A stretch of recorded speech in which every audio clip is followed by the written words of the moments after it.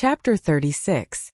In the backyard of the Chung mansion, Chung Yaojin sighed with emotion. Suddenly, he thought of something and looked at Li Zixuan with a smile. Boy, your kung fu is so good. Are you willing to go to the army to gain some military merits and be bestowed with a title? Li Zixuan's heart skipped a beat. He knew he was in trouble. He quickly shook his head and said, Uncle Chung, I've been away from home for many years and have yet to fulfill my filial duties. I really don't want to be away from home. After a pause, he continued, but if one day the foreign tribes in the north dare to covet the national treasure of the Central Plains, I'm willing to go to war and be a small soldier in the border army. Just like my master, I'm willing to go to war and protect the country. The main reason was that Li Zixuan was lazy and didn't want to be restricted by the army. Thus, he declined Chung Yaojin's offer on the grounds of filial piety. But the second half of his sentence was also sincere. If the Turks really attacked the Tang Empire, he would also go to war in armor. He couldn't disgrace the reputation of priest spirit void. Besides, if the Central Plains were to fall into the hands of the foreign races, the tens of millions of Han would definitely be massacred. He had many loved ones in Great Tang. And if he wanted to live a peaceful life as a wealthy man, he needed a stable external environment. When Chung Yaojin heard Li Zixuan mention filial piety, he frowned slightly but didn't insist. He knew the situation of Li Zixuan's family. He was the only child. Although he was good at kung fu, the battlefield was ever-changing. No one could guarantee his safety. If anything happened to him, Chung Yaojin would be too ashamed to tell his parents. When he heard the second half of Li Zixuan's words, Chung Yaojin's heart warmed. He secretly thought that this boy was a good seedling. After pondering for a while, he said to Li Zixuan, since it's like this, old Chung won't say anything more. If you change your mind one day, come and tell me. How can a dignified man stay at home and wait for death? My Tang Empire's men naturally have to earn military merits. Go back and think about it. After saying that, he patted Li Zixuan and left alone. At this time, only Li Zixuan and Chung Chumo were left in the backyard. Li Zixuan stood on the side and carefully considered Chung Yaojin's words. After a long while, he shook his head and said to himself, I'll just be a rich man. At present, the Great Tang is still filled with fierce generals and powerful soldiers. The borders are safe and secure. There's really no need for me. He knew that Chung Yaojin was saying these words to him because he cherished talent and wanted to guide the younger generation. He was very grateful to Chung Yaojin for thinking highly of him, but he had no plans to join the army at the moment. Having lost the familial love, friendship, and love of his previous life, Li Zixuan wanted to live well for himself in this life. Chung Chumo walked over and touched Li Zixuan's shoulder. He looked at him with a strange expression and said he looked at Chung Yaojin and said with a strange expression, Xiaoxian, you really hid it from me. I didn't expect you to be so secretive. Li Zixuan smiled and said, Brother Chonyo, I didn't hide it from you. You didn't ask me about my martial arts before, right? Chung Chumo looked up and thought about it. It was true. He had only estimated Li Zixuan's martial arts based on his experience. He thought that even if Li Zixuan was better than him, the difference wouldn't be too big. Now it seemed that it was just his wishful thinking. Chung Chumo patted Li Zixuan's shoulder dejectedly and said, Xiaoxian, your martial arts are really good. Other than Uncle Qin and Uncle Yuqi, I haven't seen anyone who can force my father into such a difficult situation. Moreover, you're younger than me by 2 years. Today, I've been dealt a blow by you. Li Zixuan saw that Chung Chumo's mood seemed to be a little down. He patted his shoulder and comforted him. Brother Chonyo, what are you saying? You and I are brothers. If you need help, how can I not help? No matter how good my martial arts are, I wouldn't use it against my own brother, right? Chung Chumo thought about it. That's right. If that's the case, won't I have such a great master to help me when I fight in the future? Thinking of this, Chung Chumo chuckled and said, Xiaoxian, I like your words. Haha, you're indeed a good brother. If one day I get into a fight with someone, you have to remember to help me. Li Zixuan was speechless. This idiot, he really didn't know what to say to him. Chung Chumo was happy for a while. He then touched Li Zixuan and asked, Xiaoxian, what my father said, are you really not going to reconsider it? My father wants to send me to the Northern Army next year to gain some military merits. Do you want to go with me?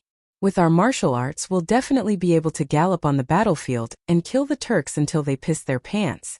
Haha.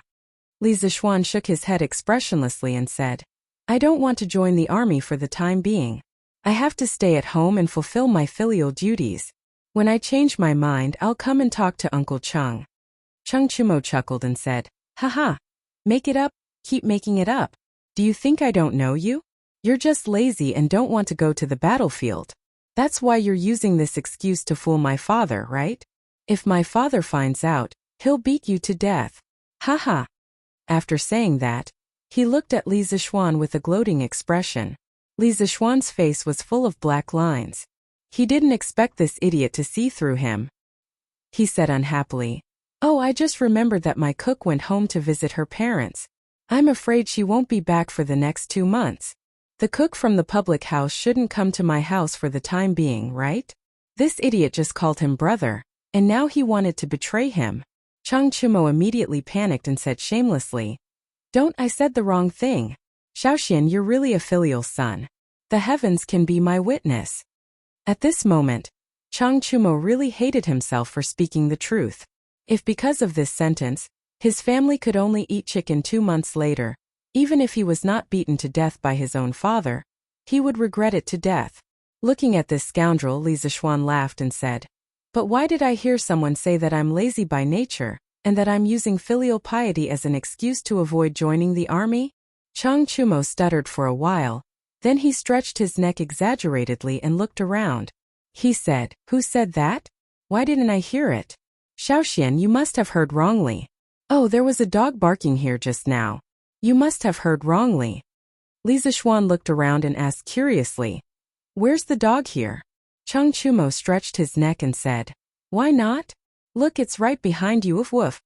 Li Zishuan had just turned around when Chung Chumo immediately mimicked a dog and barked 3 times. Chung Chumo shouted, The dog ran away. It barked just now. Did you hear it? Li Zishuan was speechless. This idiot was going all out in order to eat the chicken as soon as possible. He said helplessly, Okay, I just remembered. I seem to have remembered wrongly. It wasn't my cook. It was my mother's maid who wanted to go home to visit her parents. Chung Chumo was furious. He didn't expect to be tricked by Li Zishuan. He pointed at him and shouted, Good boy, you dare to lie to me. After saying that, he rolled up his sleeves and was about to beat him up. But he didn't think about it. With his martial arts, he didn't know who would be the one to beat who. In an instant, the backyard of the Chung residence was filled with smoke and dust. Then came Chung Chumo's wailing and howling. Oh, damn it. We agreed not to hit people in the face. You're really shameless. I'm going to cut ties with you. Ow! Chapter 37. The sun was setting. Li Zishuan was in a very good mood after beating up this idiot who didn't know the immensity of heaven and earth. Under the strange gaze of the Chung family's housekeeper, he left Chung Chumo lying on the ground with a bloody nose and a swollen face. How many people in Chang'an City could beat up Lu Guogong's son without fear of retaliation? I'm just that awesome, humph. Li Zishuan was secretly pleased. The next day, Li Zishuan woke up early for the first time. He didn't know why he couldn't fall asleep. Maybe it was because he had been home for so many days and slept in every day. Plus, there wasn't much entertainment at night, so he went to bed early. After washing up, he went to the front hall. His parents and Lan'er were preparing to eat. Hey, let's eat together. Li Zishuan quickly went in and sat beside Lan'er. Oh my, did the sun rise from the west today? Our young Master Li woke up so early? Father Li saw Li Zishuan coming over to eat breakfast with them, and teased him as if he was an alien. Li Zishuan's mouth twitched. He didn't know what was wrong with his father. Last time he woke up late, he scolded him. This time he woke up early, he was still scolding him. Just as he was about to speak, he saw that his mother couldn't sit still.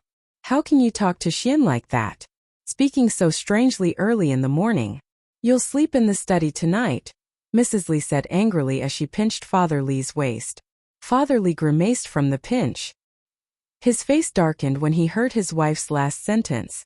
He secretly hated himself for having such a cheap mouth. He stopped talking and buried his head in the food. Li Zishuan was amused, but he didn't dare to laugh out loud. Lan'er didn't care so much. Seeing this scene, she was so happy that she couldn't stop giggling. Ha ha ha, that's great, that's great. Lanner can finally sleep with Mom tonight. Father Lee almost vomited blood when he heard this. He had doted on his daughter for nothing. Mother, yesterday at the house of High Duke, Lu Guogong saw that I was good at martial arts, so he asked me if I wanted to join the army. He wants me to go to the army to gain experience. The family laughed and joked for a while before Li Zixuan began to talk about business. A trace of worry and anxiety flashed across Mrs. Li's face. Mr. Li was stunned for a moment. He pondered for a while and said slowly, "Since Lu Guogong said so, it means that he thinks highly of you and wants to promote you. It's your fortune. As the saying goes, scholars, farmers, workers, and merchants. Although my Li family is rich, in the end we are only merchants. My great Tang was founded on martial prowess. Duke of Lu, your actions are to pave the way for your future. I didn't think that Xianer would have such an opportunity. Xianer, did you agree with him?" Sigh, listening to Dad's words. It further proves that the status of merchants is indeed low. It seems that I have to find an opportunity to make a contribution and become a marquis or a duke so that Dad and Mom can be happy. Does this guy think that marquis and dukes are cabbages? Interrupting his thoughts, Li Zixuan shook his head at Dad and said, "I didn't agree. I've been away from home for 8 years and have just returned. I haven't fulfilled my filial duties in front of my parents, so how can I go to the battlefield?" Mrs. Li heard and immediately breathed a sigh of relief. She was gratified and happy. Her son had been away from home for so many years and finally came back. She was really worried that her son would go to war. She didn't expect her son to be successful, just safe and sound. Mr. Li heard and sighed softly. He was a little disappointed but also relieved. He asked, "Then Lu Guogong didn't blame you, right?" Li Zixuan smiled and said, "Father, Lu Guogong is such a person. Why would he blame me for such a small matter?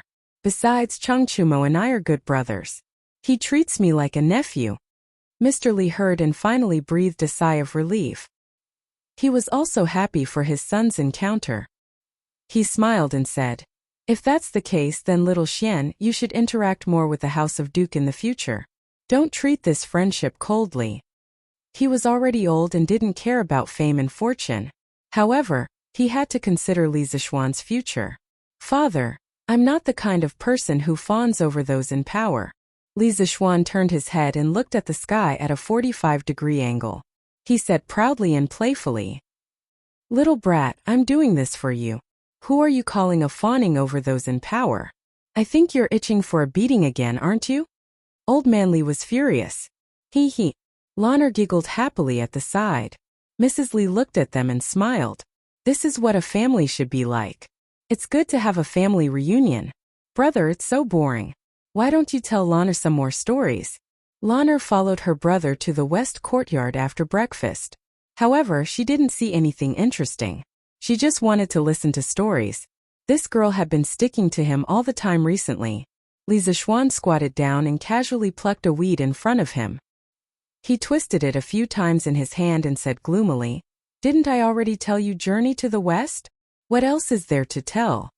The Journey to the West in his stomach had already been tricked by Lanner with all kinds of excuses. For example, one day Lanner ran over to him with a frightened expression and yelled, "Brother, brother, Lanner just saw such a big rat in the room." Lanner was scared to death. "Brother, quickly tell Lana Journey to the West to calm her nerves."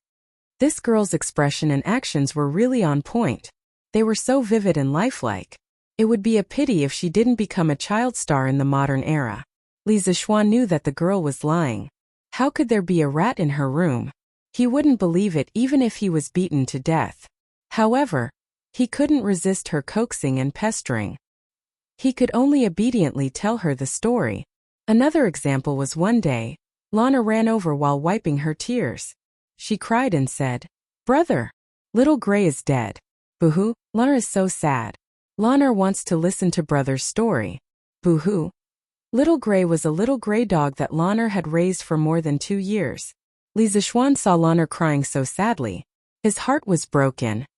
He didn't care if Lana was lying or not. He told her 2 chapters of Journey to the West without hesitation. Who knew that the next day, when Li Zixuan went to the backyard to look for Lana, He saw Little Gray wagging its tail and intimately biting the hem of his clothes, trying to worm its way into being friends with him. Li Zishuan, who felt that his IQ had been crushed, flew into a rage and kicked Little Gray away. Little Gray rolled on the ground and whined pitifully at him. Sigh, if this girl was in the modern era, she would definitely be a movie queen. Recalling what had happened in the past few days, Li Zishuan couldn't help but sigh. At this time, Lanner came over with a smile. She shook Li Zishuan's arm intimately and said slyly, "Since Journey to the West is finished, brother can tell Lanner something else. As long as you don't tell Liang Shambua and Zhu Tai from last time." Li Zishuan rubbed his head in distress. He still had many stories in his mind, but he couldn't think of anything suitable for children. Suddenly, he had an idea and said to Lanner, "Lanner, let's not tell stories today. Brother will make you something fun, okay?" Lanner's eyes lit up.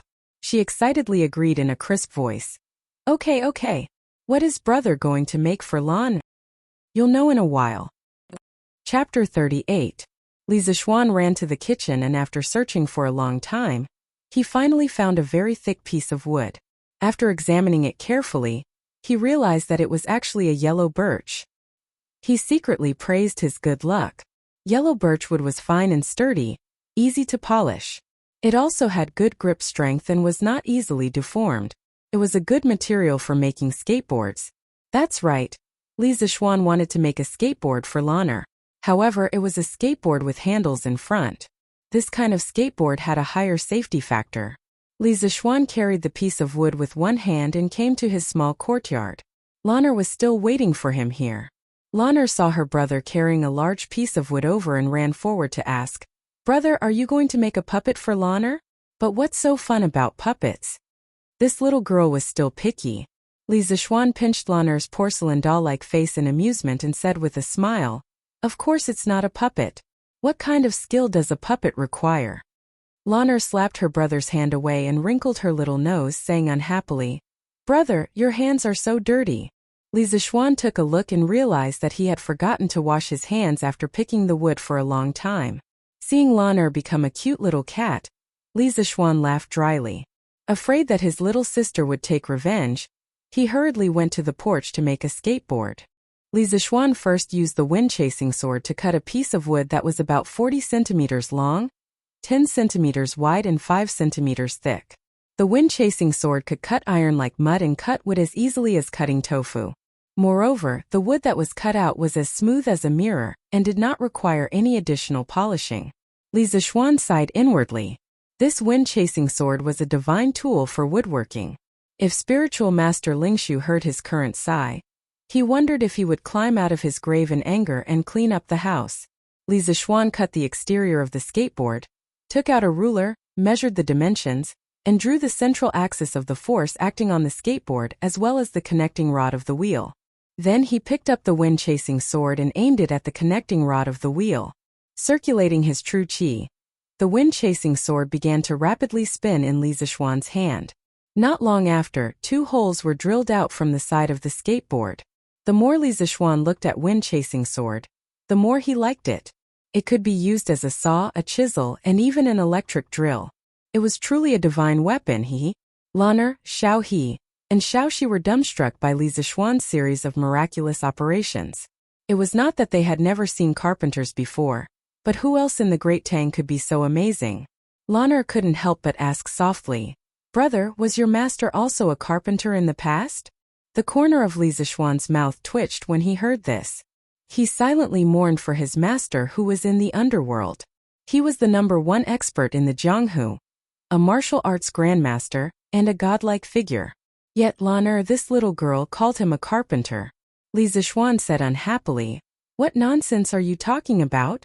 Your brother taught himself carpentry. Don't simply talk about my master." Lanner also realized that she had misspoken. She agreed and continued to watch her brother make toys for her at the side.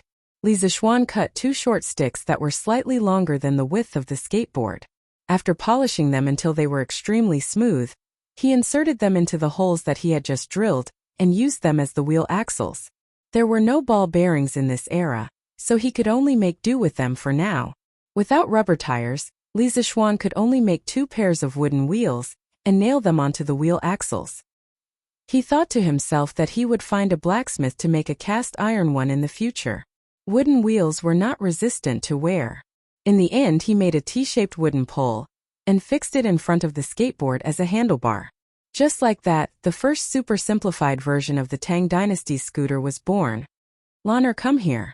Put your hand on this, one foot on the skateboard and the other foot on the ground. Give it a try.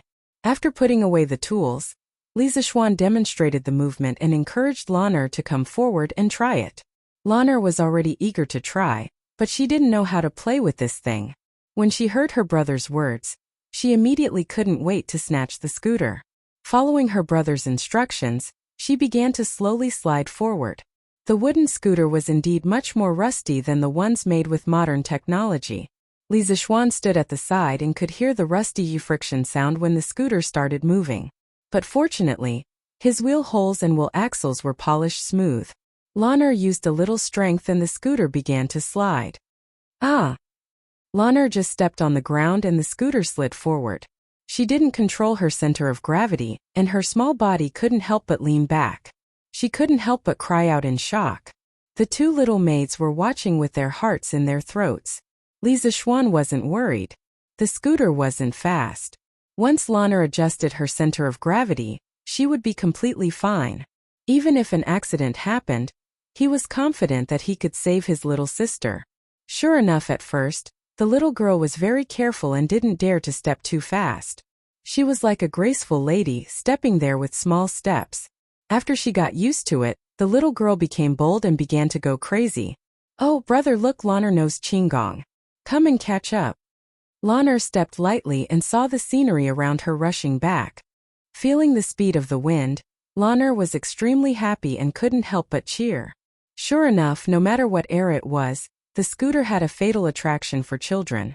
Looking at his little sister who was cheering in front of him, Li Zixuan's thoughts flew back to his previous life. At that time, the streets were filled with naughty children who rode on scooters and raced with each other. They would play for a whole day and never get tired of it. Perhaps, he could give this scooter to the children of Tang Dynasty more than 1,000 years in advance.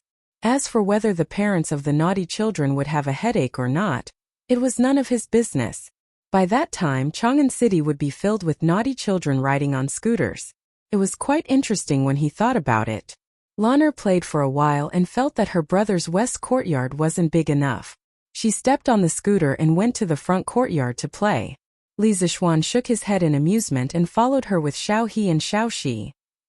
Li Jingma went to the clothing store in the West City this morning. A few days ago, after the introduction of a few old business friends, he recruited a new shopkeeper for the clothing store. His name was Sun Huiming, who was in his 30s. He was smart and capable, and he was also quite honest. Today, Li Jingma went to take a look at the business situation of the clothing store, and found that Sun Huiming was extremely smart. He had introduced many new ready-to-wear styles, which were very popular. In just a few days, the business situation of the clothing store was obviously much better than before. Li Jingma was in a very good mood after reading it. He gave Sun Huiming some words of encouragement before returning. As soon as he entered the house, he saw his daughter stepping on a strange wooden board and rushing toward him. Lanner saw her father at the door and was overjoyed. She wanted to show her father her new toy immediately, so she shouted happily, "Daddy, Daddy, look, Lanner knows Qinggong." As she spoke, she stepped hard on the scooter and rushed toward Li Jingma. The speed of the scooter was getting faster and faster, and she was getting closer and closer to Li Jingma. Ah! After a while, Lanner screamed. The little girl only cared about increasing her speed and was too fast. Now it was too late to slow down. She couldn't help but be frightened. Li Jingma also noticed the danger at this moment. He could avoid being hit, but behind him was the door of the residence. If Lanner crashed into it, her head would be broken and she would bleed. He couldn't bear to see his beloved daughter get hurt. Li Jingma instantly made a decision. He stood in place and waited for his daughter to crash into him. However, with his old arms and legs, he reckoned that he wouldn't be able to get out of bed for 2 months after being hit. He just didn't know where Lanner got this thing from. When he returned, he must punish the servants in the residence. How could they let Lanner play with such a dangerous thing? Seeing that she was about to bump into her father, Lanner's little face flushed red with anxiety. Tears rolled down her cheeks. She regretted her earlier arrogance. Her father was so good to her, she couldn't bear to see him get hurt. Seeing that she was about to touch her father, Lanner suddenly felt her vision blur. Then she was carried up into the sky. She turned her head and saw that her brother had carried her and the scooter. The little girl understood that she was saved. Her father didn't have to get hurt because of her. She was very excited. She hugged her brother tightly and whispered, "Thank you, brother." Oh. Chapter 39. In the front hall of the Lee residence. "You stinking brat. You don't do proper work all day long. You're always messing around with messy things. How can you let Lanner play with such dangerous things?" Li Jingma paced back and forth, pointing at Li Zishuan's nose as he scolded him. Today's matter was too dangerous. "Father, it was Lanner who wanted to play. It has nothing to do with brother," Lanner said weakly as she tugged at her father's sleeve when she saw her father scolding her brother. "I haven't even scolded you yet. You're a girl, but you're always like a wild brat, following your brother around. You haven't been going to your mother's place to learn how to be a maid recently." Li Jingma changed his target when he heard Lanner's words. Lanner's eyes were red from her father's scolding, and tears were about to fall. She tugged at her brother's hand, lowered her head, and bit her lip, not daring to say anything. She also felt that she was in the wrong today. Li Zishuan couldn't stand it anymore. He reached out and hugged the pitiful Lanner, saying to his father, "Father, Lanner is still young. If she wants to play, let her play. Why do you have to force her to learn this and that? Our family has so much money. Do you think we'll be short of food for Lanner in the future?" Although Li Jingma didn't expect his son and daughter to learn how to earn money for the family, when he heard Li Zishuan speak so matter-of-factly, as if all the money in the family was earned by him, he was so angry that he almost vomited blood. After calming down, he said he calmed down and calmed himself down. "So what if the family has so much money? Isn't it earned by your father? Why? Do you want to stay at home for the rest of your life? Besides, Lanner is almost 7 years old. If she doesn't learn how to be a maid, how can she get married in the future?" Li Zishuan was speechless. Lanner wasn't even 7 years old. His father was thinking so far ahead. Although he knew that his father was angry, Li Zishuan was still a little unhappy. "Father, I won't stay at home and wait for death. Even if Lanner doesn't learn anything and can't get married, I can still earn money to support her for the rest of her life. My sister can't be wronged by anyone. Not only Lanner, but I can also rely on my own abilities to earn money for my parents' retirement." After saying that, he looked at the dumbfounded old man Li with an arrogant expression. His eyes seemed to say, "Yes, you didn't hear me wrong. I want to earn my own money." Lanner's heart was filled with sweetness when she heard her brother speak up for her. She hugged her brother's arm tightly and refused to let go. She thought to herself, "Brother is so good, even better than daddy." Li Jingma stared blankly for a moment. After a moment of calmness, he stepped forward and placed his hand on Li Zishuan's forehead. He asked worriedly, "Xianer, you don't have a fever, do you?" "What? My Xianer, you're sick?" A cry of surprise came from outside the door. Then Mrs. Li Zishuan rushed to the front of Li Zishuan like a gust of wind. She pulled him over and looked at him carefully. It turned out that when Xiao He saw the young master and young miss being scolded in the front hall, she hurriedly ran to the eastern courtyard to ask for help. The servants of the Li family all knew that the master was afraid of the madam. Li Zishuan's face was filled with black lines as he slapped his father's hand away from his forehead. He looked at Mrs. Li and said, "Mother, Xianer is fine. Don't worry." He then turned around and said seriously to his father, "Father, I was serious about what I said just now. I don't want to always stay at home and live off my parents. I also want to do some things myself so that I can take care of father and mother in the future. I know that father doesn't believe in my abilities, but wasn't the chicken I ate previously a proof? Just based on that alone, the Drunken Immortal restaurant's profits should be more than 1,000 strings of coins, right?" Li Zishuan really wanted to open a small shop and sell the things in his mind to the people of Great Tang. Not only could he earn money, he could also find something for himself to do. Otherwise, he would feel embarrassed if he stayed at home and lived off his parents every day. After all, the soul in this body was 25 years old. When Li Jingma heard this, he swallowed back the words he wanted to say. The profits the Drunken Immortal restaurant had brought in for the past half a month were more than 1,000 strings of coins. A few days ago, he heard from shopkeeper Lu that the Drunken Immortal restaurant had increased the daily supply of Drunken Immortal restaurant under the strong demands of the customers. There were too many high officials and dignitaries in Chang'an City. Blindly limiting the supply would offend many people for no reason. It was really not worth it.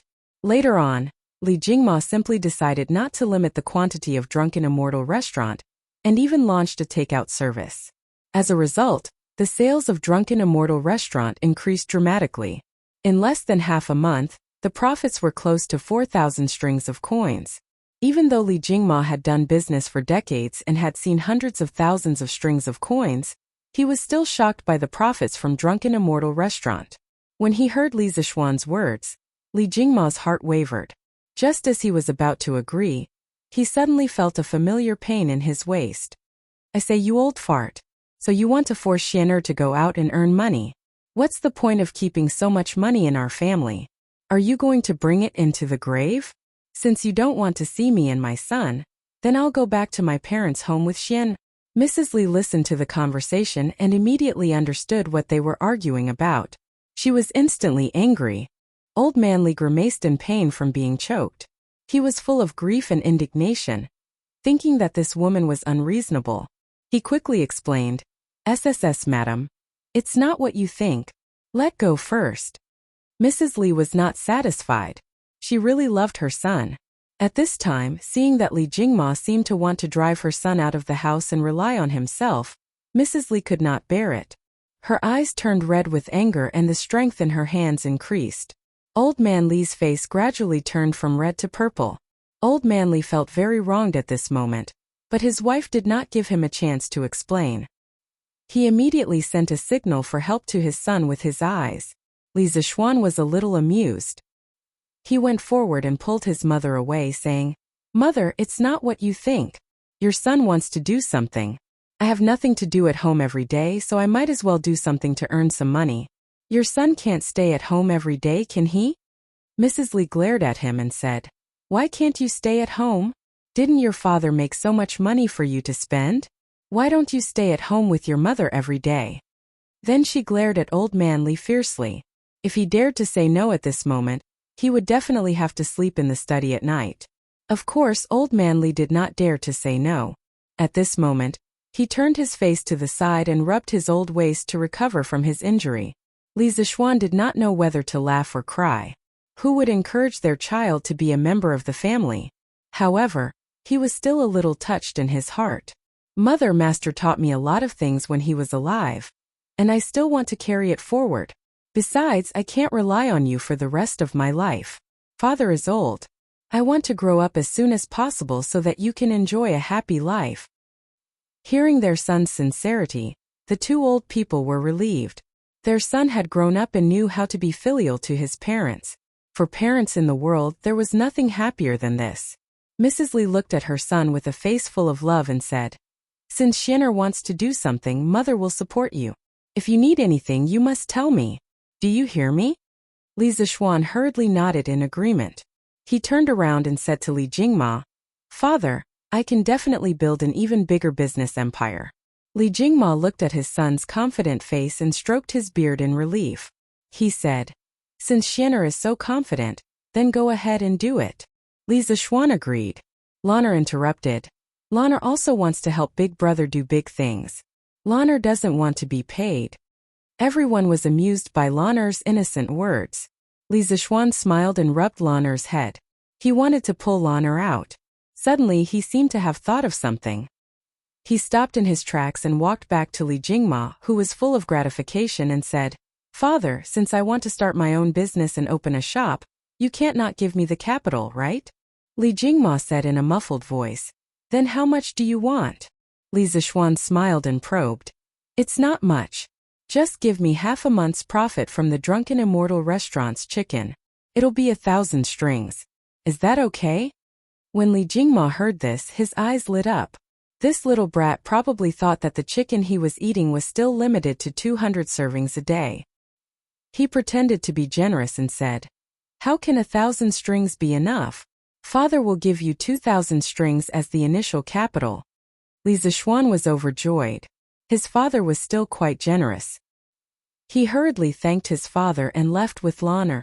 Seeing his son's happy face and thinking that he had taken advantage of him, Li Jingma couldn't help but laugh dryly in his heart. The old ginger is still spicier. Chapter 40. Li Zishuan was very happy to receive 2,000 strings of cash from his father. Don't underestimate this 2,000 strings of cash. According to the current purchasing power, it was almost equivalent to hundreds of thousands of yuan in the future. Li Zishuan had to plan his new shop well and what he could sell.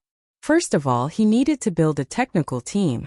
As his shop expanded in the future, he would need to make more and more new things. Of course, he couldn't do everything himself. In some aspects, he was just a theorist. In practice, he was not as good as today's craftsmen. Don't underestimate the wisdom of the ancients. They only lacked suitable guidance. They were not as stupid as modern people. Especially before the Ming and Qing dynasties, when the ancients' thinking was not restricted. A large number of creative wise people emerged in the land of China.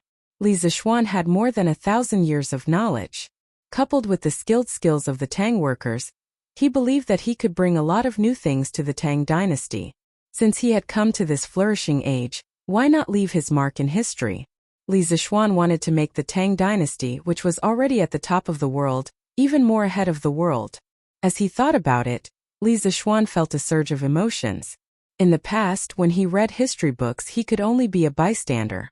But now, he was a participant in the construction of this prosperous era. But where could he find a suitable craftsman? First of all, the craftsmen must have a good character. They must be honest and not cunning.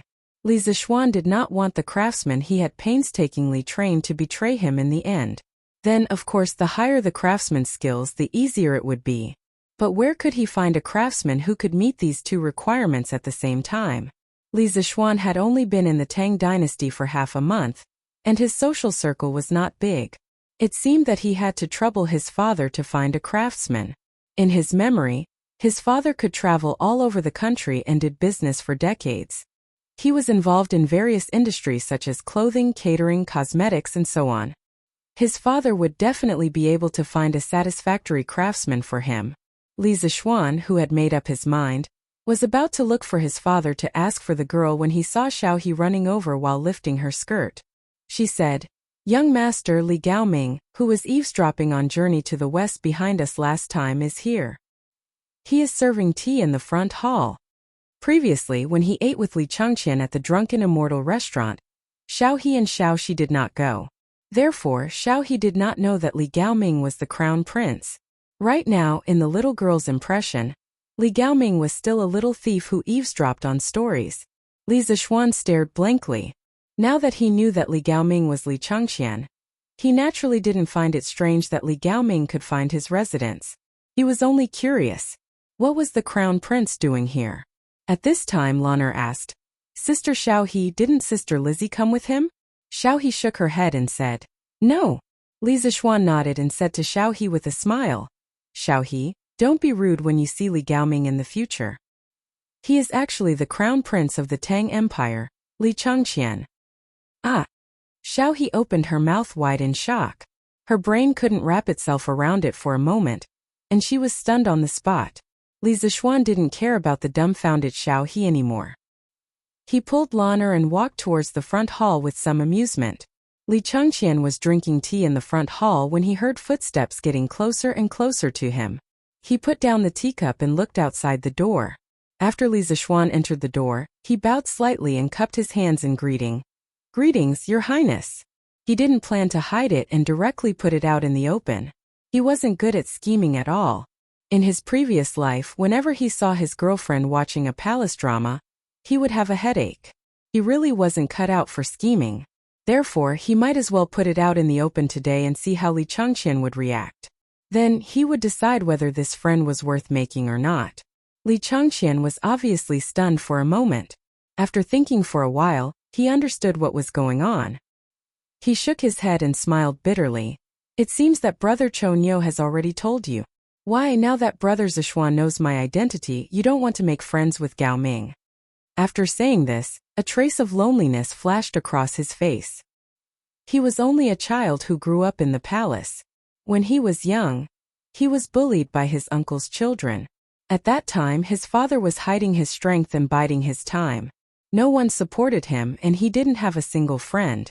When his father killed his uncles, imprisoned his grandfather, and became the emperor, those who had bullied him before and those who hadn't bullied him before were all killed by his father. At that time he didn't feel the joy of revenge, only loneliness. He didn't want to kill them. He only wanted to beat them up to vent his anger. When he became the crown prince, he welcomed even more loneliness. He had to always maintain a calm smile. Those young people of the same age as him in Chang'an City either deliberately kept a distance from him like Chang Chumo, or deliberately got close to him, wanting to use his identity to gain some benefits. Only in the dead of night would Li Changqian look at the high palace wall alone, fantasizing about how wonderful the outside world was. Not long ago, when he went out of the palace with Chang'el's younger sister, he met Li Zishuan, heard the interesting story, and ate the interesting food. From the bottom of his heart, Li Changqian was very envious of Li Zishuan's free and real life. He really wanted to make such a friend. He didn't expect that Chang Chumo had told Li Zishuan his true identity so early. Perhaps Chang Chumo had also warned Li Zishuan to keep a distance from him. Thinking of this, a trace of disappointment flashed across Li Changqian's eyes. As expected, being in the royal family, one was destined to be alone. Li Zishuan had been carefully observing Li Changqian's expression. At this moment, he saw that Li Changqian's words were sincere, and the loneliness and disappointment in his expression didn't seem to be fake. He was relieved and thought that Li Changqian's nature was not bad. He could make friends with him. Maybe under his influence, he wouldn't go on the road of no return. He smiled at Li Changqian and said, "I, Li Zishuan, have always made friends based on the person, not the identity. But if someone talks about the identity with me, then I will keep a distance from him." Li Changqian thought for a moment and understood the meaning of Li Zishuan's words.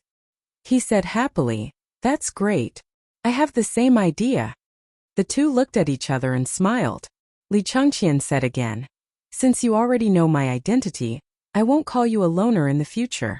Let's call each other brothers to avoid being estranged." Li Zishuan didn't answer him. He smiled and asked, "Why did Gao Ming come here today?" Since his identity had been made clear, Li Changqian didn't need to deliberately hide anything. He said, "Sister Chang'el has been studying the palace rites in the palace recently. She feels bored, so she asked me to come here and listen to 2 stories. Then I'll tell them to her when I go back. I wonder if Brother Zishuan is willing?" In fact, Li Changqian had always wanted to listen to stories. But as the crown prince, he couldn't leave the palace frequently. This time, he found an excuse to leave the palace after getting his mother's permission. Li Zishuan understood his purpose for coming. He couldn't help but curse silently. This crown prince was really idle. He specially left the palace to listen to stories. Hey! Chapter 41. Looking at Li Changqian's expectant face, Li Zishuan smiled and said, "If Gao Ming wants to hear a story, it's useless for you to look for me. You have to look for Lan'er." Hearing this, Li Changqian couldn't wrap his head around it. He looked at Lan'er in confusion. At this time, Lan'er smiled proudly and said, "Brother has already told Lan'er the whole journey to the west. Lan'er has recorded it in the booklet. If Brother Gao Ming wants it, you have to give me a story in exchange." Hearing Lan'er's request, Li Changqian suddenly looked embarrassed. If he could tell stories, why would Chang'el ask him to come over and steal the story? After searching his mind for a long time, he really couldn't find a story that could be exchanged. Li Changqian was in a dilemma. "Sister Lan'er, can I exchange it with something else? For example, how about Brother Gao Ming exchange it with 5 strings of cash?" As Li Changqian spoke, he gestured 5 with his hand. He felt a little distressed. 5 strings of cash for a booklet was a little expensive in his opinion. Although he was the crown prince, his daily expenses weren't abundant. Even his father had been scrimping and saving. He couldn't even bear to repair the palace, let alone him. However, Li Changqian didn't know that Lan'er didn't care about 5 strings of cash. The little girl's concept of money was still relatively vague. Lan'er shook her head and said, "Lan'er doesn't want money. Well, let Lanner think about what to do. Then Lanner tilted her head and rolled her eyes. Suddenly, she smiled slyly and said, Brother Gao Ming, Lanner will lend Journey to the West to you today, but you have to agree to a request of Lanner in exchange. Lanner hasn't thought of the specific request yet. Lanner will tell you when she thinks of it. How about it? Li Chengqian was dumbfounded. This was more expensive than 5 strings of cash. As the crown prince of the Tang Empire, how could he casually agree to other people's requests? Li Zishuan couldn't stand it anymore and reprimanded slightly. Lanner, don't mess around. Quickly go and bring that booklet to Gao Ming. Lanner was a little disappointed and could only agree in a muffled voice. Then she pouted and thought to herself, this big brother Gao Ming is really stingy. No matter how stupid Li Chengqian was, he would still be able to tell what that expression, that gaze, meant. A dignified empire's heir apparent was actually being looked down upon by a little girl. At this moment, Li Chengqian was a bit overwhelmed and hurriedly said, All right, Lanner. Big brother Gao Ming agrees to exchange with you, but your request must not violate the laws of the empire. Lanner was still disappointed. When she heard this, she immediately said happily, All right, Lanner will go and get Journey to the West now. After saying that, in order to save time, Lanner specially took the scooter and rode it to the backyard like a gust of wind. Li Zishuan saw that Lanner could move so quickly by stepping on a strange wooden board. He couldn't help but point at the scooter in surprise and say to Li Zishuan, What is this? Li Chengqian was a bit confused. It was fine that Li Zishuan's family was wealthier than his, but why did he have these strange things that even the imperial palace didn't have? Li Zishuan smiled and explained, This is a scooter. I made it for Lanner to play with when I was bored. Why? Is Gao Ming interested in this? Li Chengqian was a bit embarrassed for making a fuss over nothing and said, No, I was just wondering if I could make one for Sister Changle. Changle's health has always been poor. The imperial physician said that she can't do excessive exercise, but this scooter should be quite suitable for her. Actually, it's quite suitable for me. I have to find an opportunity to let the supervisor make a few more so that I can play with them when there's no one around, Li Chengqian added in his heart. After all, he was only a 10-year-old child. Even if the children of the imperial family matured early, they still had a child's heart. It was reasonable for him to be curious about this scooter. When Li Zishuan heard this, he couldn't help but think of that beautiful girl with a kind of morbid beauty and a dignified beauty that didn't belong to her age. Suddenly, he had an idea. He turned his head and said to Li Chengqian, Don't worry. Gao Ming, if this scooter were to be sold, would it be a big seller? Li Chengqian answered without thinking, Of course it would be a big seller. Li Zishuan nodded and said, Since Gao Ming thinks so highly of it, I have a business here. I don't know if you would be interested. Li Chengqian's eyes lit up. Brother Zishuan, could it be that you want to sell this scooter? Li Zishuan nodded and said, I plan to open a shop that specializes in selling this kind of rare item. I still have a lot of methods for this kind of rare item in my mind. In the future, there will be more and more products. I wonder if Gao Ming is willing to cooperate with me? Of course I'm willing. Li Chengqian quickly responded. This was a good thing that fell from the sky. Unlike Li Zishuan, Li Chengqian knew the profits of the chicken he gnawed on like the back of his hand. Even his father was a little jealous of the profits. Now that Li Zishuan wanted to launch a new product and wanted to cooperate with him, only a fool wouldn't be willing.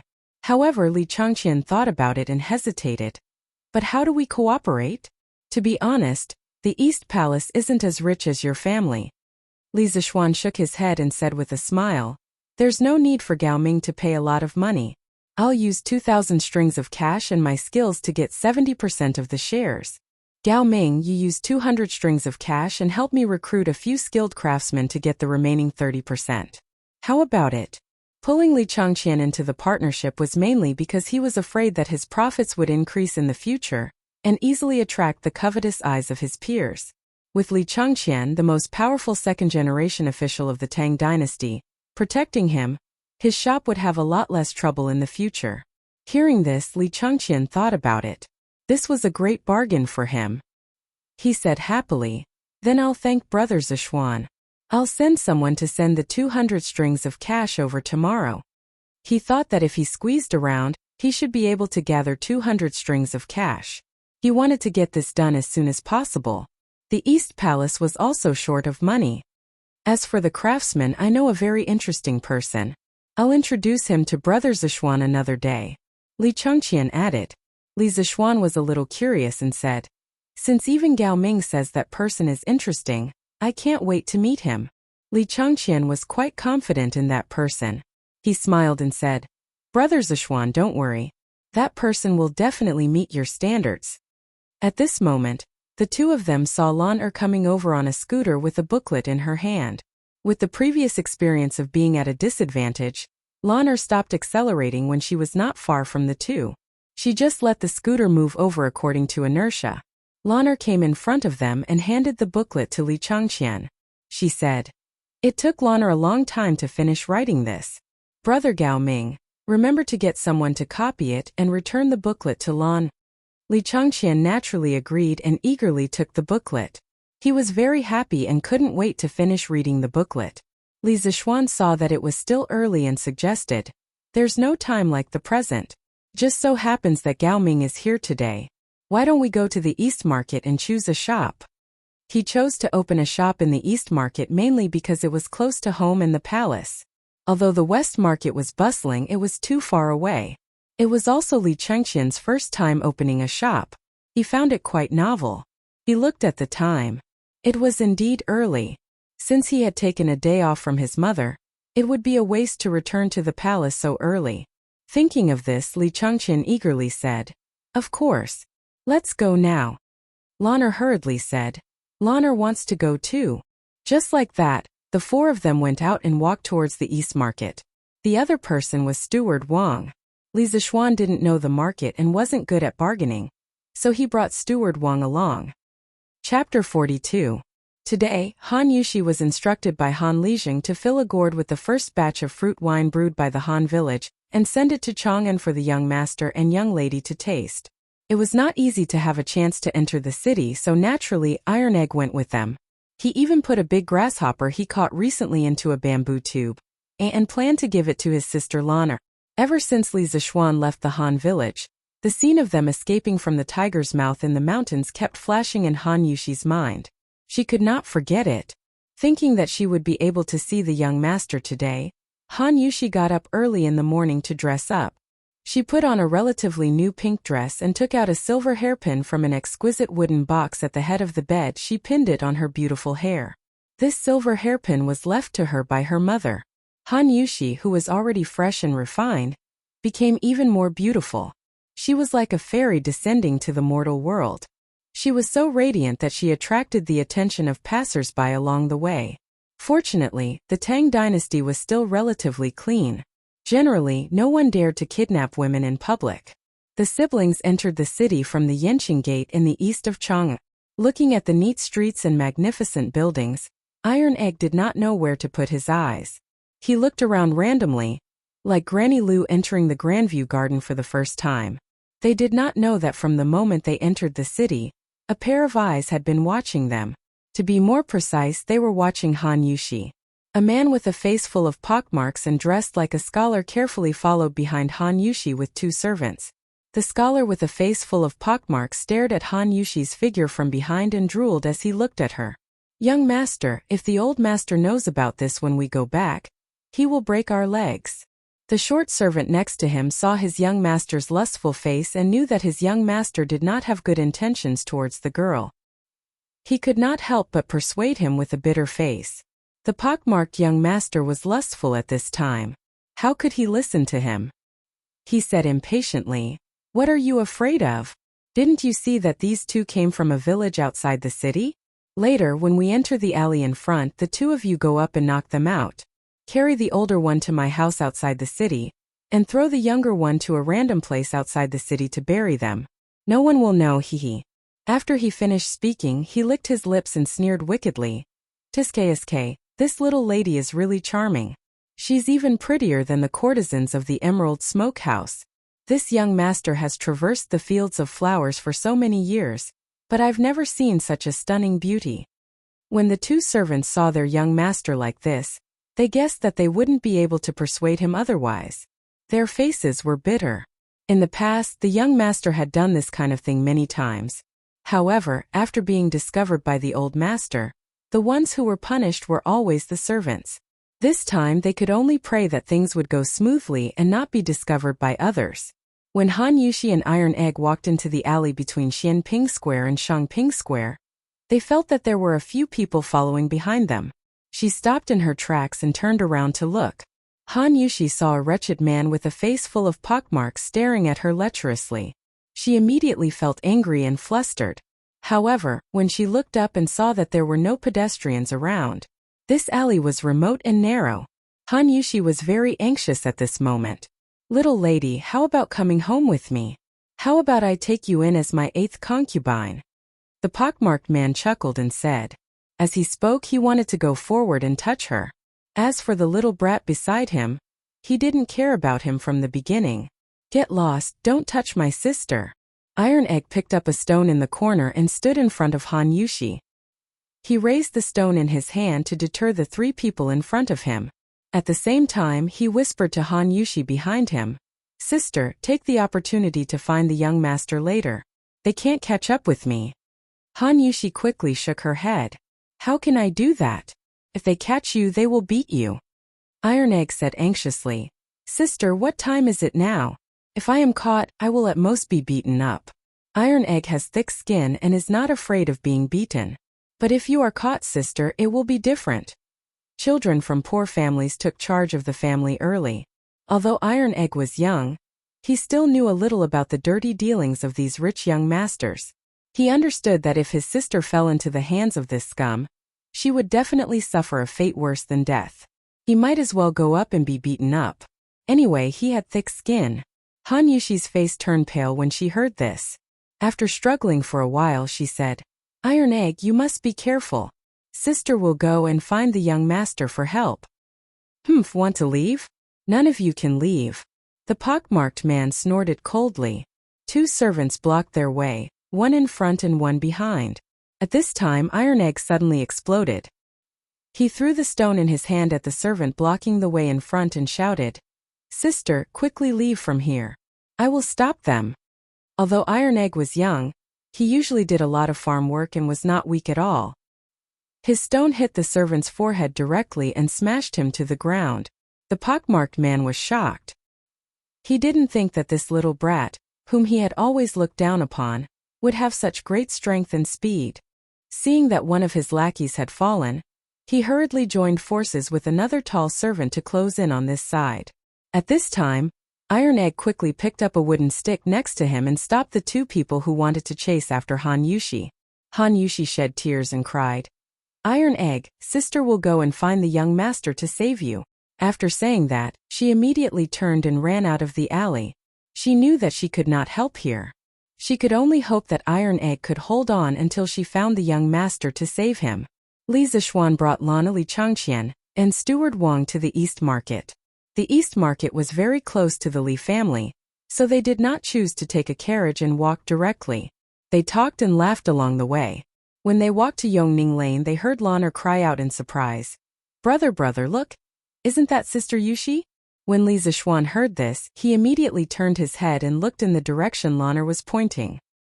He saw a beautiful girl in a pink dress with a fairy-like face, but she was crying like a pear blossom in the rain.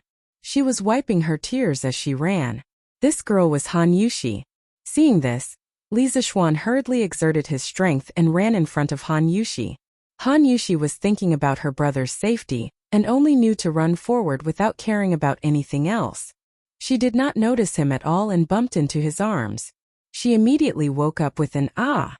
Looking up and seeing that it was Li Zishuan, Han Yushi was pleasantly surprised. She hurriedly pulled his arm and cried, "Young master, quickly go and save Iron Egg. A few scoundrels are beating him up in front."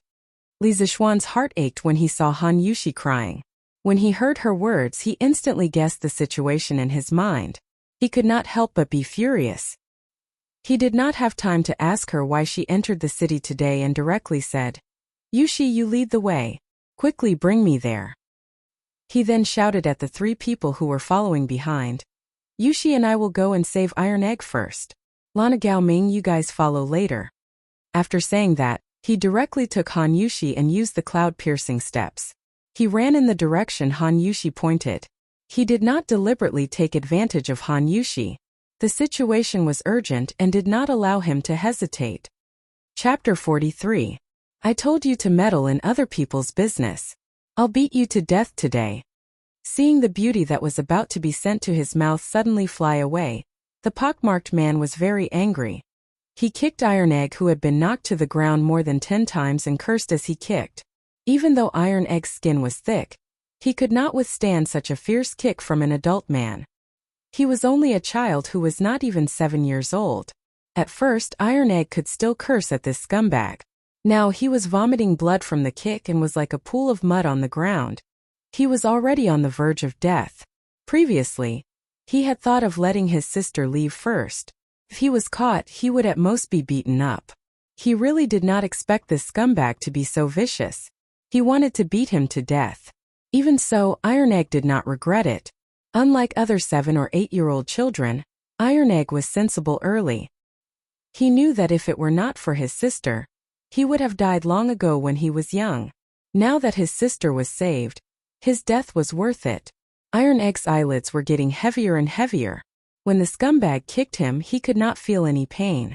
He really wanted to sleep. Stop! A shocking roar came from the entrance of the alley. It was like a bolt from the blue, shaking the pockmarked man and the servants' eardrums until they were buzzing. The pockmarked man could not help but take 2 steps back in a daze. Iron Egg! Han Yushi ran over with tears in her eyes. Seeing Iron Egg covered in blood from the beating, Han Yushi picked up Iron Egg and called out Iron Egg's name in a low voice.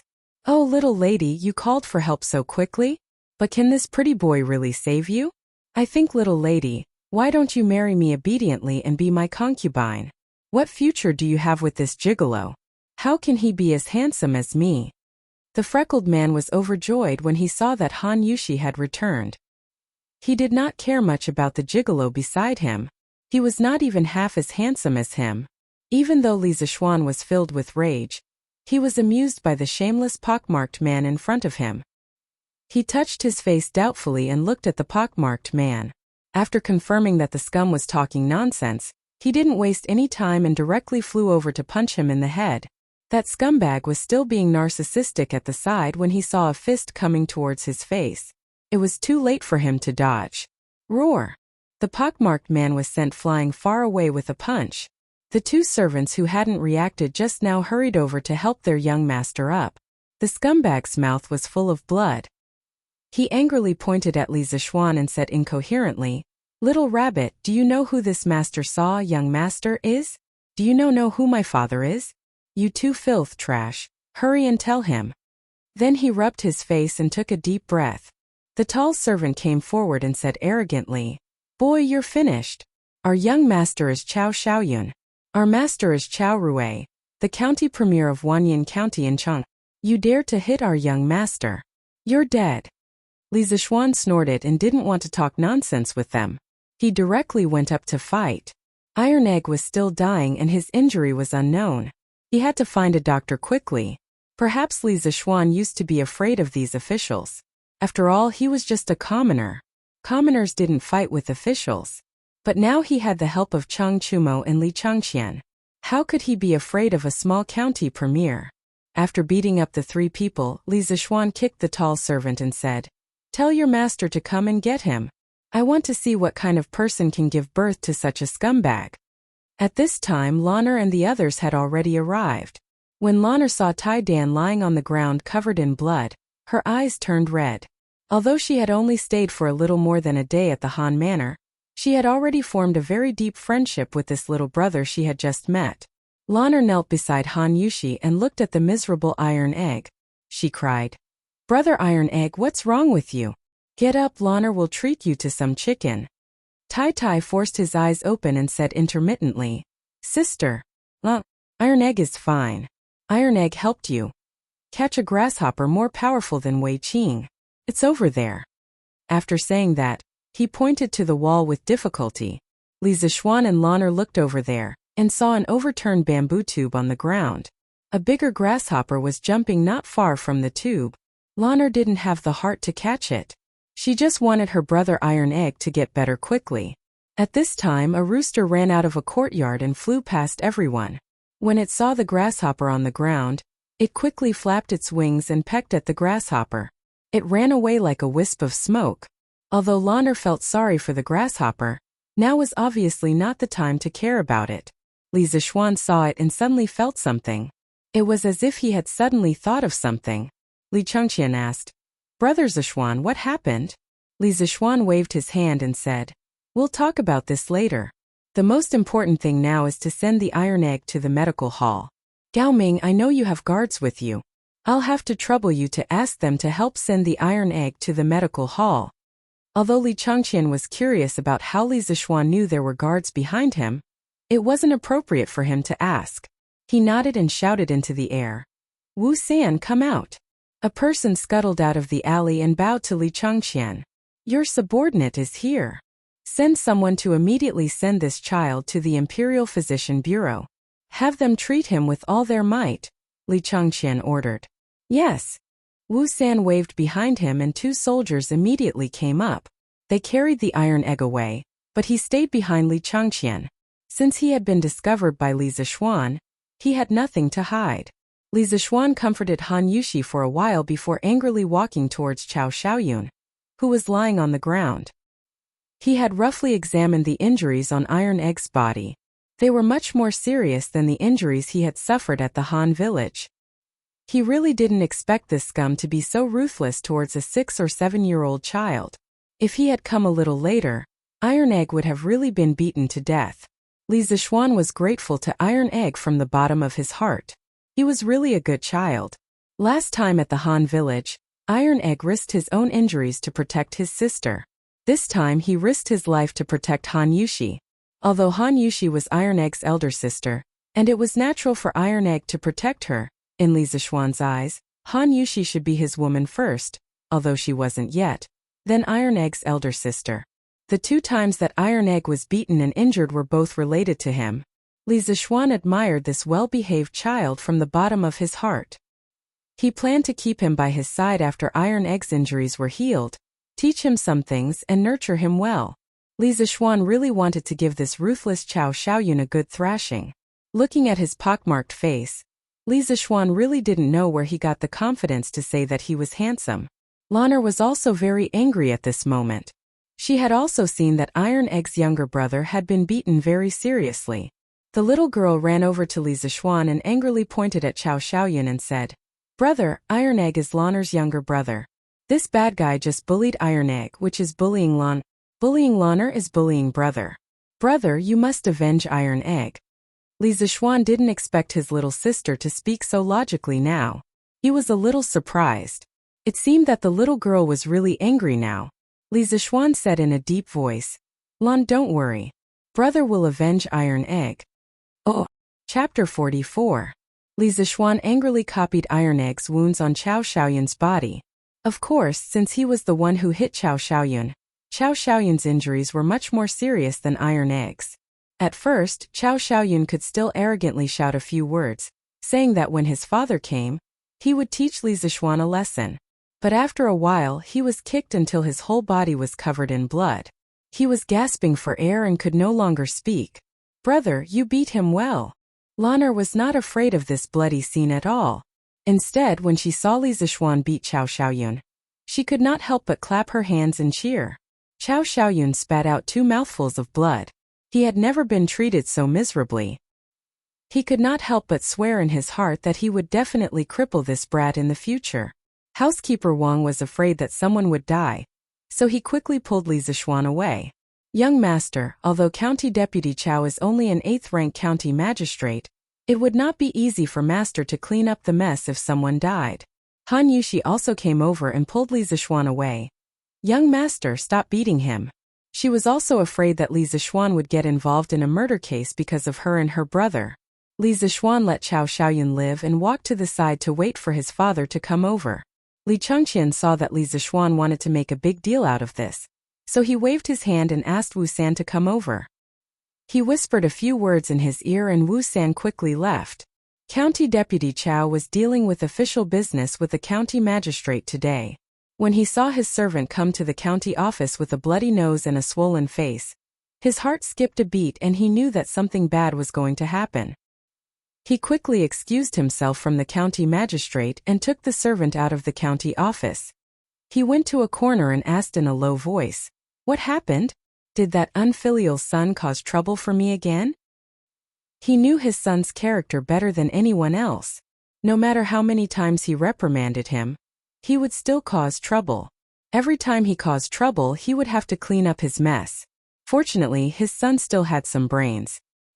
He didn't provoke those high-ranking officials and only harmed some commoner women. The trouble he caused each time wasn't too big, so he was able to settle it for his son every time. The servant hurriedly said, "Young master wanted to make a move on a girl at Xianping Lane, but he was detained by a young man. He wants master to go and get him." Hearing this, County Deputy Chow's face darkened. His unfilial son had indeed caused him trouble again. Although he expected better from him, he was still his son. He pondered and asked, "Who is that young man?" The servant replied, "Replying to master, I don't know." Deputy County Magistrate Chow waved his hand and summoned 5 yamen runners. Helplessly, he asked his servants to lead the way. He prayed in his heart that he would not kick an iron plate this time. When County Magistrate Chow arrived at Xianping Square, he saw his son covered in blood and lying on the ground. He quickly walked over and squatted down to check his son's injuries. At this moment, Chow Xiaoyun heard footsteps coming. He wanted to open his eyes to see if it was his father, but he couldn't open his eyes even with all his strength. Although County Magistrate Chow knew that it was his son's fault, he still felt a little angry when he saw his son in such a miserable state. However, the most important thing at this moment was to figure out the young man's identity. County Magistrate Chow suppressed the anger in his heart, walked forward and asked, "Who are you? How dare you commit a violent crime on the street and disregard the law of Tang Empire?" There was a trace of majesty in his voice. Li Zishuan snorted and said, "You must be County Magistrate Chow. What a powerful official's prestige. Why don't you ask your son what he has done?" "Lord Chow, you don't have to worry about my identity. My father is just a businessman." Hearing that the young man in front of him was just a businessman's son, County Magistrate Chow breathed a sigh of relief and felt more confident. At this moment, his prestige was more powerful. He shouted loudly, "How dare you commit a violent crime in broad daylight? Come on, take him back to the county government." 2 yamen runners immediately rushed forward to take him back. "Who dares?" Seeing that County Magistrate Chow was going to bend the law for personal gain in front of him, Li Chengqian couldn't bear it and shouted loudly. As the crown prince of the Tang Empire, he was very angry that there was such a scum in front of the emperor. He secretly thought that this time when he returned to the palace, he should suggest to his father that the emperor should reorganize the administration of officials. County Magistrate Chow didn't notice Li Chengqian until now. Seeing that he was just a little boy in his teens, he couldn't help but shout, "Who are you? How dare you obstruct the government from handling the case?" He was just a small official of level 8, who was not qualified to meet the crown prince before. Therefore, he had the courage to say those words just now.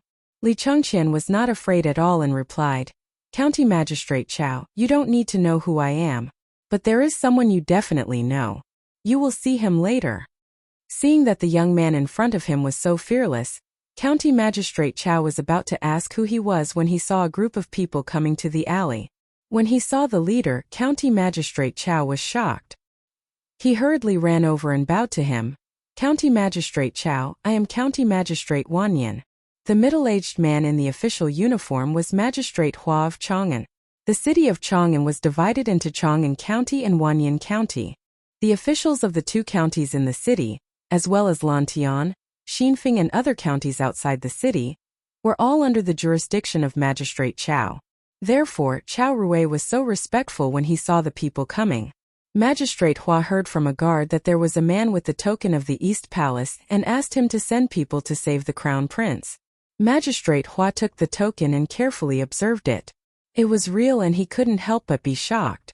If something happened to the crown prince under the emperor's command, he would lose his position as magistrate. He hurriedly brought over a dozen people.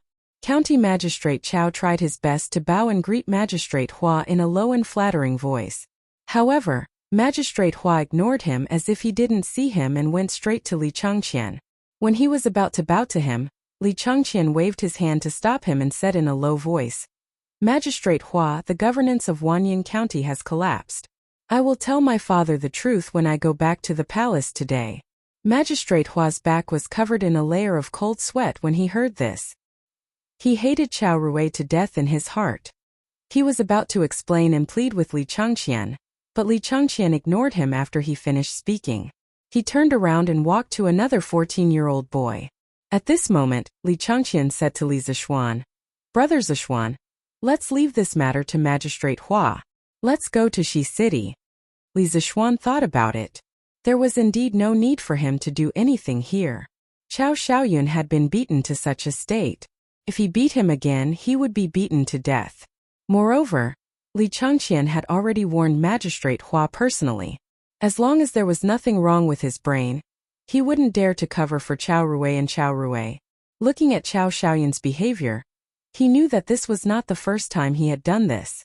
Now, he had gotten rid of a scourge for the people of Chang'an. Li Zishuan walked to the side and pulled Han Yuxi up. He took Lan and Li Changqian to Shi City. They were going to Shi City to buy a shop today. Chapter 45.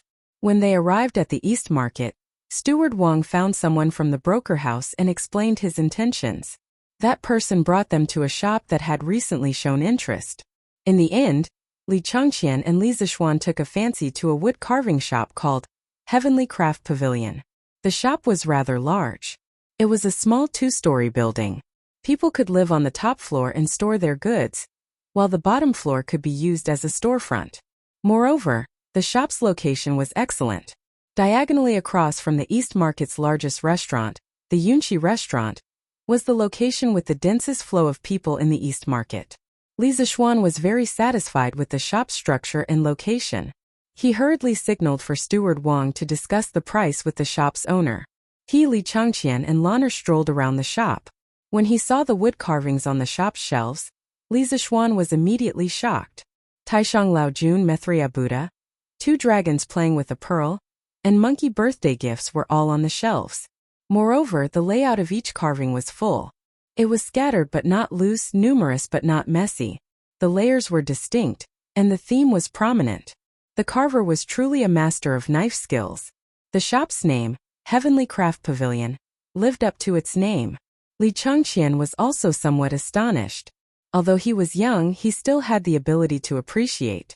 Now that he saw so many exquisite carvings, he exclaimed to Li Zishuan, "Brother Zishuan, the wood carvings in this shop can only be compared to some of the finest heirlooms in the palace." Li Zishuan nodded. At this moment, Steward Wang had finished negotiating with the shop's owner and was walking over to them. "Young master," according to the shop's owner, his master was transferred to Suzhou, so he was in a hurry to sell this shop. The final price was 780 strings of cash. "What do you think, young master?" Steward Wang reported. "Cheap, so damn cheap." This was Li Zishuan's first thought. Compared to the price of housing in the capital of his previous life, the current price of this shop was too low. Li Zishuan hurriedly nodded in agreement, then personally walked over to the shopkeeper. He cupped his hands and said, "Shopkeeper, may I ask who the master carver of this shop is?" The shopkeeper had found a buyer and was in a good mood. He replied, "Oh? Was this Lang Jun also interested in wood carving? The sculptor is Lu Dingy, the famous sky broadsword in Chang'an City. People call him Louis Dao. Our shop paid a lot of money to hire him. If Xiao Langjun bought this shop for the wood carving business, I suggest you find a way to keep Louis Dao here. There are many shops out there competing to hire him." After saying that, the shopkeeper pointed to a skinny old man at the door. When Li Zishuan heard the shopkeeper say that the old man's nickname was Louis Dao, he couldn't help but curse in his heart. "Why don't you call yourself Yi Dao Niu?" In his previous life he was a Dota enthusiast and he had played a lot of Dota moves. Ugh, this guy couldn't help but let his thoughts wander. However, Li Zishuan really wanted to keep this old man with exquisite carving skills. Although he didn't plan to open a carving shop, he still needed a master who knew how to carve some rare items in the future. Li Zixuan immediately asked Louis Dao to stay at the Heavenly Craftsman Pavilion for 1.5 times the previous salary. After the handover with the shopkeeper, they were given 3 days to move out. Li Chengqian saw that it was getting late and was about to leave. Suddenly he remembered that their shop didn't have a name yet, so he asked, "Brother Zixuan, what should we name this shop?" Li Zixuan thought for a while and said, "Let's call it Wonderful Interest Pavilion. In the future, all the wonderful treasures in the world will come from this pavilion, haha." Li Chengqian nodded in agreement and said, "We'll call it Great Kindness." Li Zixuan rolled his eyes and suddenly had an idea. He pulled Li Chengqian over and whispered, "Brilliant, I heard that His Majesty loves calligraphy. If you can find a way to let His Majesty inscribe a plaque for Wonderful Interest Pavilion, I'll give you half of the shares and 2 wonderful stories like Journey to the West. What do you think?" Li Chengqian's expression changed when he heard this. He immediately shook his head like a rattledrum and said anxiously, "No, my father will definitely not agree." Although Li Zixuan's offer was very tempting, it was obvious that he was more afraid of Li Er's tiger might. To let Li Er inscribe a plaque for a shop, it was really his brother's idea. This was simply courting death. Li Zixuan saw that his refusal was very straightforward and knew that there was no hope. He settled for the next best thing and said, "Then forget it. But brilliant, you have to find a famous calligrapher to inscribe a plaque. Our Wonderful Interest Pavilion style must be as high as possible in the future. The plaque can't be shabby." Li Chengqian thought for a while and already had a plan in mind. He nodded in agreement and said, "That's not a problem. Oh right, tomorrow I'll bring over that very interesting person with excellent skills in machinery for you to meet. I see that Brother Zixuan often has some wonderful ideas. Perhaps the 2 of you can collide and create some sparks." Li Chengqian didn't see any problems with this sentence, but as a modern person, Li Zixuan saw a big problem. He cursed in his heart, "I'm not gay." However, Li Zixuan couldn't explain anything. Instead, he was somewhat interested in the person that Li Chengqian was talking about. He said, "Then I'll wait and see." Then Li Chengqian bid farewell to him and left with the guards. Li Zixuan took Lan Yushi and a few others and hired a carriage to go to the Imperial Medical Department to pick up Iron Egg. Seeing that Iron Egg was wrapped into a dumpling, Han Yushi's heart ached and she couldn't help but cry. Lanner's eyes were also red. Iron Egg saw that his sister and Lanner were sad for him and hurriedly comforted them. Sister Lan, don't worry. Iron Egg is fine. It doesn't hurt anymore." It would have been better if he didn't say anything. As soon as he spoke, Lanner immediately cried out. Li Zixuan saw that Iron Egg could already speak and his injuries were bandaged. He wanted to take him home to take care of him. Thus he found a medical officer and asked, "How is this child's injury? Can you take him back?" Iron Egg had no relatives or friends in Chang'an. Today he was injured because of Han Yushi. No matter what, Li Zixuan had to take him back to the residence and have someone take good care of him. When Li Zixuan came to the Imperial Medical Department, he brought Li Chengqian's warrant. This medical officer naturally didn't dare to offend him. He replied, "The child's broken bones have been connected. Next he only needs to rest. You can take him back, but you must be careful." Li Zixuan nodded. He invited a few students from the Imperial Medical Department to carefully carry Iron Egg into the carriage. Naturally, a few bedding had been prepared in the carriage to avoid bumps. Li Zixuan let Han Yushi and Lanner enter the carriage to take care of Iron Egg. He also instructed the driver to walk slowly. He and housekeeper Wang followed behind the carriage on foot. The group rushed to the Li residence. Iron Egg saw that the young master wanted him to sleep in the carriage while walking by himself. He was immediately moved. He wanted to get up and refuse, but Li Zixuan sternly stopped him. Iron Egg's heart suddenly felt warm. He thought to himself, "They are both young masters. Why is it that his young master is so good to us country bumpkins, but Lu Haojian and Chao Xiaoyun are so bad to country bumpkins?" Bruiser had saved people twice, and both times he had been beaten. Although he had succeeded in saving people, he had been injured each time. He had a thirst for power. He wanted to be as strong as his young master, or even as strong as his father. That way, he would be able to protect his family from being bullied. Seeing that his young master was so good to his family, Iron Egg had a glimmer of hope. He thought, maybe if I beg the young master, he can teach me martial arts? Even if his young master was unwilling, Iron Egg planned to go back home and ask his father to teach him a few moves. Yes, Iron Egg was not stupid. He also knew that his young master's martial arts were better than his father's. After experiencing so many things, Iron Egg also understood many things. He wanted to become stronger. Chapter 46. When they returned to the Lee residence, Madame Lee was in the front hall when she heard the commotion at the door. Shinner, where did you go? Whose child is this? How did he get hurt so badly? Madame Lee asked in shock when she saw her son calling Sam Bao and Afu to carry a little boy wrapped up like a dumpling. Mother, this is Han Village's Han Lijing's son, Iron Egg. This is Han Lijing's daughter, Han Yushi. Today's matter is a long story.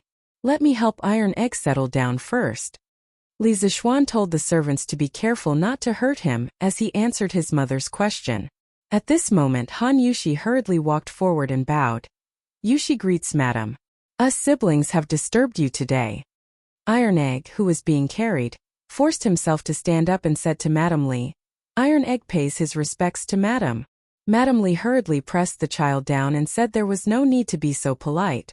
She then turned to look at Han Yushi. Seeing her beautiful appearance and pitiful appearance, she was truly a peerless beauty. She was stunned and secretly wondered if her son had taken a fancy to this girl.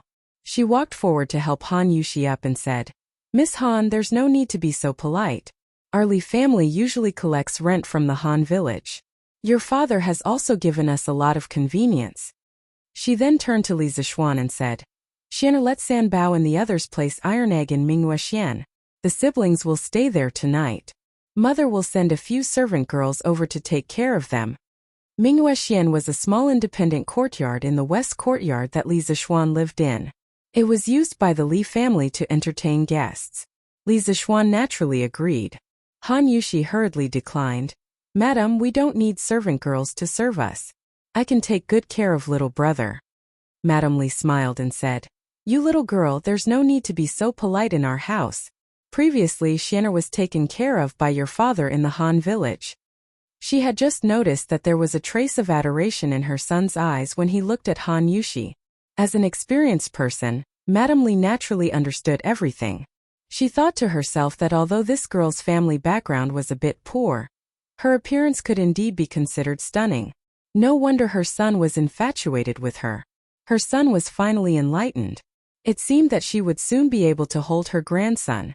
Mrs. Lee's imagination was running wild, and she began to fantasize happily. Li Zishuan politely directed the servants to carry his future brother-in-law. With such a good opportunity to perform, of course he had to perform well in order to get closer to Han Yushi. However, he was completely unaware that his thoughts had been completely seen through by his quick-witted mother. After some work, Li Zishuan, Lana and Han Yushi followed the servants to Minghuaxian. Madame Lee naturally went to instruct the kitchen to prepare dinner. After placing Iron Egg on the bed, the servants took their leave. Li Zishuan turned around and said to Han Yushi, Yushi, Iron Egg's injuries can't withstand any bumps. The mountain road to the Han village is also rugged. You should accompany Iron Egg and stay at my house for a few days. When Iron Egg's injuries are more or less healed, we'll talk about it again. I'll send someone to the Han village to inform your father in a while. After saying that, he looked at Han Yushi and prayed that she would quickly agree. Spring was coming, and this fellow was now a little moved by love. Although Han Yushi felt that it was inappropriate to stay here, everything the young master said was reasonable. Iron Egg's injuries were indeed unable to leave. She could only nod and say, Then I'll have to trouble you, young master. After saying that, a trace of joy and anticipation appeared in her heart for some reason. Children all loved excitement. Lana heard that and cheered. That's great, that's great. Now there's finally someone to play with Lana. Li Zishuan pointed at Lana unhappily and said, Big brother, haven't I been playing with you all this time? You ungrateful little girl. Lana naughtily stuck out her tongue at her brother. She tugged at Han Yushi's arm and giggled. She didn't say anything else. Xiaohe walked in and bowed. Young master, the food is ready. Madam wants you to go to the front hall to eat. Old master is also back. Li Zishuan nodded and said to Han Yushi, Yushi, follow me to the front hall to eat. I'll ask Xiao He to send some food over for Iron Egg to eat later. Han Yushi hesitated for a moment and nodded. Lanner mischievously said, Brother Iron Egg, you have to be good. Lanner will ask Sister Xiao He to send you some chicken to eat later. Iron Egg didn't know whether to laugh or cry. Come Yushi, eat this base. It's good for your body. At the dining table, Madame Li was beaming with joy as she frequently picked up food for Han Yushi. Han Yushi's small bowl soon piled up into a small mountain. Han Yushi was helpless. If she refused, she was afraid that it would be too rude. Moreover, she kept feeling that Madame Li was looking at her strangely. She was a little flustered and could only hurriedly thank her and bury her head in eating. Li Zishuan also noticed his mother's strange gaze. He thought to himself, could it be that his mother saw that he was interested in Han Yushi? That shouldn't be. Li Zishuan felt that he hid it very well. Xin'er, I heard from your mother that Han Tianhu's son was injured today? Li Jingma asked. Yes, father. Iron Egg's injury is very serious. I want him to recuperate in our house for a few days. I'll send him back when his injury is better, Li Zishuan answered. Li Jingma nodded. Yes, that's how it should be. Your father and I have some friendship before. Since his son is recuperating in our house, we have to take good care of him. But speaking of which, why was Iron Egg injured? There are actually people who dare to commit murder and injure people at the foot of the emperor.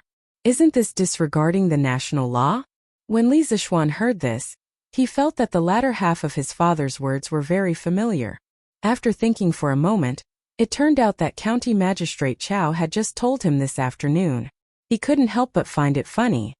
He told his father about how they went to Shi City in the afternoon and met Yushi and the others who were bullied. Bang! When Father Li heard about Chao Xiaoyun's evil deeds, he immediately slammed the table angrily. This is really preposterous. He actually snatched a commoner's daughter in broad daylight and maliciously injured her.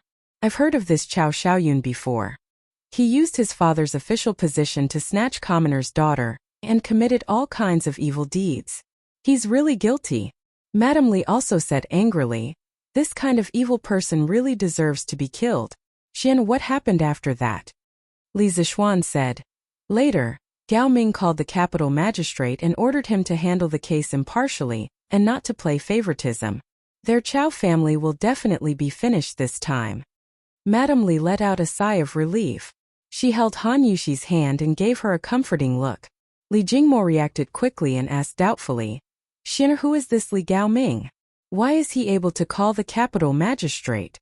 Li Zishuan didn't plan to hide this matter from his parents. In any case, they would find out sooner or later. He said, Father, this Li Gao Ming is the current crown prince Li Chengqian. A single sentence stirred up 1,000 waves. This was simply earth-shattering. Other than Li Zishuan and Lanner, everyone else in the room was dumbfounded. They were just ordinary people. The crown prince was too far away from them. They never thought that Li Zishuan would be related to the crown prince. Li Jingma's psychological quality was better. After all, he had been in the business world for decades. He was the first to come back to his senses. He muttered, Xin, why is the crown prince with you? Li Zishuan really wanted to tell his father that his words were ambiguous. He wasn't gay. However, now was obviously not the time to joke. Thus, he told his parents about him and Li Chengqian opening Strange Interest Pavilion. When Father Li heard that his son dared to take 70% of the shares, he was so shocked that his mouth fell open. He secretly thought that his son was really a newborn calf that wasn't afraid of a tiger. How bold! Li Jingma planned to talk to his son alone after dinner. He wanted to remind him to pay attention to the etiquette between a ruler and his minister. He didn't want to be too rude and offend the crown prince. When Madame Li heard that her son was opening a shop with the crown prince, she immediately felt that her son was promising. She was very happy. Just like that, the family finished dinner with their own thoughts. Li Jingma stood up and said, Xin, come with me to the study.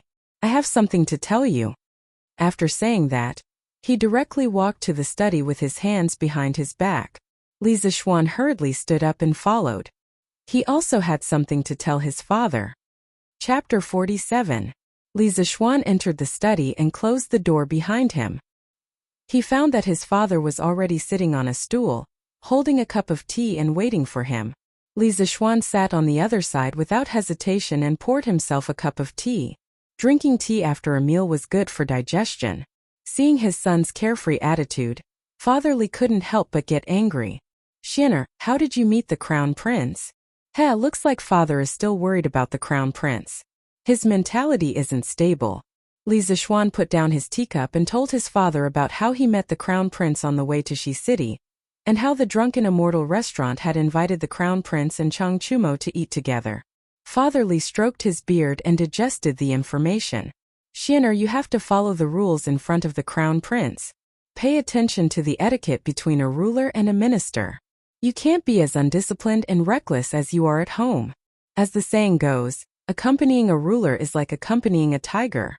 If you anger the crown prince, even I won't be able to save you. Thinking of that brat Li Zixuan, if he had to bow and scrape before him, he wouldn't have been able to do it. However, Father Li's words were for his own good. Li Zixuan couldn't be bothered to explain and could only reply vaguely. Father, don't worry.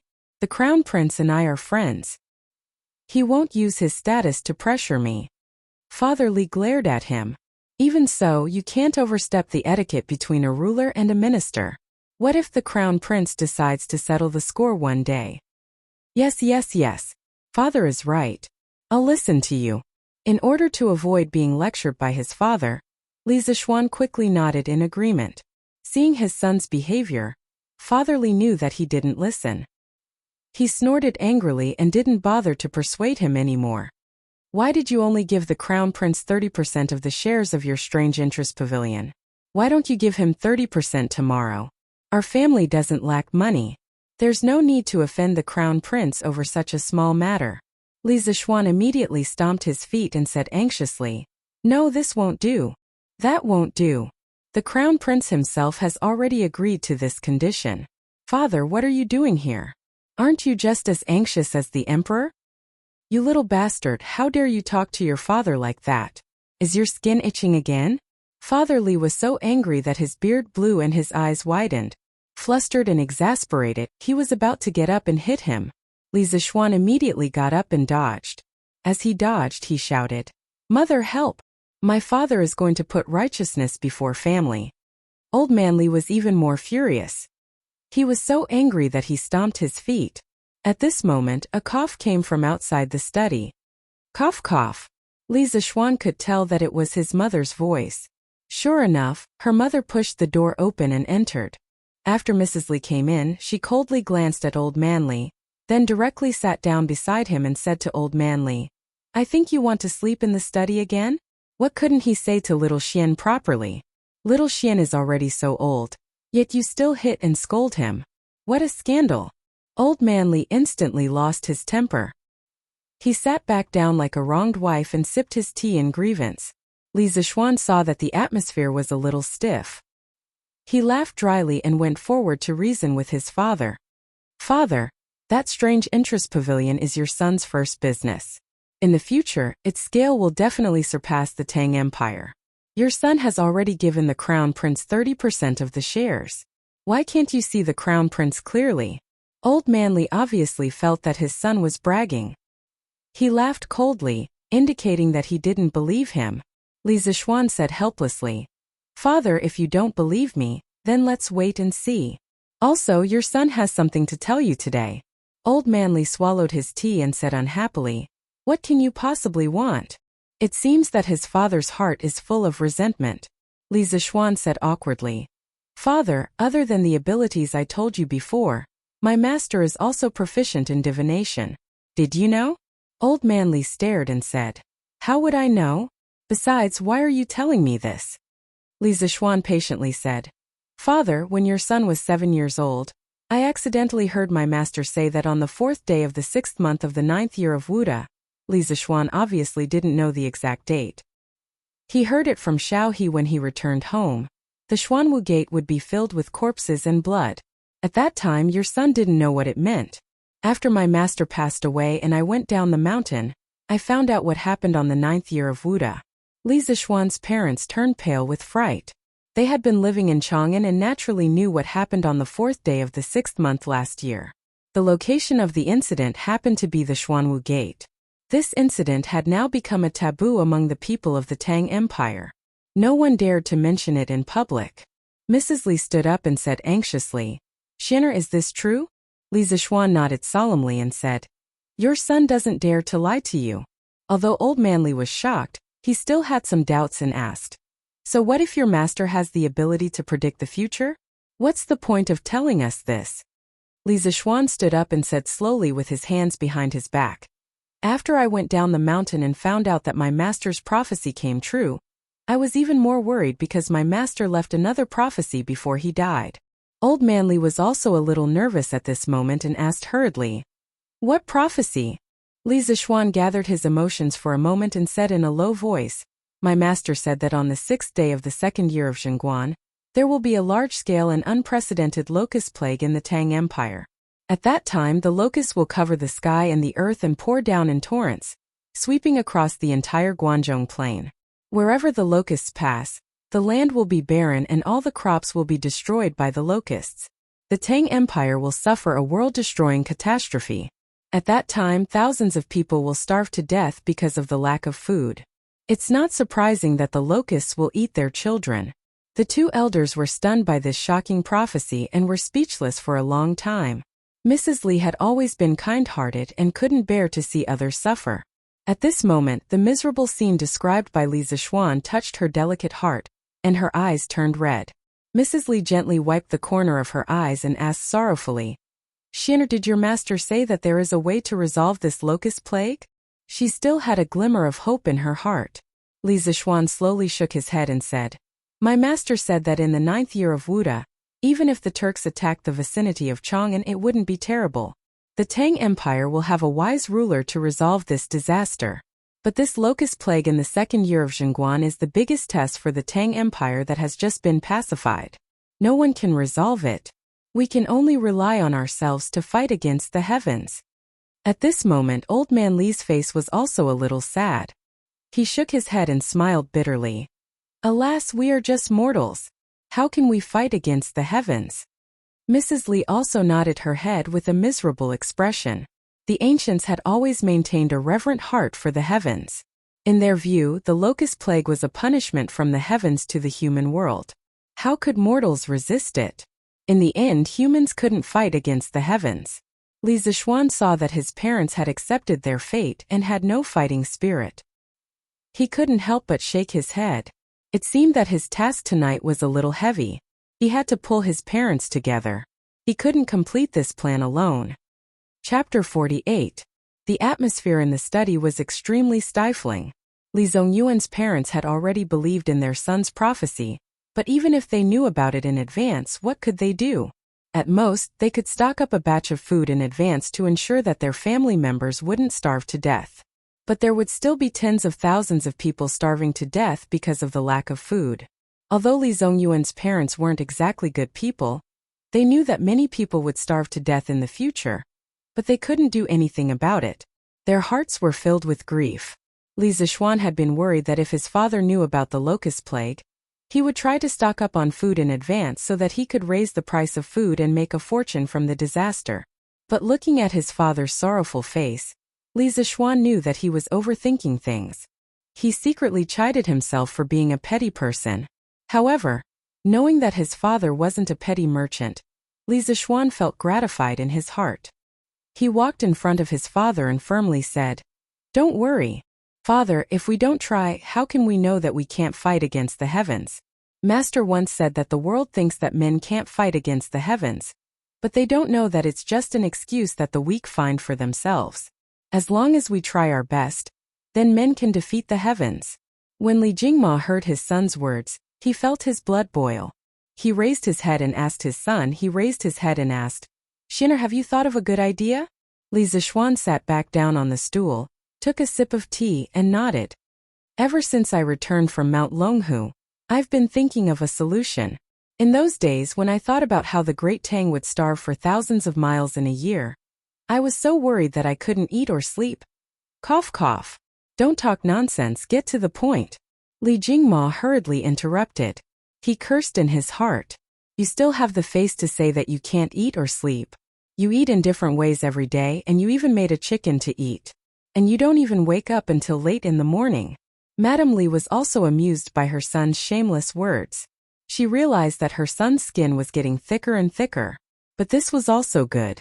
A thick-skinned person wouldn't suffer losses easily. In Madame Li's eyes, her son was good.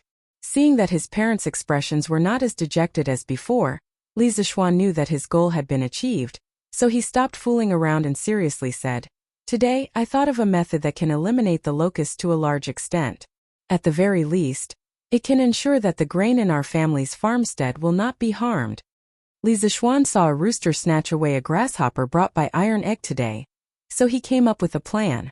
In this era without chemical pesticides, Li Zixuan could only think of using biological control to deal with locusts. The overwhelming number of locusts was obviously not something that could be caught by hand. They could only breed animals that could hunt locusts. The power of biological control was not to be underestimated. Li Zixuan read a technical post in his previous life. According to statistics, a black-spotted frog could hunt more than 135 locusts, the larvae of locusts, per day. A swamp frog could hunt more than 120 locusts per day. A toad could hunt more than 160 locusts per day. And an adult bird could eat 167 adult locusts per day. Imagine if tens of millions of white birds could be brought in now. When the locusts outbreak next year, just these tens of millions of white birds could eat all the locusts in the Tang Empire overnight. However, because birds and frogs were not easy to breed on a large scale, Li Zixuan wanted to set up a large-scale chicken farm.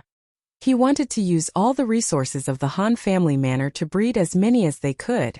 Li Jingma had traveled extensively for so many years, but he had never heard of a method to deal with the locusts. Hearing this, he asked curiously, "Xian, what method have you thought of?" Li Zixuan did not answer. Instead, he asked, "Father, if there is a method to deal with locusts that can guarantee that the Han family manor will not suffer any losses when the locusts come, but it will require our family to fork out a large amount of money. Father, are you willing to do it?" Li Jingma glared at him and said angrily, "You brat, what kind of person do you think your father is? Saving a life is better than building a 7-storied pagoda.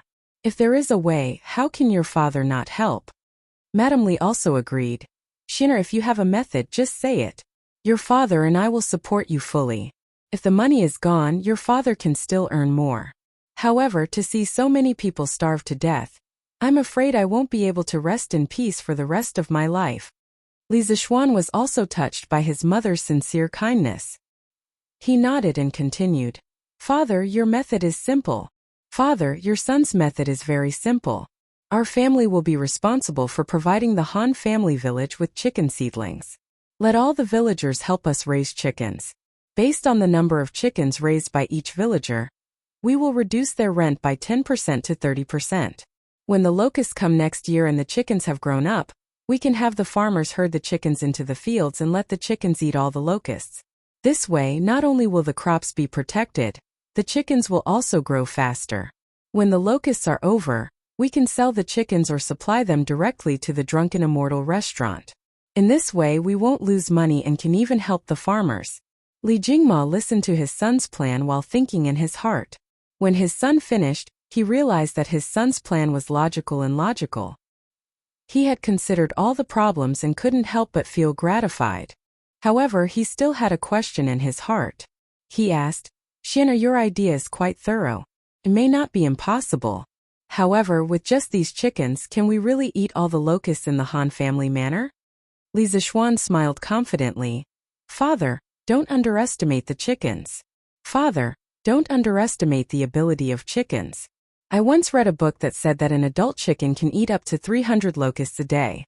By then, I estimate that 20 chickens can almost guarantee that there will be no locusts in 1 mu of land. As long as the plan goes smoothly, we can fight against the heavens. Moreover, the chickens fed with locusts will grow faster, and their meat will be incomparably delicious. After the locusts are over, if we supply the chickens to the Drunken Immortal restaurant, we can definitely raise the price." Although Li Jingma didn't know which book would record such a boring matter, seeing his son's solemn vow, he nodded thoughtfully. Madame Li then asked, "Shiner, if we herd the chickens into the fields, what will happen if they eat the crops?" Li Zixuan smiled. "Mother, with so many locusts in the fields, the chickens definitely won't have the appetite to eat the crops." Madame Li was enlightened. Li Zixuan saw that his parents were more or less convinced and asked his father, "Father, how much money can we spare at this stage?" Li Jingma thought for a moment, then said, "Give me 3 days, and I can probably spare 300,000 strings of cash for you." When Li Zixuan heard this, he was shocked. He knew that his father was rich, but he didn't expect him to be so rich that he could spare 300,000 strings of cash in just 3 days. Currently, the entire Tang Empire's annual revenue was only about 20 million strings of cash. Moreover, this 300,000 strings of cash was only a portion of the liquid assets. Adding in the immovable assets, Li Zixuan couldn't imagine how rich his family was. When Li Jingma saw his son swallowing his saliva in shock, he couldn't help but feel a little proud. He had finally regained some of his status in the family. Li Zixuan was stunned for a moment before saying, "Father, let's spare some money. You can get someone to buy food. We'll stock up as much as we can. With more food, we'll have more confidence. As for the other 150,000 strings of cash, I'll use a portion to buy chicken seedlings for the Han village and build a chicken coop. The remaining portion will be kept for emergencies. Father, what do you think?" With a solution, and more importantly, with the support of his father's strong financial strength, Li Zixuan was in high spirits. He secretly rejoiced that he was reborn as a rich second generation. Otherwise, even if he had a way to control the locusts, it would only be a small matter. But now it was completely different. If the plan went smoothly, Li Zixuan could save a large area of people. Li Jingma stroked his beard and said, "Okay, we'll follow Xiener's plan. But today's matter must not be spread, or our family will be in trouble." Li Zixuan knew that this was a serious matter. He nodded and said, "Father, don't worry. I know the severity of the matter. In a few days, when Iron Egg's injuries are healed, I'll go with them to the Han village and discuss this matter with Han Lijing. The sooner this plan is carried out, the better." Li Jingma nodded in agreement. At this moment, Madame Li smiled meaningfully and said, "Xiener, you're not young anymore. It's time to think about marriage. Mother thinks that Miss Han is not bad." Li Jingma's face was full of question marks. He didn't know what was going on. However, Li Zixuan's old face turned red, and he was greatly embarrassed. He hurriedly fled. Madame Li shook her head and laughed. "This child." Chapter 49. When Li Changqian returned to the Eastern Palace, he immediately ordered his personal attendant to find 10 young eunuchs who knew how to write. Li Changqian asked them to copy Lan'er's journey to the west as quickly as possible.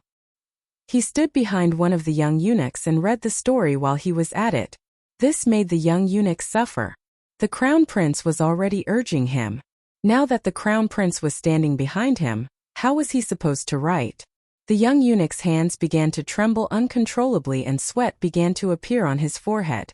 As a result, his speed naturally slowed down. Li Changqian had been reading this page for quite some time. Seeing that the young eunuch still hadn't finished copying, he couldn't help but feel displeased. Looking carefully at the young eunuch's trembling hands, Li Changqian understood what was going on. He felt somewhat helpless, but he couldn't be too harsh. Li Changqian could only walk away and say to the young eunuchs who were copying, "You guys copy as quickly as possible. Try to copy 2 copies today. After you finish copying, I will reward you greatly." The eunuchs hurriedly bowed respectfully. Li Changqian turned around and said to the personal attendant, "Zhang Gui, after they finish copying, report to me as soon as possible." The personal attendant quickly bowed and said, "Yes, Your Highness." Li Changqian returned to his bedroom to rest.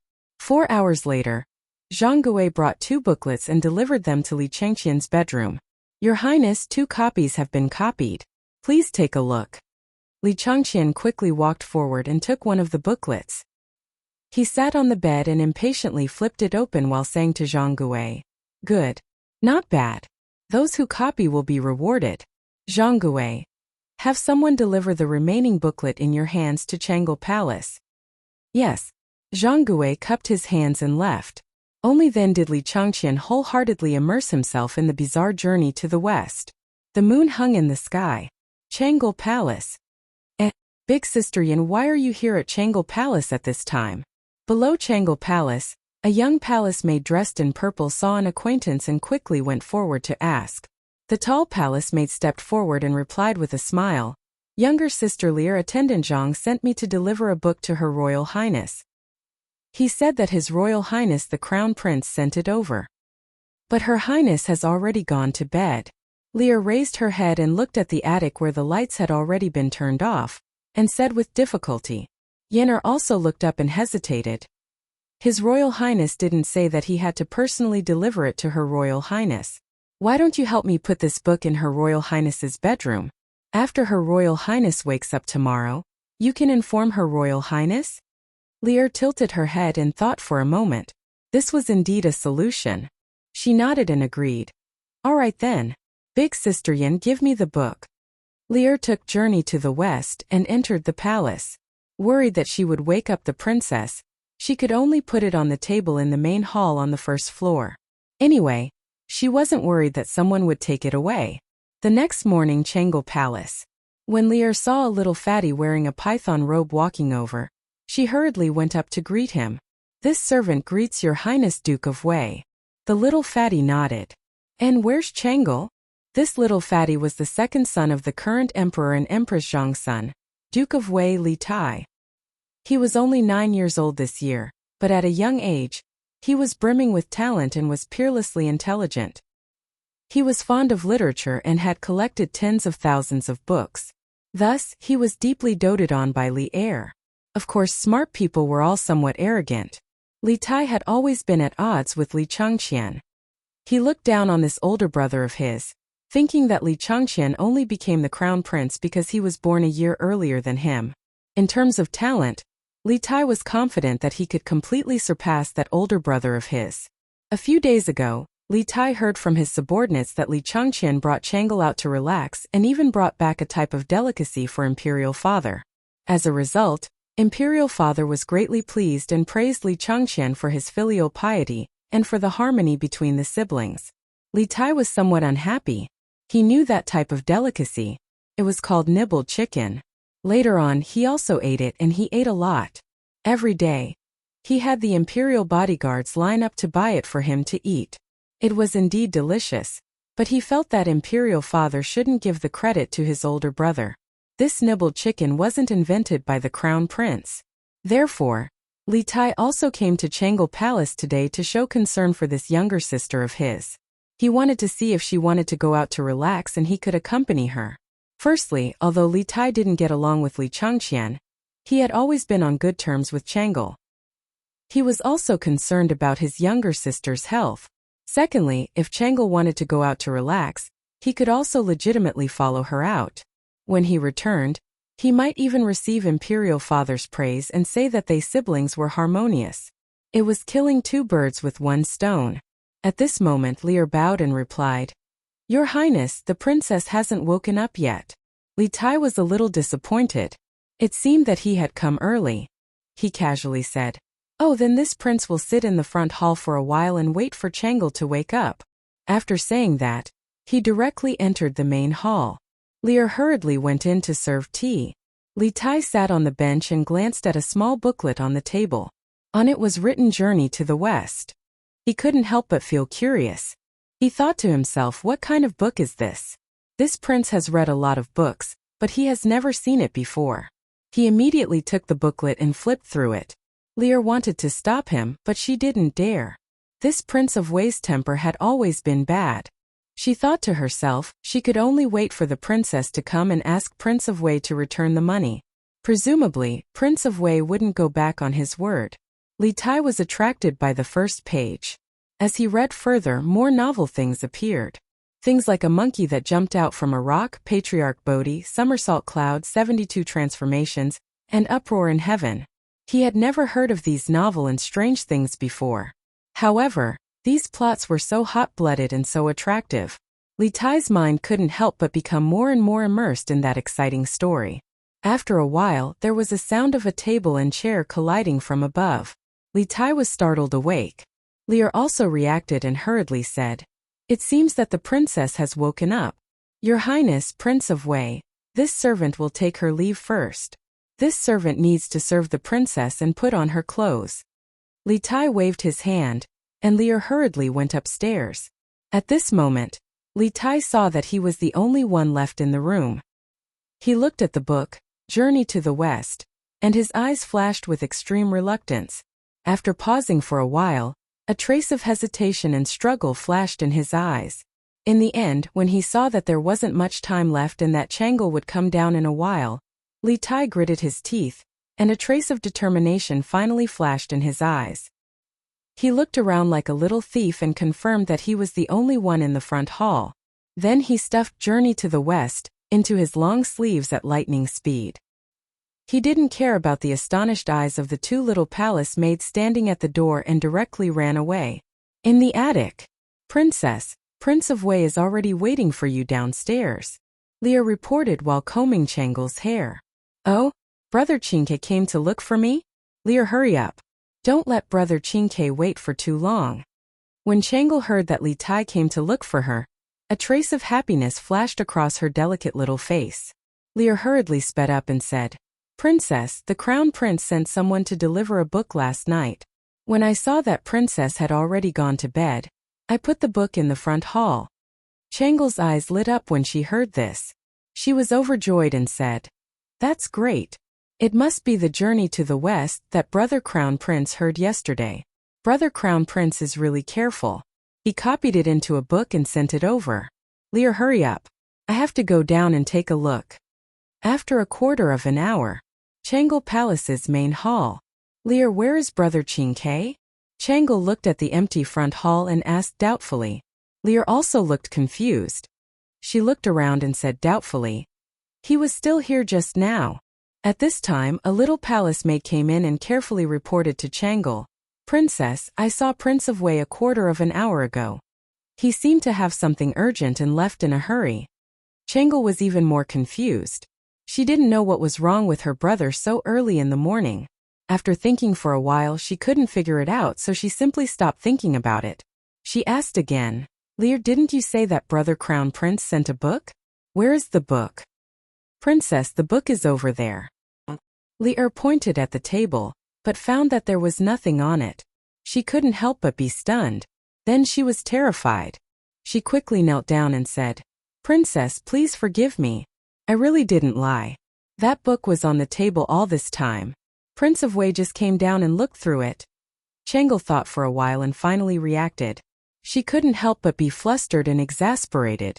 She stomped her feet and said angrily, "Stinky Qingke, let's see how Changle will deal with you in the future." After saying that, she quickly walked out. She was going to the East Palace. Since Li Tai had stolen Journey to the West, even if she went to find Li Tai now, she probably wouldn't be able to get it back in a short time. She might as well go to the East Palace and see if there were any other copies. It had to be said that Changle really understood Li Tai very well. Li Tai ran back to Prince of Wei's mansion in a flash. He even looked back with a guilty conscience to see if anyone was chasing after him. When he saw that there was no one behind him, he let out a sigh of relief. He instructed the imperial bodyguards at the gate, "Except for my imperial father's summons, if anyone else comes, just say that I am not here. Do you understand?" Although the two imperial bodyguards felt strange, they didn't dare to ask in detail. They quickly bowed and answered. Li Tai then hurriedly returned to his bedroom and carefully took out the small book.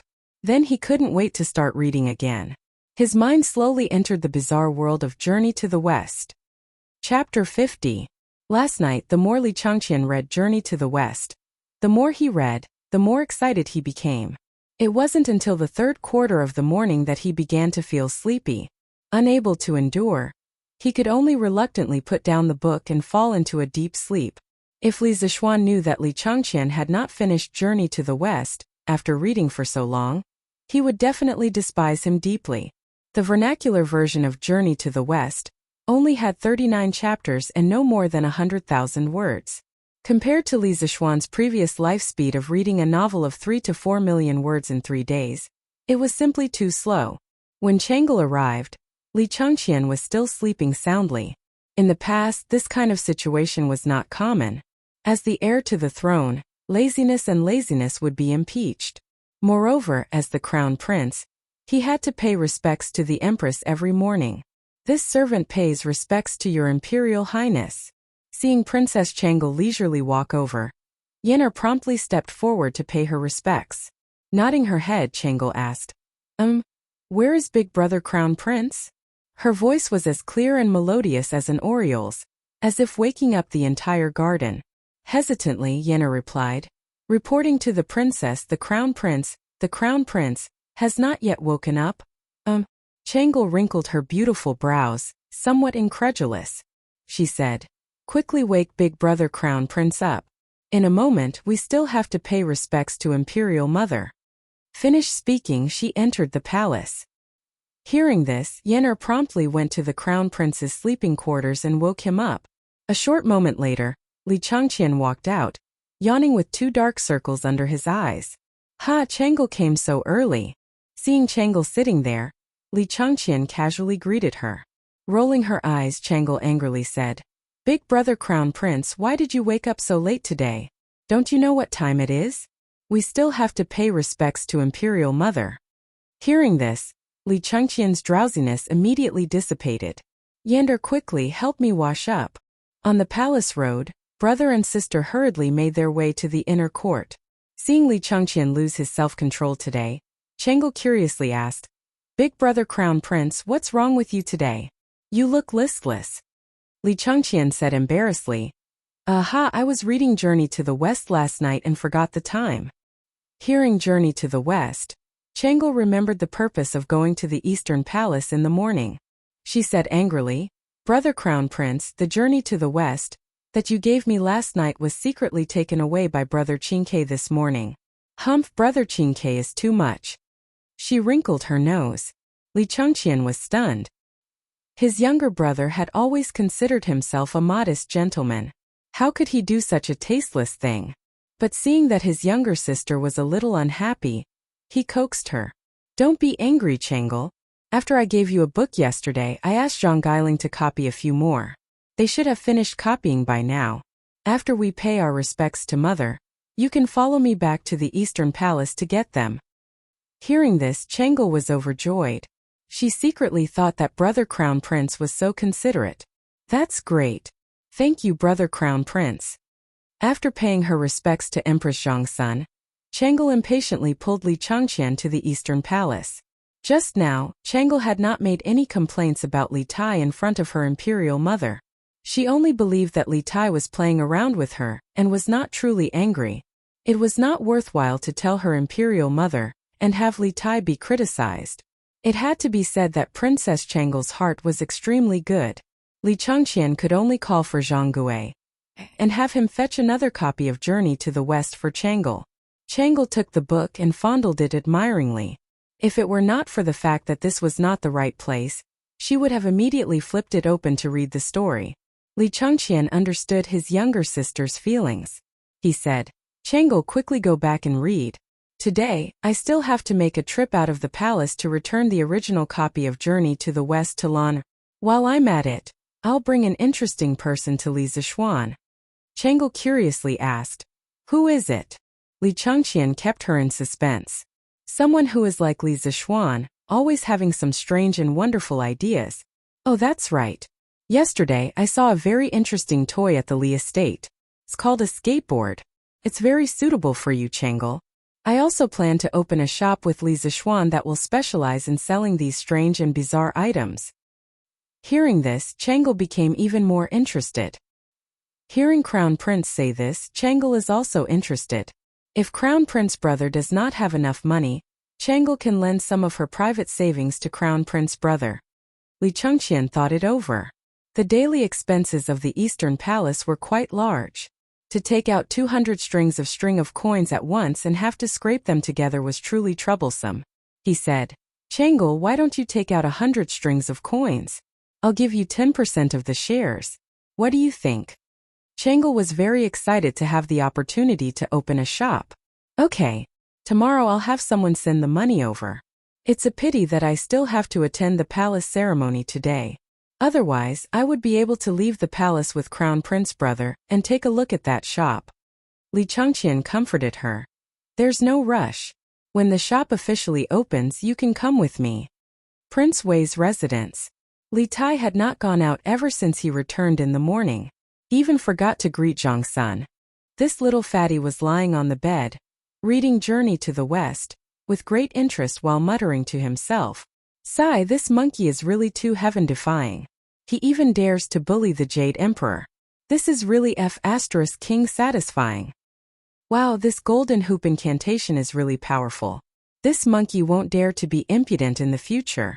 This golden cudgel is really magical. Can be big or small. I'll ask the Imperial Works Supervisor if he can make one for me.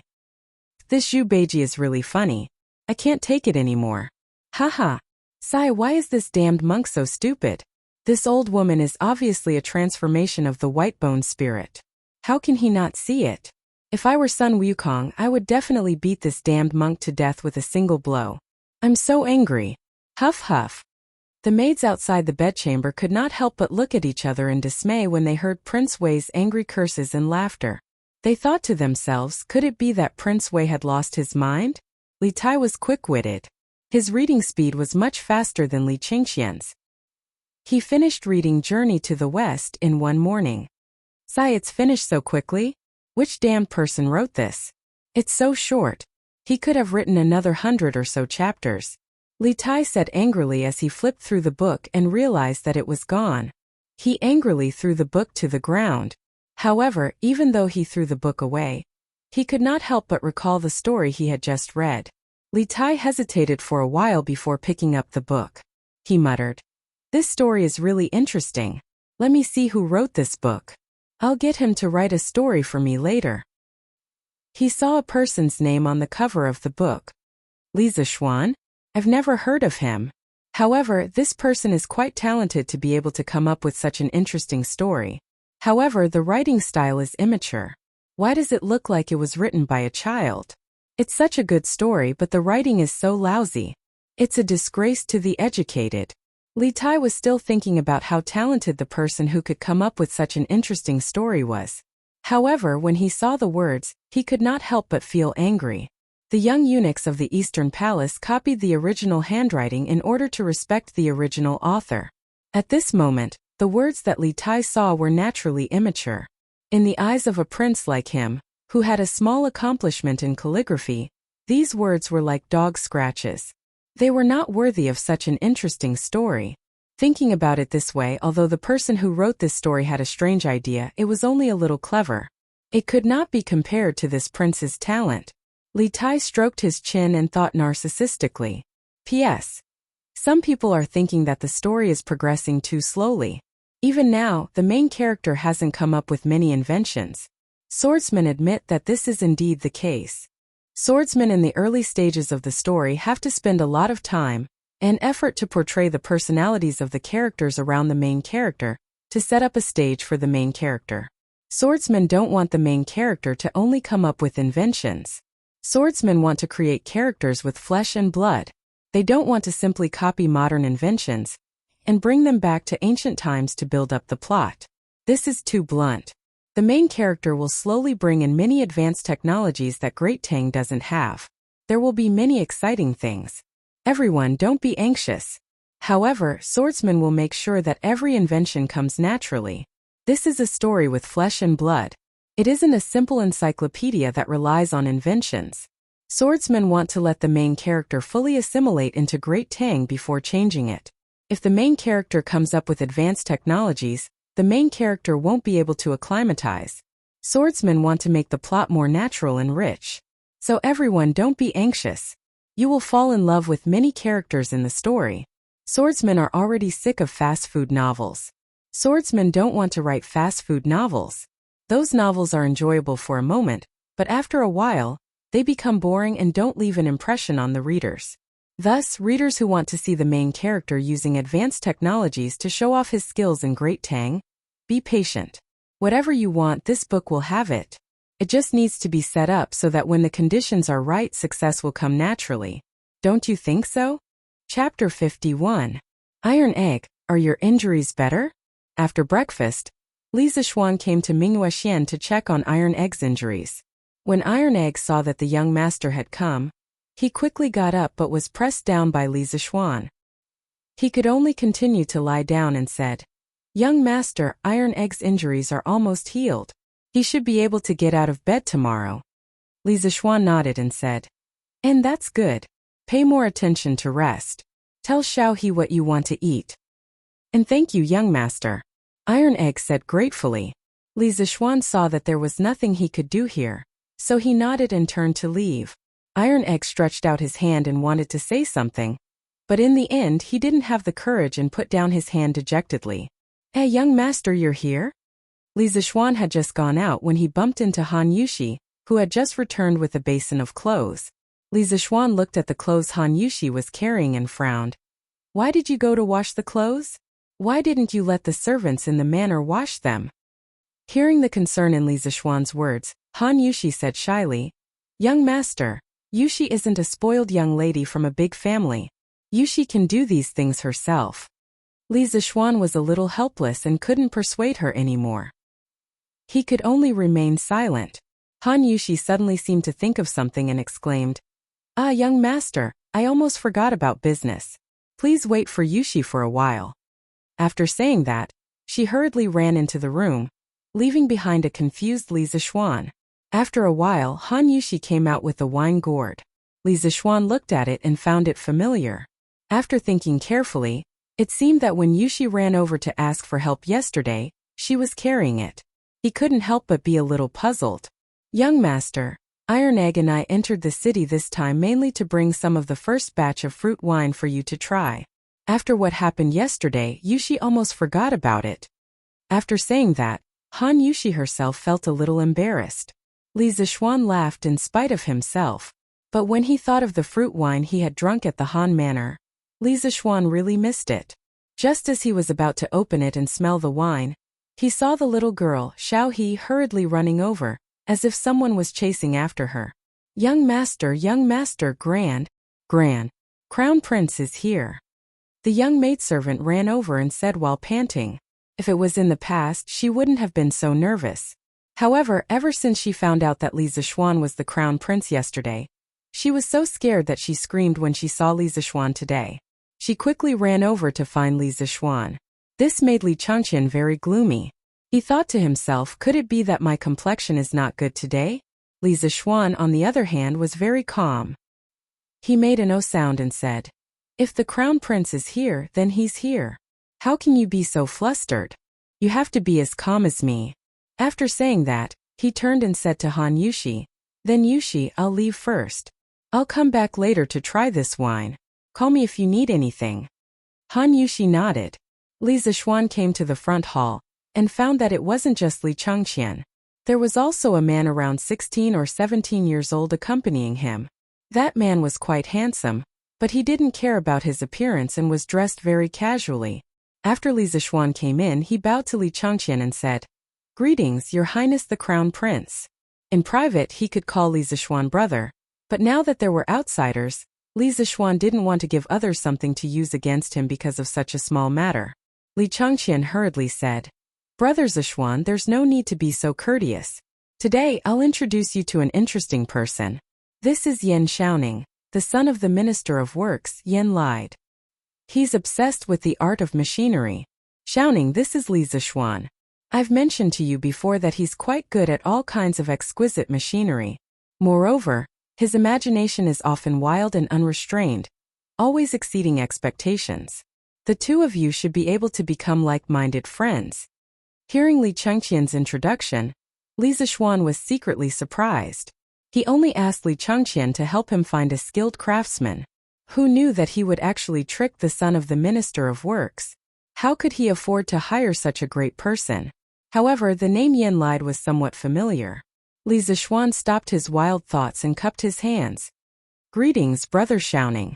Since the Crown Prince personally introduced him, Yan Xiaoning didn't put on airs and cupped his hands in return.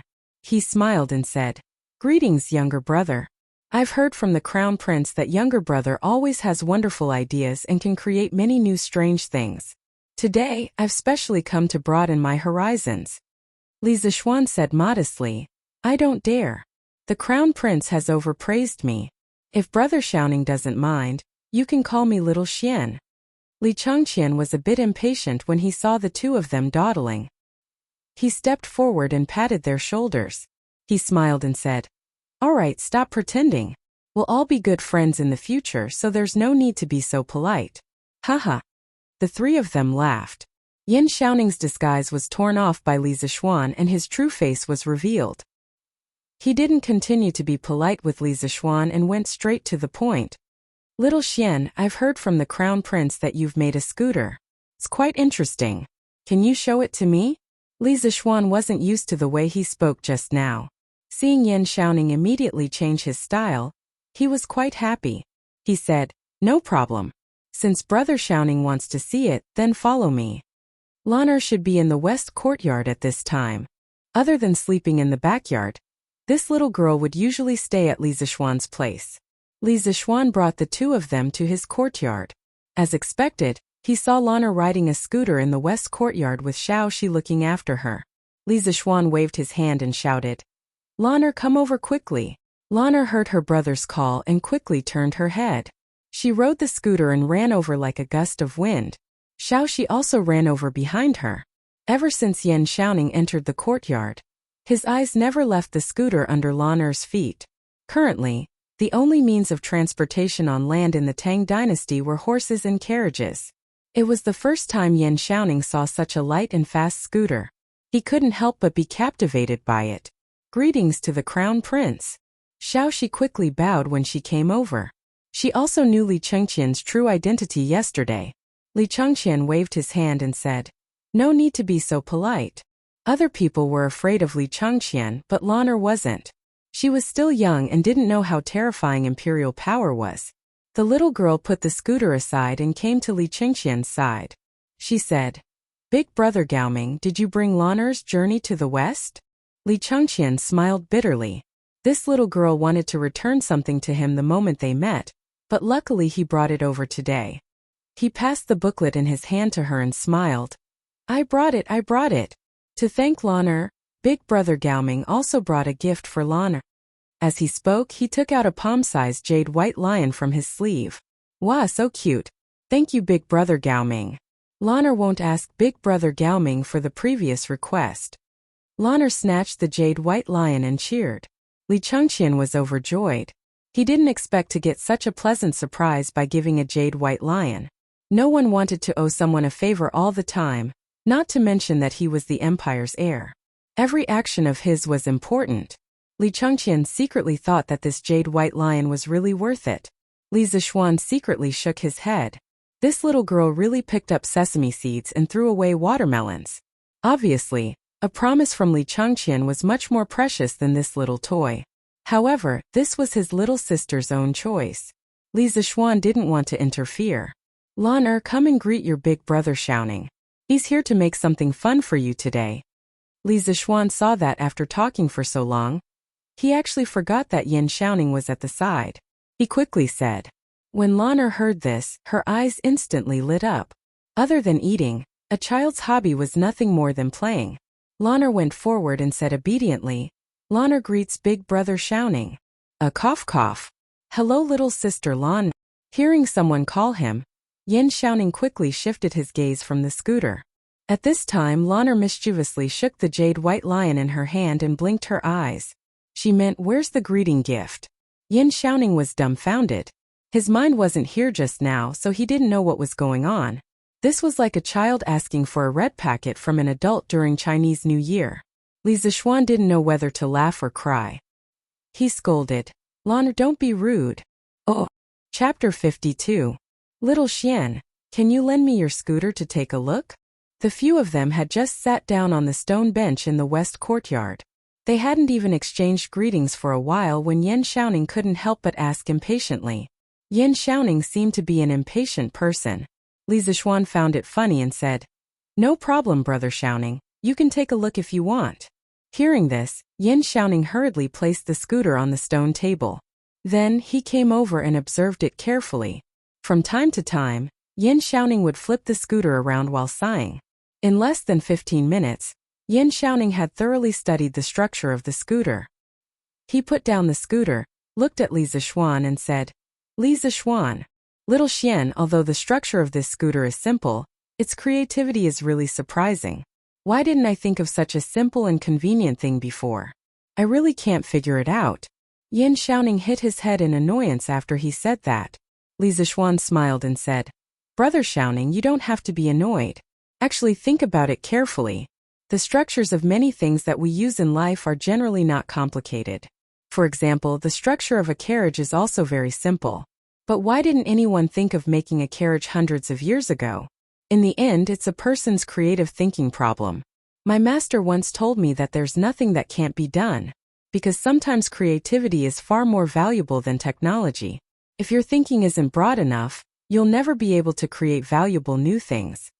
Yin Xiaoning was enlightened. He clapped his hands and laughed. Yes, that's what I meant. I've encountered many similar problems before. It's obviously very simple, but I just can't think of it. Little Xian, you've hit the nail on the head. Li Changqian also nodded thoughtfully at the side. Li Zishuan said modestly, Brother Xiaoning, you're just a bystander. Many times, if you jump out of the picture and change your thinking, you can often get unexpected results. Yin Xiaoning nodded in agreement. He looked at the scooter and said, But little Xian, your scooter has a lot of imperfections. For example, the wheels will probably be very jerky when you turn them. Also, the handle at the front of your scooter can only be used as a handrail. It can't control the direction of the scooter. Li Zishuan nodded. He thought to himself that this brother was indeed from an engineering family. He really understood the mechanical structure. He could see the flaws of this simple scooter at a glance. Well, Brother Xiaoning is right. When I made this scooter, it was just a casual move to coax my little sister. This scooter can indeed continue to be improved. Oh? So little Xian, you already have an improvement plan? Yin Xiaoning was very curious. He could see the problem with the scooter, but it didn't mean that he had a solution now. I do have some ideas. Xiaoxi, go to the kitchen and get me a piece of unburnt wood. Li Zishuan instructed Xiaoxi. He could barely write with a brush, but drawing was really difficult for him. The lines of an engineering drawing needed to be horizontal and vertical. The soft tip of a brush was very difficult to do. At least he couldn't do it. Xiaoxi accepted the order and left. Li Zishuan saw that Yin Xiaoning and Li Changqian were confused, so he smiled and explained, I'm more used to drawing with charcoal. I want to draw a drawing for Brother Xiaoning so that it'll be easier to explain. The two of them nodded. After a while, Xiaoxi walked over with a burnt wood stick. After Li Zishuan took it, he pulled out his sword and swung it a few times. Everyone only saw a blur in front of their eyes. They saw that Li Zishuan had a thin and long wooden stick in his hand. It was even sharp at the bottom. It was also Li Zishuan's first time using the wind-chasing sword to sharpen a pencil. When he saw that the result was pretty good, he couldn't help but exclaim in his heart that his control over his strength had become more skillful. Good swordsmanship. I didn't expect little Xian to know swordsmanship. Yin Xiaoning praised. The Tang people valued martial arts, and the children of high officials and nobles loved to carry swords. Although Yin Xiaoning's swordsmanship wasn't high, he still had a good eye. He didn't expect that this new friend of his not only had a unique idea in terms of machinery, but also seemed to be quite skilled in swordsmanship. Yin Xiaoning was now more and more interested in Li Zishuan. Li Zishuan didn't reply. He directly spread out a piece of paper on the stone table and started to draw. In his previous life, Li Zishuan was very proficient in mechanical drawing. Whether it was a computer drawing or a manual drawing, the drawings he drew didn't need to be modified by a teacher. They could be sent to the factory directly for processing. In his previous life, Li Zishuan's college organized an internship at the FAW headquarters. Their task was to go to the workshop and draw the key parts of the cars they saw in the workshop. They also had to mark the dimensions. At that time, due to the limited conditions in the workshop, they couldn't even use a ruler. As a result, many of the students drew crookedly like a dog paddle. Only Li Zishuan's drawings were like works of art. It wasn't because he had taken art classes, but because Li Zishuan's copying ability was very strong since he was young. When he was young, he could look at the New Year's painting on the wall and completely draw the flying dragon. Moreover, his drawings were very beautiful. Later on, when he went to college, Li Zishuan couldn't help but regret that he didn't enroll in an art school. It had to be said that Li Zishuan was an engineering dog with artistic cells. At this moment, Li Zishuan was in front of the paper. He closed his eyes and thought about the structure of the ball bearing. The strange thing was that Li Zishuan's mind quickly formed a three-dimensional model of the ball bearing. This strange scene scared him so much that he almost cried out in surprise. When he opened his eyes, he saw that everyone was waiting for him to pick up the pen. Li Zixuan didn't care about the reason why there was a three-dimensional image in his mind, and directly picked up the pen to draw. At this moment it was really smooth. Li Zixuan felt very strange at this moment. It was as if his brain was a computer and his hands were a printer. The three-dimensional image in his mind was directly reproduced on the paper through his hands. Soon Li Zixuan had drawn the three-dimensional view of the ball bearing and the isometric view on the paper. Of course, he didn't mark the dimensions and tolerances. He was just explaining the theory of the ball bearing and didn't need to do that. Li Zixuan put down the pen and sighed softly. Yin Xiaoning couldn't wait to come over. He wanted to see what Li Zixuan was drawing. He saw that there were 4 different drawings on the paper. The lines were horizontal and vertical. Some were real and some were fake. This was the first time Yin Xiaoning had seen this kind of drawing. But why did he draw 4 drawings? Could it be 4 parts? Yin Xiaoning looked at Li Zixuan with a dumbfounded expression. Li Zixuan was confused by his look and wondered.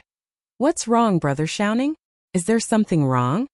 Yin Xiaoning pointed at the paper and asked embarrassedly. Little Xian, why did you draw 4 drawings? What does this mean? Li Zixuan was stunned. Was this not how the ancient craftsmen drew drawings? Did they not know about the three-dimensional view? Brother Xiaoning, this is my first time drawing a mechanical drawing. Maybe the drawing method is different from yours. How did Brother Xiaoning draw before? Yin Xiaoning suddenly understood. Oh, I see. Coincidentally, I have a few drawings with me. Little Xian, let me show you. After he finished speaking, he took out a roll of drawings from his sleeve. Li Zixuan took the drawings and opened it. Sure enough, the ancient craftsmen didn't use the three-dimensional view drawing method. They only drew planar drawings. The parts that couldn't be expressed in planar drawings were directly marked with words. Li Zixuan looked at the densely packed words on the drawings and couldn't help but have a headache. This was too inconvenient. No, I have to teach Yin Xiaoning modern engineering drawing methods. Otherwise, it would be too troublesome to communicate with him in the future. Li Zixuan thought to himself. Chapter 53. Li Residence, West Courtyard. Li Zixuan rolled up the drawing and passed it to Yin Xiaoning. Brother Xiaoning, I understand your drawing method, but I still think my method is more concise and clear. Oh, then little Xian. Hurry up and tell Big Brother what's behind your drawing method. Yin Xiaoning saw that Li Zixuan was very confident in his drawing method, and couldn't help but want to know what was so special about it. Brother, this drawing is a tri-view and an isometric side view of a component. The tri-view is to draw the outline of the object from the front, side, and top. For example, this stone, Brother Xiaoning, look at it from the front. Li Zixuan picked up a stone as a reference and explained the tri-view drawing method to Yin Xiaoning. After a while, he gave Yin Xiaoning the part that the professional teacher taught him. Brother Xiaoning, look, with these tri-view drawings the craftsman can form the model of the component in their mind. It's also easier to mark the dimensions on the tri-view drawings. After listening to Li Zixuan's explanation, Yin Xiaoning stood up and paced around. He frowned and thought for a moment, then suddenly shouted, Wonderful, wonderful! This drawing method is wonderful. Xiao Xian, you're a genius. Your drawing method is indeed clearer, and there are fewer unnecessary markings. Yin Xiaoning sat down again and rubbed his hands. He stared at Li Zixuan and said excitedly, I must tell my father about this drawing method and let him spread it. Xiao Xian, are you willing to be a supervisor?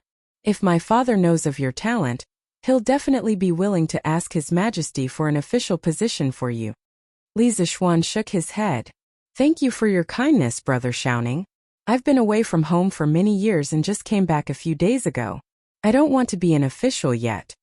The supervisor was almost equivalent to the Chinese Academy of Sciences in his previous life. Li Zixuan wasn't willing to do research there every day. Moreover, he had a lot of things to do recently. The Strange Interest Pavilion was about to open and the locust extermination plan was about to start in 2 days. Hearing Li Zixuan's rejection, Yin Xiaoning sighed. Ah, that's too bad. Yin Xiaoning looked at the drawing again and asked doubtfully, Xiao Xian, what's this isometric side view for? This view is mainly to help the craftsman form a 3D model of the object in their mind. Because some objects with complicated structures, It's hard to form a 3D model with just a tri-view drawing. Yin Xiaoning nodded his head thoughtfully. At this time Li Zixuan smiled meaningfully and said, Brother Xiaoning, you only noticed the drawing method, but you neglected the drawing itself. Oh? Is there a mystery behind it? Don't tell me, let's take a look. Yin Xiaoning began to re-examine the blueprint according to the principle of 3 views that Li Zixuan had just explained to him. After looking at it, Yin Xiaoning stood up and closed his eyes, imagining the 3D model of the object in his mind. After a while, Yin Xiaoning opened his eyes and said excitedly, I know what this is. Xiao Xian, what are you planning to do with it? Although he could imagine the 3D model of the object, he couldn't think of a use for it. Li Zixuan smiled. I've named it a ball bearing. Brother Xiaoning, think about it. What would happen if it was used to connect the wheels and axles? Yin Xiaoning was quite knowledgeable in mechanical design. After hearing Li Zixuan's explanation, he immediately understood. He was even more excited than before. That's amazing. This is a genius design. With this ball bearing, all vehicles, no matter if it's a horse carriage or a truck, will have very little resistance. Xiao Xian, how did you come up with this? This invention is amazing. Li Chengqian didn't know much about machinery and didn't say anything before. Now that he saw Yin Xiaoning praising the object, he couldn't help but ask, Xiaoning, is this thing really that good? Yin Xiaoning was extremely excited at the moment. After hearing the Crown Prince's question, he confirmed without thinking. Of course, it's not an exaggeration to call this the most useful invention in Tang Dynasty. Your Highness, you might not know this, but if all the carriages in Tang Dynasty use this ball bearing, then the same horse will be able to pull at least 50% more of the load of the carriage. At that time, merchants will be able to transport more goods at once. During war, a grain carriage will be able to carry more rations. Other than carriages, other machines that require transmission can also use this ball bearing. Your Highness, do you think this invention is important or not? Hearing Yin Xiaoning's analysis, Li Chengqian was also stunned. He didn't care if the merchants could transport more goods, but it was crucial that they could increase the efficiency of transporting rations. In this era, one of the decisive factors in the outcome of a war was the issue of rations. Li Chengqian finally understood that Yin Xiaoning's previous praise wasn't excessive at all. He was also a little excited now. Brother Zixuan, this item is of great importance. Can I bring it back to the palace? Li Chengqian also knew that Li Tai had been competing with him for favor recently, but he didn't have any other good ideas. He couldn't act like a spoiled child in front of Li Tai's eldest grandson, could he? If he dared to do so, he would definitely be reprimanded by Li Er for not having the dignity of a country's heir. There were some things that Li Tai could do, but he couldn't because he was the crown prince. Seeing Li Tai dote on Li Er more and more, Li Chengqian was also anxious, but he could only be anxious. Now that he saw that Li Zixuan's invention had such great uses and could even be used in the military, Li Chengqian's first thought was that perhaps he could use this item to gain Li Er's praise. At the same time, he could also ask for some benefits for Li Zixuan. Li Zixuan was a little helpless at this moment. Although the ball bearing had many uses, these two people didn't need to be so excited, right? Hearing that Li Chengqian wanted to immediately present the blueprint to Li Er, Li Zixuan hurriedly said, Your Highness, this ball bearing is indeed very useful, but we don't know if it can be made yet. If we present the blueprint to His Majesty now, I'm afraid we're being too hasty. When Li Chengqian heard this, he felt that it was reasonable and secretly thought that he was too impetuous. Brother Zixuan's words are very true. Then I'll wait for you and Xiaoning to make this thing and install it on the carriage before reporting it to Imperial Father. At that time I'll definitely give you two a reward. When Yin Xiaoning heard Li Zixuan's words, he began to frown and ponder. He was a little too excited just now, and didn't even think about whether this thing could be made or not. He thought for a while and hesitated before saying, Little Xian, I'm afraid that this ball bearing is very difficult to make. When Li Zixuan proposed this ball bearing, he didn't know if it could be made with the Tang Dynasty's technology. Although he was mentally prepared, he still felt a little disappointed when he heard Yin Xiaoning's negative answer. However, he also wanted to know where the technical difficulties were, so he asked, Brother Xiaoning, where will the difficulties be? Oh. Chapter 54. Hearing Li Zixuan's question, Yin Xiaoning thought for a while and said, Xiao Xian, I think the most important part of your ball bearing is the steel ball between the inner and outer walls of the bearing. If the steel ball is not the same size or irregular in shape, then the ball bearing will be useless. Hearing Yan Xiaoning's analysis, Li Zixuan also admired him. This person was indeed an expert and could always see the key to the problem. He cupped his fist and said, "Brother Xiaoning is right. The size and quality of the steel ball are indeed very important." Yan Xiaoning nodded and continued, "This is where the problem lies. As far as I know, it's very difficult to make steel balls that are exactly the same size and shape with the current technology." Li Zixuan suddenly realized that this was where the problem lay. With the current technology of the Tang Empire, it was as difficult to make a batch of steel balls of the same size and shape as the people in the 80s and 90s to make the ball on the tip of a ballpoint pen. Without a complete industrial system, Li Zixuan also couldn't solve this problem. He couldn't help but fall into deep thought. Suddenly, Li Zixuan remembered that in addition to ball bearings, there were also roller bearings. Although they weren't as good as the former, they were still many times better than the current bearings of the Tang Empire. "Brother Xiaoning, since there's no way to make a batch of steel balls of the same size, I wonder if it's possible to make a batch of small iron rods of the same size with the current technology?" Li Zixuan asked. "Of course it's not difficult." Yan Xiaoning nodded. The process of making iron rods was easier to control than steel balls. Then there's no problem. Li Zixuan was a little happy when he heard this. He smiled and said, "Brother Xiaoning, I have an idea. We can replace the steel balls in the ball bearing with small iron rods of the same size, and then add some grease to increase lubrication. What do you think?" Yan Xiaoning closed his eyes and thought for a while. Then he opened his eyes and looked at Li Zixuan with a strange expression. Li Zixuan was puzzled by his look.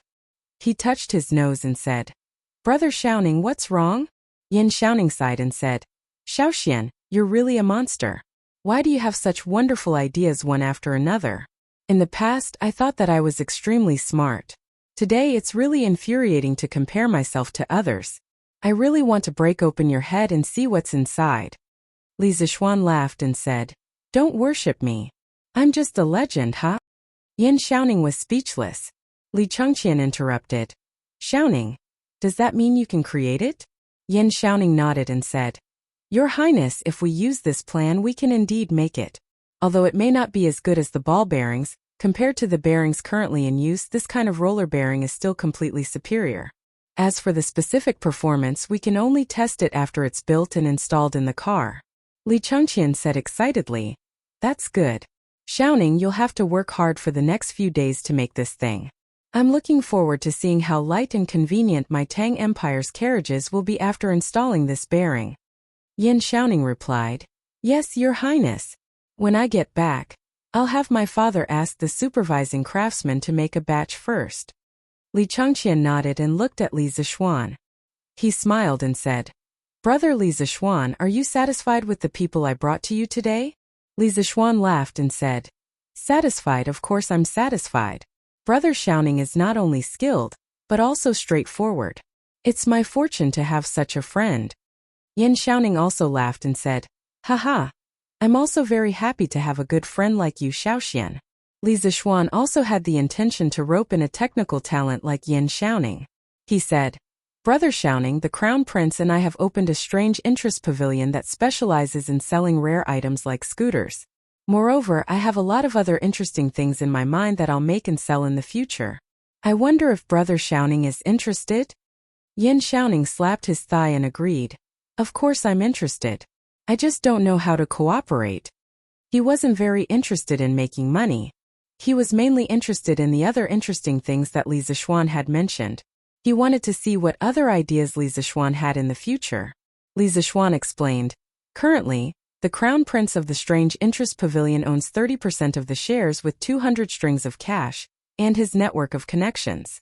I own 70% with 2,000 strings of cash and the ideas in my mind. If Brother Xiaoning wants to join, you don't have to pay. I only need Brother Xiaoning's skills. I can give Brother Xiaoning 10% of the shares. What do you think, Brother Xiaoning?" Yan Xiaoning was a little surprised when he heard that the Crown Prince only owned 30% of the shares. He secretly thought that Li Zixuan was really bold. Since the Crown Prince only owned 30% of the shares, then it was kind of Li Zixuan to give him 10%. Moreover, he didn't have to pay. He would get dividends every year.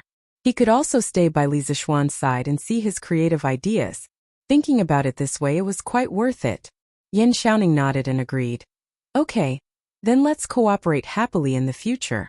We'll strive to make the Strange Interest Pavilion the best in Tang Dynasty.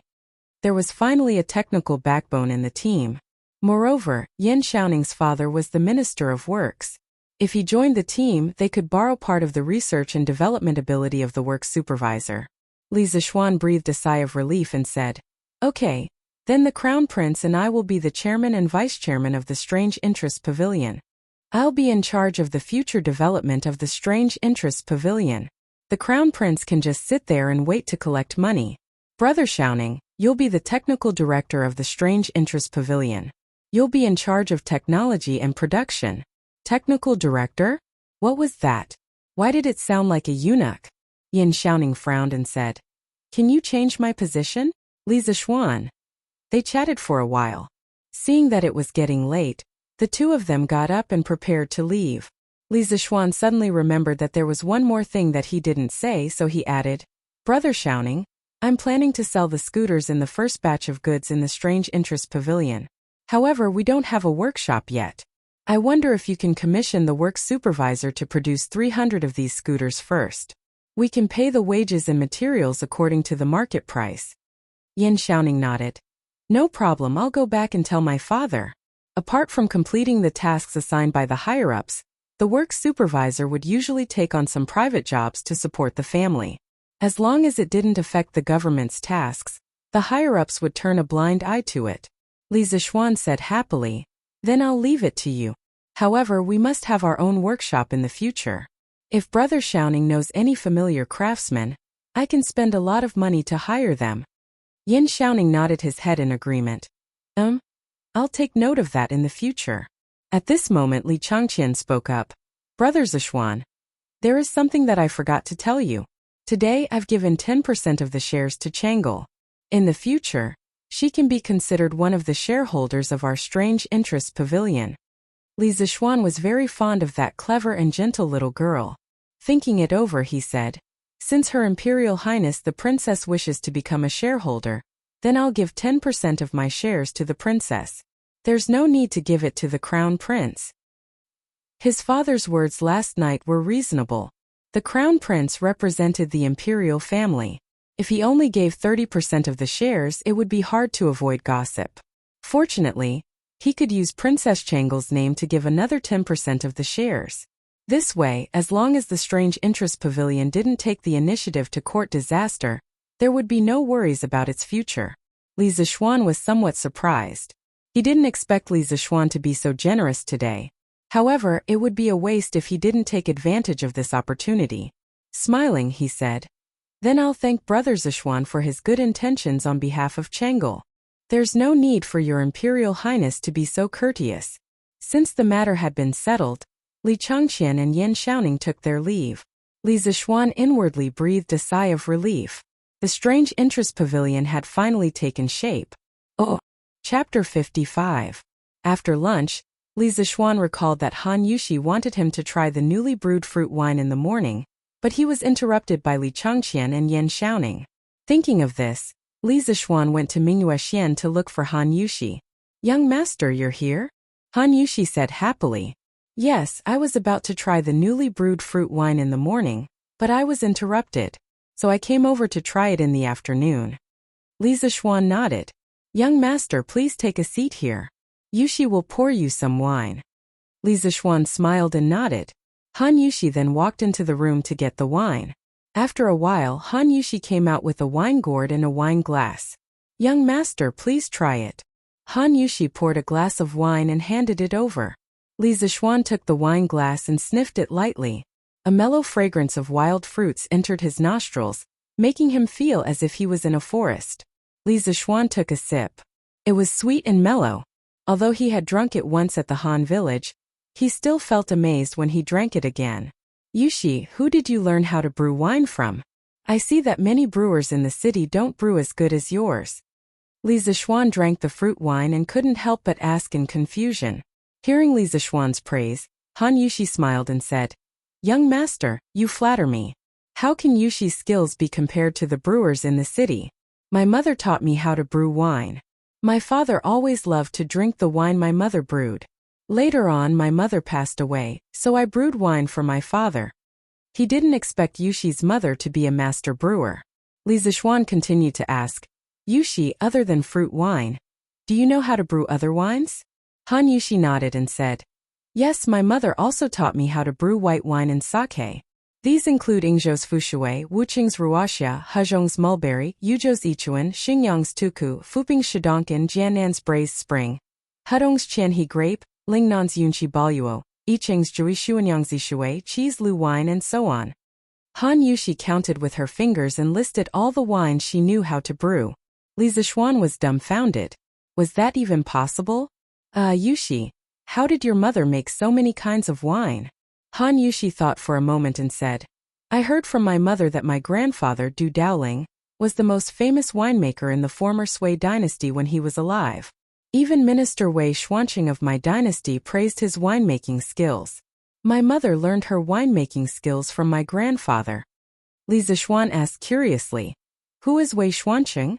Is he very knowledgeable about winemaking?" Han Yushi widened her eyes and said in disbelief, "Young master, don't tell me you don't even know Minister left Prime Minister Wei Zheng?" Wei Xuanqing turned out to be Wei Zheng. Li Zixuan had heard in his previous life that Wei Zheng was not only a straightforward minister, but also a master winemaker. He did not expect Han Yushi's grandfather's winemaking skills to be above Wei Zheng's. It was really a surprise. Cough cough. Who doesn't know about Wei Xuanqing and Minister Wei? I was just testing you. Li Zixuan casually made up a story. He did not care whether Han Yushi believed him or not and continued to ask, "Yushi, why didn't you make wine to sell before?" Han Yushi said sadly, "The Han village did not have enough food left over these years. How could we have extra food to make wine?" Li Zixuan patted his head. "So that was the reason. Yushi, do you know why I bought the Han village's fruit wine at such a high price?"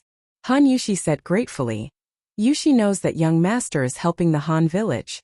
Those fruit wines are actually not worth that much money." Li Zixuan shook his head and said, "Although I have the intention of helping the Han village, it is not entirely because of this. When I was at Mount Longhu, I saw my master often drinking a kind of brightly colored wine. My master said that it was a kind of mixed wine invented by the people of the Abbasid Caliphate. After drinking it a few times, my master felt that the taste was very special, so he figured out the recipe and brewed it himself. There is a very important ingredient in this recipe, and that is the fruit wine. Yushi, the fruit wine that you make can be considered to be of the highest quality among fruit wines. It is the most ideal ingredient to make this kind of mixed wine. That is why I bought your fruit wine at such a high price. I thought that after buying it, I would find a wine master to make this kind of mixed wine. It will definitely sell well in the future." When talking about what she was best at, Han Yushi was also very interested. She asked curiously, "Young master, what is the name of this wine? Is it really that good?" "I heard from my master that this is called a cocktail. As for whether it is good or not, I don't know how to taste wine, so I don't know. But my master has tasted all kinds of good wine in the world, and in the end he only has a soft spot for this cocktail. I think that the taste of this wine should not be bad." Li Zixuan continued to use his master as a shield. That's right, Li Zixuan wanted to make a cocktail. In Li Zixuan's previous life, he and his uncle had watched a movie about a plane crash, but he forgot the specific name. In the movie, a black captain wanted to drink a cocktail on the plane. In the end, there was no cocktail, so he added alcohol into the fruit juice and drank it as a cocktail. One day, his uncle was eating at his house and suddenly remembered this scene. He added the same amount of Huiyuan 100% orange juice into half a glass of whiskey. In the end, he watched his uncle drink it to his heart's content. Later, out of curiosity, he also went online to look up the method of making cocktails. Cocktails were generally made with rum, tequila, vodka, whiskey, and other spirits as the base and fruit juice, egg white, milk, sugar, and other auxiliary ingredients stirred or shaken. Finally, lemon slices, fruit, or mint leaves could be used as decorations. He could directly use the existing white wine from the Tang dynasty to distill it. The fruit juice could be replaced with the fruit wine brewed by Han Yushi. The effects should be better. After mixing it, he added some ice cubes. In the hot summer, Li Zixuan believed that no wine lover could resist this temptation. As for how to obtain the ice cubes, Li Zixuan said that it was such a simple question that any transmigrator would know. However, he had to think of a way to let his father buy a saltpeter mine first. Otherwise, when everyone reacted, the price of saltpeter would definitely be expensive. At that time, when he thought about a group of Tang people drinking cocktails, this scene was quite interesting. When Han Yushi heard Li Zixuan say that the cocktail was so good, she couldn't help but eagerly say, "Then, young master, can you let Yushi try to make this cocktail?" Li Zixuan was a little embarrassed. It wasn't that he was unwilling, but he couldn't bear to. If he let Han Yushi make the cocktail, she would definitely try a lot of wine. He was afraid that Han Yushi would get drunk. Han Yushi saw that the young master was embarrassed and thought that the young master didn't want to teach her the recipe. For a moment, a trace of sadness flashed in her eyes. She quickly said, "I'm sorry, young master." Yushi was rash. When Li Zixuan saw her sad face, how could he not know that she misunderstood? He quickly explained, "Yushi, don't misunderstand. It's not that I don't want you to try it. I'm just worried that you will taste too much wine when you mix the cocktail and get drunk." When Han Yushi heard that, it turned out that she misunderstood.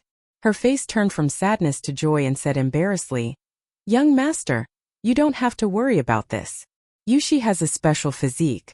No matter how much wine I drink since I was young, I won't get drunk. My father and I don't know what's going on." Li Zixuan was stunned. There was such a thing? He had seen it on the internet in his previous life. There was a kind of person who was born to not get drunk even after 1,000 cups. He didn't expect to meet such a strange person in the Tang dynasty. Yushi, is what you said true?" Li Zixuan still couldn't believe it. "Of course it's true. Young master, you can ask my father if you don't believe me." There's no need. I believe. Then there's no problem. Yushi, you're also a master brewer. I'll copy the recipe for you later. As for the ratio of the various ingredients, you can slowly try it. When you return to the Han village this time, tell your father that when I'm done with some things, you can come to Chang'an to help me mix the wine. I'm representing my father to try to hire you as the bartender of our Zuaxian restaurant. How about a monthly salary of 10 strings of coins? Teaching this recipe to Han Yushi was more reassuring than teaching it to others. Li Zixuan really didn't expect this matter to go so smoothly. Han Yushi was very surprised when she heard this. She didn't expect that she could finally help the young master. She quickly said, "Young master, you've helped the Han village so much. How can Yushi ask for a salary?" Yushi is already very happy to be able to help the young master mix the wine. Li Zixuan insisted, "This monthly salary is what you deserve. You have to take it. If you don't want it, I won't help the Han village in the future." Han Yushi could only nod her head reluctantly. Chapter 56. After dinner, Li Zixuan looked at his father and said, "Dad, come to the study. I have something to talk to you about." During the day, he saw that Yin Xiaoning was straightforward and had a deep understanding of machinery. That was why he gave him 10% of the shares and pulled him into the company. However, he knew nothing about Yin Xiaoning's family situation. Although he believed that Yin Xiaoning's character was not like a fickle villain, Li Zixuan still wanted to know more about Yin Xiaoning's family. Recently, the cooking at home had been getting better and better. Old Man Li was about to sit on a stool and drink a cup of tea after finishing his meal when he heard that his son was looking for him. He was about to say, "You brat, why are you looking for me?" Who knew that after Li Zixuan finished speaking, he didn't wait for his reply and went straight to the study. It turned out that what this kid said just now was not a discussion but a notice. Father Li was so angry that he almost fainted. This point, what else could he say? Madam was still glaring at him, so Father Li could only follow him unhappily. Li Zixuan, on the other hand, didn't mean what his father thought. He was just lost in thought for a moment. It was Father Li who thought too much. In the study, Li Zixuan saw that his father had sat down and asked directly, "Dad, do you know Yen Lai, Minister Yen?" Father Li was puzzled. "Of course I've heard of the Minister of Works of the Tang Empire. Why are you asking this? Did you offend someone from his family?" He was still a little worried.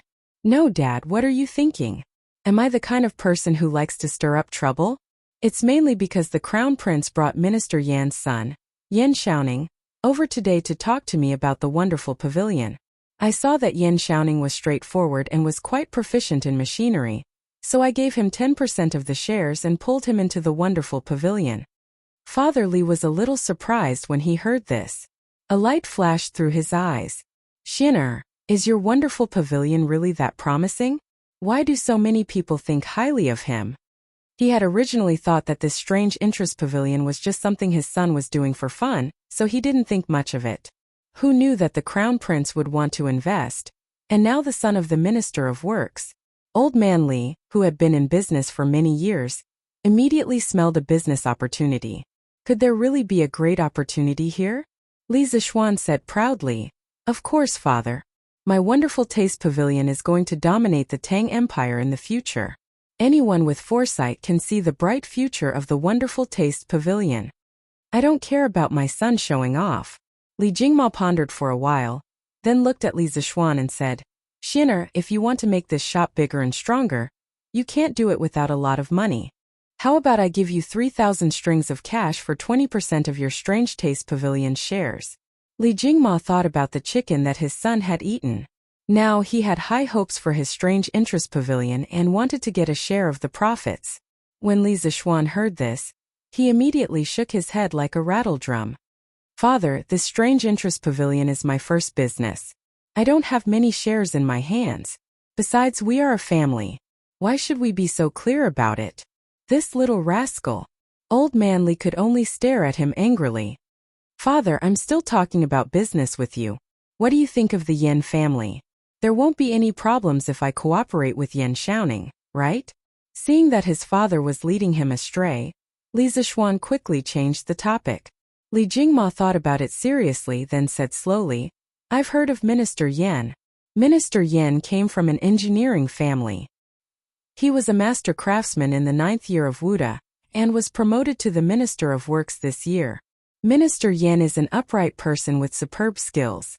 He has great attainments in architecture, craftsmanship, and painting. He can be considered a master of his generation. The current Chang'an city of the Tang Empire was planned and designed by Minister Yan. His younger brother, Yan Liben, is a master craftsman. He is very good at calligraphy and painting. As for his son, Yan Xiaoning, I don't know much about him. However, the Yan family is very strict and is a true family of gentlemen. Sinister, if you cooperate with Yan Xiaoning, there will only be benefits and no disadvantages." When Li Zishuan heard that Yan Liben was Yan Lide's younger brother, he was shocked and opened his mouth wide. He might not have heard of Yan Lide, but who didn't know of Yan Liben's name in his previous life? He was a great painter in the Tang dynasty. His walking carriage painting and portraits of past emperors were treasures passed down from generation to generation. Li Zishuan didn't expect the friend he just made today to have such an amazing family background. He swallowed his saliva and said, "Well, since father said so, then I can rest assured." After that, he turned to go back to his room to sleep. "Sinister, don't you want to consider father's suggestion? That's 3,000 strings of cash." Old Man Li didn't give up on the idea of getting a share and shouted from behind. Li Zishuan hurriedly quickened his steps and ran away. Although his family had a lot of money, it was more comfortable for him to spend his own money. Strange Interest Pavilion's embryonic form had been formed and he didn't lack funds now. He was just waiting for this young eagle to take off. This stinking brat. West Courtyard. Li Zishuan laid on his bed and couldn't help but think of the strange scene in his mind when he was drawing during the day. Although he could rely on the memories of his previous life to imagine the three-dimensional structure of the ball bearing in his mind, it was only a vague illusion and not a real thing. However, the ball bearing in his mind during the day was real and clear, as if there was a real ball bearing in front of his eyes. At that time, he even felt that he could make it rotate 360 degrees at will. As a young man from the 21st century, Li Zishuan didn't believe in ghosts and gods. However, he couldn't explain what happened during the day, so he could only try again. At that moment, Li Zishuan closed his eyes and began to recall the structure of the ball bearing. Sure enough, a realistic three-dimensional model immediately appeared in his mind. At that moment, there was no one to disturb him, so Li Zixuan could finally relax and boldly observe. It would be great if I could enlarge it. Li Zixuan saw that the structure of the ball bearing was too small and couldn't be seen clearly. He felt that it was a fly in the ointment. As if it had heard his thoughts, the model in his mind began to enlarge rapidly, and all the minute structures on it could be seen clearly. Li Zixuan was so shocked that his mouth opened wide. How the F***ck could this work? That scared me to death. Since it can be enlarged, can it be rotated? Li Zixuan silently thought about the rotation in his mind. Who knew that the model would also start to rotate? What the F***ck? Did my brain become a computer? This scene was very familiar to Li Zixuan. This was because in his previous life, when he used a drawing software on his computer to draw a 3D model of some parts or machines, those drawings could be enlarged or rotated 360 degrees with the help of the mouse. Right now it was as if there was this software in his brain. What the hell was this? Li Zixuan's heart had a trace of fear of the unknown, but also a trace of excitement. He opened his eyes and looked around. After confirming that he was alone in the room, he closed his eyes again. Since the ball bearing works, can I change it to something else? Li Zixuan was eager to try. Let's try a bicycle. Li Zixuan's mind moved and a 3D model of an unbranded bicycle appeared in his mind. The outline of every part of the bicycle and every assembly could be seen clearly. Li Zixuan could even see every grain on the tires. Could this be my golden finger? I can recreate a 3D model of a modern object in my mind? As if he had found a new toy, Li Zixuan was having a lot of fun. Cylinders, water wheels, motorcycles, etc. flashed through his mind. After a while, Li Zixuan became a little arrogant. He wanted to create a big treasure. Why don't I try a tank? Li Zixuan's mind moved and a huge armored tank appeared in his mind. But it did not last long. In less than 2 seconds the tank disappeared. Immediately after, there was a sharp pain in his mind. It was not physical pain but mental pain. Li Zixuan had never experienced this kind of pain before. He could not help but groan and pass out. Oh! Chapter 57. In the study of the Yin residence. A lean and elegant old man stared at the drawing on the table for a long time without saying a word. After a long time, the old man finally turned around and said to the young man in front of him, "Near this drawing method and the ball bearing were invented by Li Zixuan?" Yin Xiaoning nodded. "Yes, father." This old man was the Minister of Works, Yin lied. The drawing on the table was exactly the same as what Li Zixuan drew during the day. It turned out that Yin Xiaoning used his memory to copy the drawing that Li Zixuan drew during the day. A light flashed in Yin Li's eyes as he praised. "I have never seen such a drawing method before, but it is indeed very convenient and worth popularizing. Furthermore, this ball bearing is truly a genius creation, but it's a pity that it's difficult to manufacture. I don't know who his teacher is, but his knowledge of machinery is so profound. I'm afraid he has already caught up to you, Ning. He is a promising talent. Ninger, you should invite him back to the manor some other day and test him for father. If he is really talented, this old man will ask His Majesty to give him an official position in the Imperial Censorate." Yin Xiaoning smiled bitterly. "Father, I also told Li Zixuan today, but he said he wants to be filial at home and doesn't want to be an official right now." Yin Li glared and said angrily, "Nonsense, with such talent, how can he not work for the country? Call that brat over some other day and I will talk to him. At such a young age, he is already not thinking about improving himself. How ridiculous." The next day before dawn, Li Zixuan woke up. He woke up in pain. He felt as if there were thousands of needles stabbing into his brain. Li Zixuan felt that it would be better if he just fainted, but this kind of thing couldn't be fainted so easily. Li Zixuan held his head in pain. His face was ferocious and his veins were bulging. Large beads of sweat rolled down his forehead and down his back. Waves of piercing pain came from the depths of his soul, causing Li Zixuan to groan uncontrollably. But at this time it was usually the time when people were sleeping soundly. Xiao He and Xiao Shi were still sleeping soundly in the room outside. Am I going to die the moment I transmigrated to the Tang dynasty? Wasn't I just thinking about the tank? You damned heavens! You want to kill yours truly the moment yours truly found out that he had a cheat as well? This Goldfinger doesn't even have a F***king instruction manual. I don't even know if I can use it for a treasure like a tank. Li Zishuan's heart flashed with anger and unwillingness. He had just discovered that he had a cheat, but he did not expect that he would lose his life because he did not use it properly. How can he blame me for this? This young master doesn't know what to use and what not to use. Just as Li Zishuan felt that his head was about to explode, there was a slight fluctuation in his dantian. Then there was a cooling sensation in his mind, which slightly relieved Li Zishuan's pain. Li Zishuan was shocked. He suddenly remembered that he was severely injured at Zhongnan Mountains. Sun Simiao had said that he would need to rest for a month to recover. But he had used the Taishan Sutra and recovered more than half of his injuries in a day. This meant that the Taishan Sutra was very useful for healing injuries. But this time it seemed to be a mental injury. He did not know if the Taishan Sutra would work. Forget it, I don't care anymore. I'll just treat it as a last resort. If I don't take any measures, I'll probably die from the pain or become mentally disabled. Li Zishuan endured the pain in his mind and sat up. He crossed his legs on the bed and used all his strength to activate the 5th level of the Taishan Sutra. At this moment there was a warm feeling in his dantian. But it was of no use. His mind was still in extreme pain. Li Zishuan's face hardened. I don't believe it. I'll fight you to the death today. Forcing himself to be alert, Li Zishuan planned to go all the way. Regardless of the pain in his mind, he crazily activated the Taishan Sutra again and again. He did not know how many times he had activated it. The true energy in Li Zishuan's body was constantly being compressed. His body was completely soaked in sweat, and water could be wrung out of his clothes. At this moment his face was extremely pale and he was in extreme pain. His hard work paid off. The quantitative change finally led to a qualitative change. Li Zishuan felt as if a trace of the compressed true qi had unexpectedly turned into a drop of liquid. He only heard a clear ding-dong sound. His previously incomparably violent mind immediately calmed down when he heard this clear sound. At this moment, Li Zishuan's mind felt extremely clear.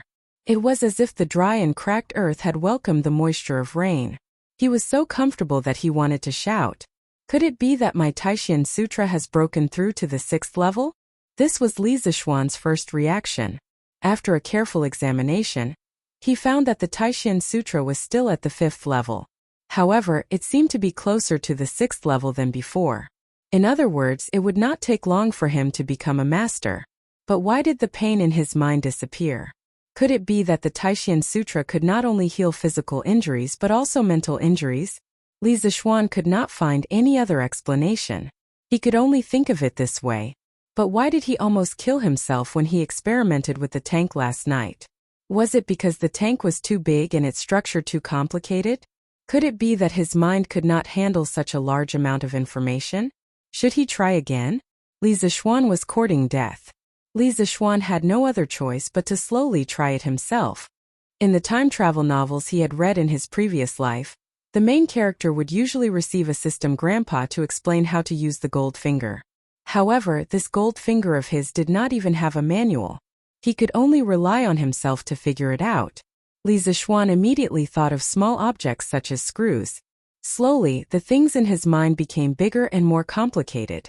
It was only when he thought of the cars in his previous life that Li Zishuan felt a sharp pain in his mind. Li Zishuan knew that this should be his limit. He immediately stopped thinking. He did not want to continue the painful feeling from before. Li Zishuan was now sure that this gold finger of his should be able to construct a three-dimensional model of some industrial machinery and parts in his mind. Then he could turn these models into detailed blueprints through his own hands. However, this gold finger seemed to have limitations on the size and complexity of the object. With his current ability, he could barely construct complex industrial products like cars. However, Li Zishuan was already very satisfied with this. Although he had studied mechanical design in his previous life, it did not mean that he could draw a three-dimensional model of some of the mechanical structures in his previous life. He believed that no one would be so free as to memorize all the mechanical structures in their mind.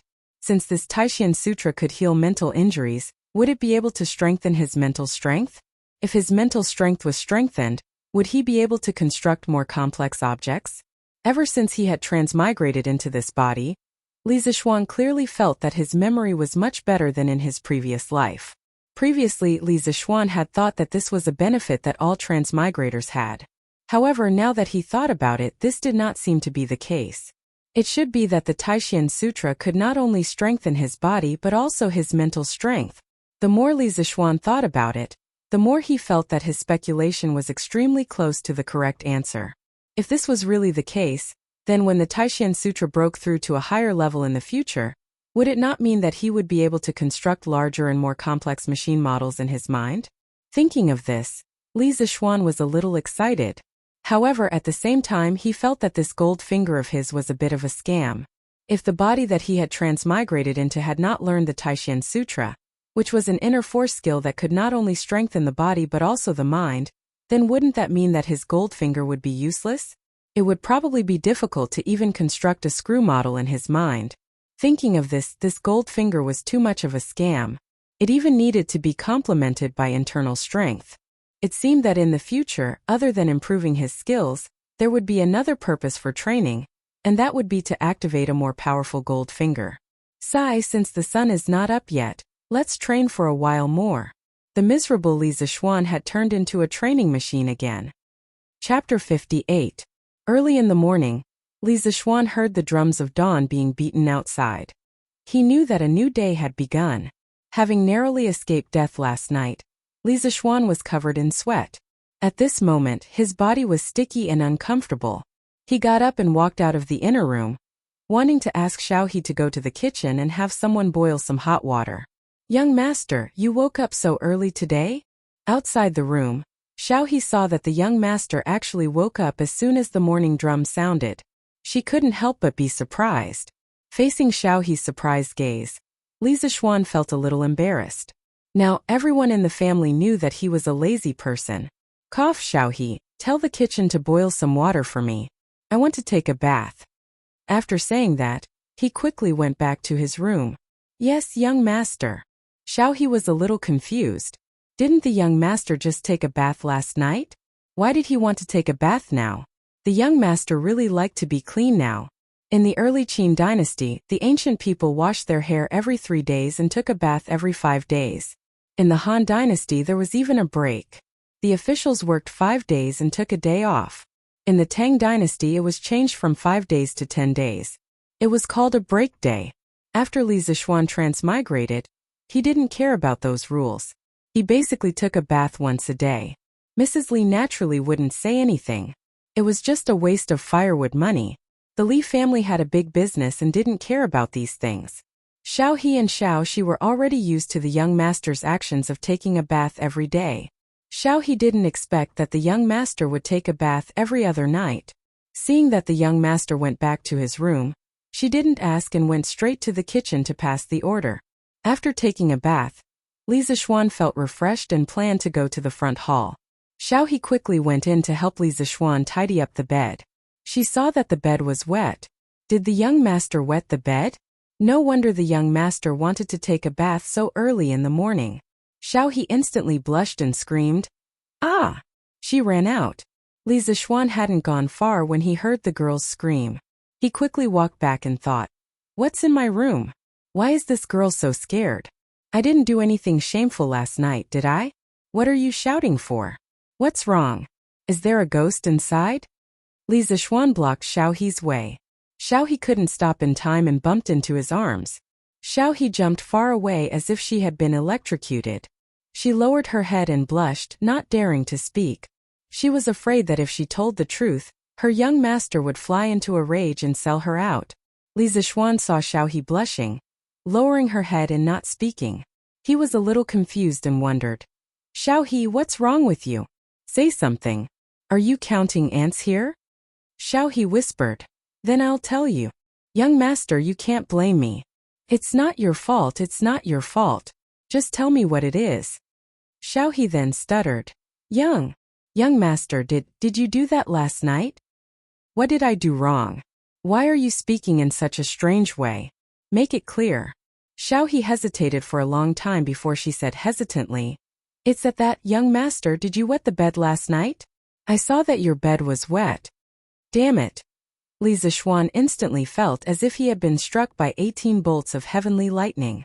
That should have been because of the problem with his body last night, and the pain caused him to sweat uncontrollably. In the end, this girl thought that it was because he wet the bed. If this were to spread out, wouldn't this young master's reputation be ruined? Li Zixuan patted the girl's forehead angrily and said, "What are you thinking? It's sweat. You're so young. Why don't you think about it?" Xiao He obviously didn't believe him.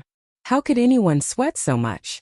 The young master must be embarrassed and deliberately covered it up, so she said, "Young master, you're right. It's sweat, it's sweat. I will never tell anyone." Li Zixuan could see that the girl didn't mean what she said. He said angrily, "It's really sweat.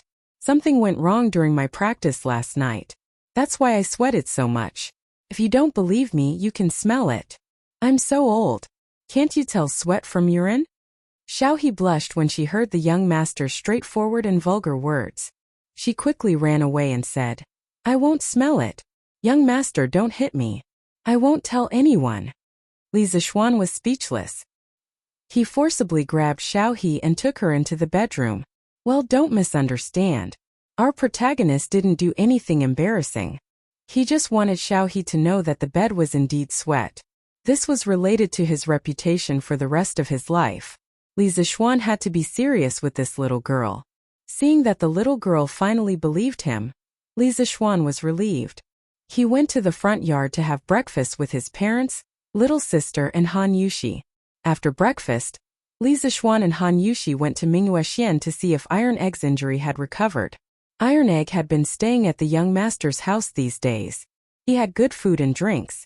There were also maids to take care of him. The young master often came to visit him.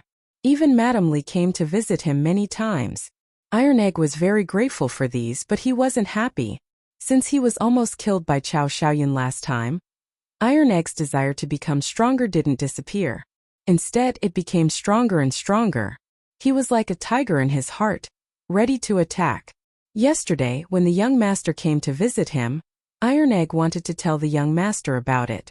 But when the words came to his mouth, he didn't know how to say it. This morning, Iron Egg felt that his injury didn't hurt anymore. He tried to get out of bed.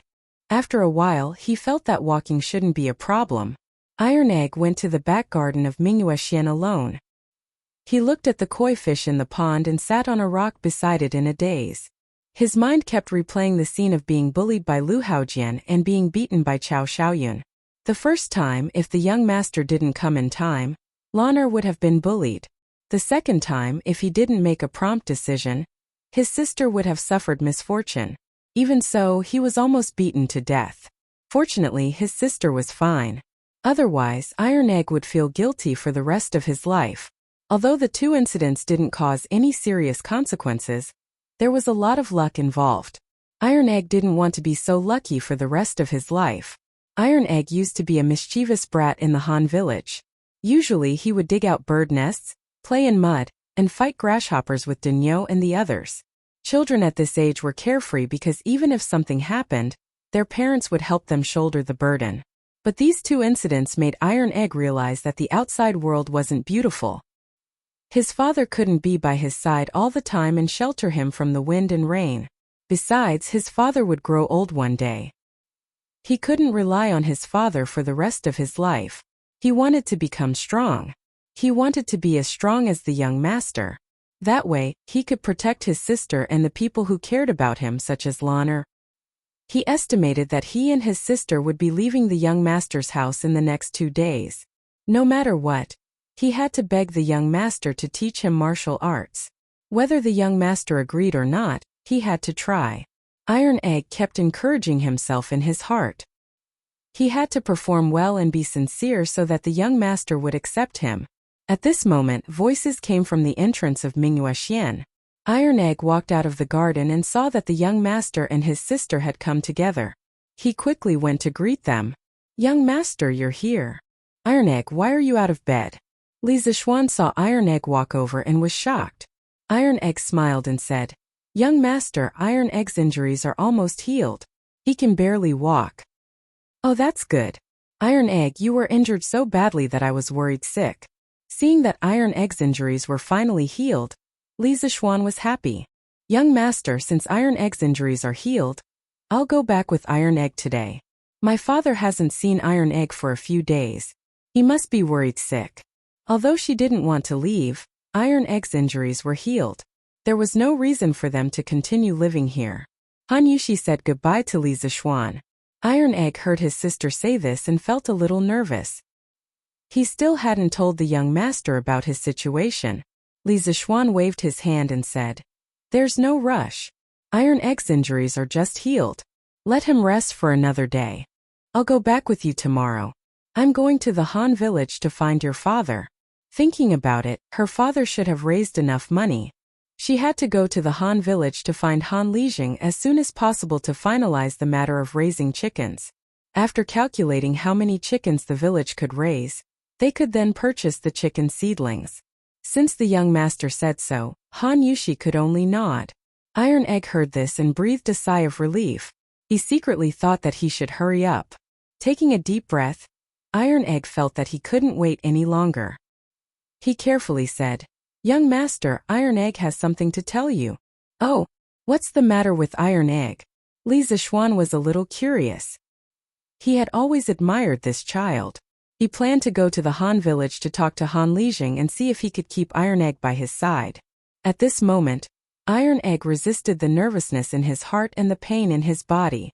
With a plop sound, he knelt in front of Li Zixuan. Iron Egg knew that he didn't have money or ability. He didn't have anything to show. He could only follow the storytellers in the restaurants and use his sincerity to move the young master. Li Zixuan and Han Yushi were shocked by this kneeling. Why couldn't this child talk nicely? Why did he have to kneel? Li Zixuan wanted to pull Iron Egg up, but Iron Egg hurriedly waved his hand to stop him. "Young master, Iron Egg wants to be your disciple. I beg you to teach me martial arts. Iron Egg wants to become strong. He wants to protect my sister and everyone who cares about Iron Egg from harm. I beg you, young master, to agree." Iron Egg knows that he doesn't have money or ability, but Iron Egg will remember young master's kindness for the rest of his life. After saying this, he was about to kowtow. This time, Li Zixuan ignored Iron Egg's attempts to stop him and quickly pulled Iron Egg up. This child must have heard too many stories. Even if he wanted to be his disciple, he didn't need to kneel and kowtow. Li Zixuan was also shocked by Iron Egg's words. Was this still the shy brat he saw before?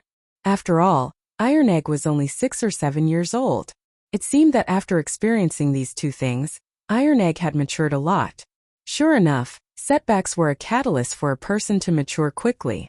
Han Yushi was also a little surprised by her brother's actions. When she heard Iron Egg's words, she was a little touched. She couldn't help but think of the scene where Iron Egg stopped Qiao Xiaoyun regardless of the danger and let her go first. Han Yushi couldn't help but tear up. Her brother had grown up. Han Yushi was both touched and gratified. She looked at Li Zixuan and wondered if the young master would agree. Chapter 59. After being pulled up by Li Zixuan, Iron Egg's eyes were still fixed on Li Zixuan. He really hoped that the young master would accept him. Feeling the deep pleading in Iron Egg's eyes and recalling the words of Iron Egg, Li Zixuan could not help but feel touched. This child was only 6 or 7 years old. It was not that he could not accept him as a disciple, but there were some things that had to be made clear in advance. Li Zixuan turned around and put his hands behind his back. After thinking for a while, he said, "Iron Egg, you risked your life to save Lan. I have always been grateful to you. But if you want to be my disciple just to learn martial arts and not be bullied, I can't accept you." Iron Egg asked anxiously, "Why, young master?" Han Yushi also looked at Li Zixuan curiously. She heard the young master's words. It seemed that Iron Egg did have a chance. Li Zixuan said slowly, "Heroes use martial arts to break the rules. Iron Egg, if you only focus on learning martial arts and pursue power without paying attention to self-cultivation, sooner or later you will go astray and bully the weak with your martial arts." Iron Egg hurriedly promised, "Young master, Iron Egg will not do that kind of thing. Please believe in Iron Egg. Iron Egg only wants to learn martial arts and not be bullied." Li Zixuan shook his head. At the end of the day, Bruiser still had the temperament of a child. Once a person gained power, their way of thinking would change. When the time came, they would be slightly instigated by a villain, and it would be easy for them to go astray. Bruiser's thinking was still too simple. Iron Egg. I can accept you as my disciple and teach you martial arts, but I will also teach you other things to help you cultivate your mind. You must pay equal attention to them. If your mind is not stable, how can you practice martial arts? Besides, I don't want you to become a brute who only knows martial arts. Many things can't be solved by martial arts alone. I hope you can become a useful person to the Tang Empire. If I find out that you only know how to practice martial arts and neglect the cultivation of the heart, then I will expel you from the sect. Are you still willing? With the arrival of Zhengguan's golden age, the world would gradually become peaceful. Most of the time, one could not rely only on martial strength and bravery to fight. In times of war, scholars were useless. However, in times of peace, a martial artist was of little use. Therefore, Li Zishuan didn't want Iron Egg to only learn martial arts. He wanted to teach Iron Egg some other things so that he could survive in peaceful times. As for how much Iron Egg could learn, that would depend on his luck. After hearing this, Han Yushi's eyes lit up. She didn't expect the young master to be so considerate and consider so much for Iron Egg. She hurriedly pushed Iron Egg, indicating that he should quickly accept her as his disciple. Iron Egg was overjoyed when he heard that Li Zishuan could accept him as his disciple. However, after Li Zishuan said those principles, he didn't fully understand them. However, when he saw his sister urging him, he no longer hesitated and knelt in front of Li Zishuan again. Young master, Iron Egg agrees to cultivate the heart and practice martial arts with you. I beg you to accept Iron Egg as your disciple. Li Zishuan didn't stop him this time. He nodded and said, Well, Iron Egg, go back and tell your father. If your father agrees, I will officially accept you as my disciple. That's great. My father will definitely agree. Thank you, young master. Finally hearing a definite answer, Iron Egg jumped up excitedly. Li Zishuan found it a little funny that he was still a child. He originally wanted to keep Iron Egg by his side and let him learn something. This child's temperament wasn't bad at all. Now that he unexpectedly accepted Iron Egg as his disciple, it didn't seem too bad. He just didn't know how good this child's potential was. After this trip to the Han village, he would bring Iron Egg by his side and let him start learning. Thank you, young master. Han Yushi was also happy for her brother. Iron Egg could learn something by the young master's side. It was better than playing in the mud in the countryside. Therefore, Han Yushi was very grateful to Li Zishuan. Li Zishuan waved his hand and said with a smile, This is Iron Egg's own opportunity. Yushi, you don't have to thank me.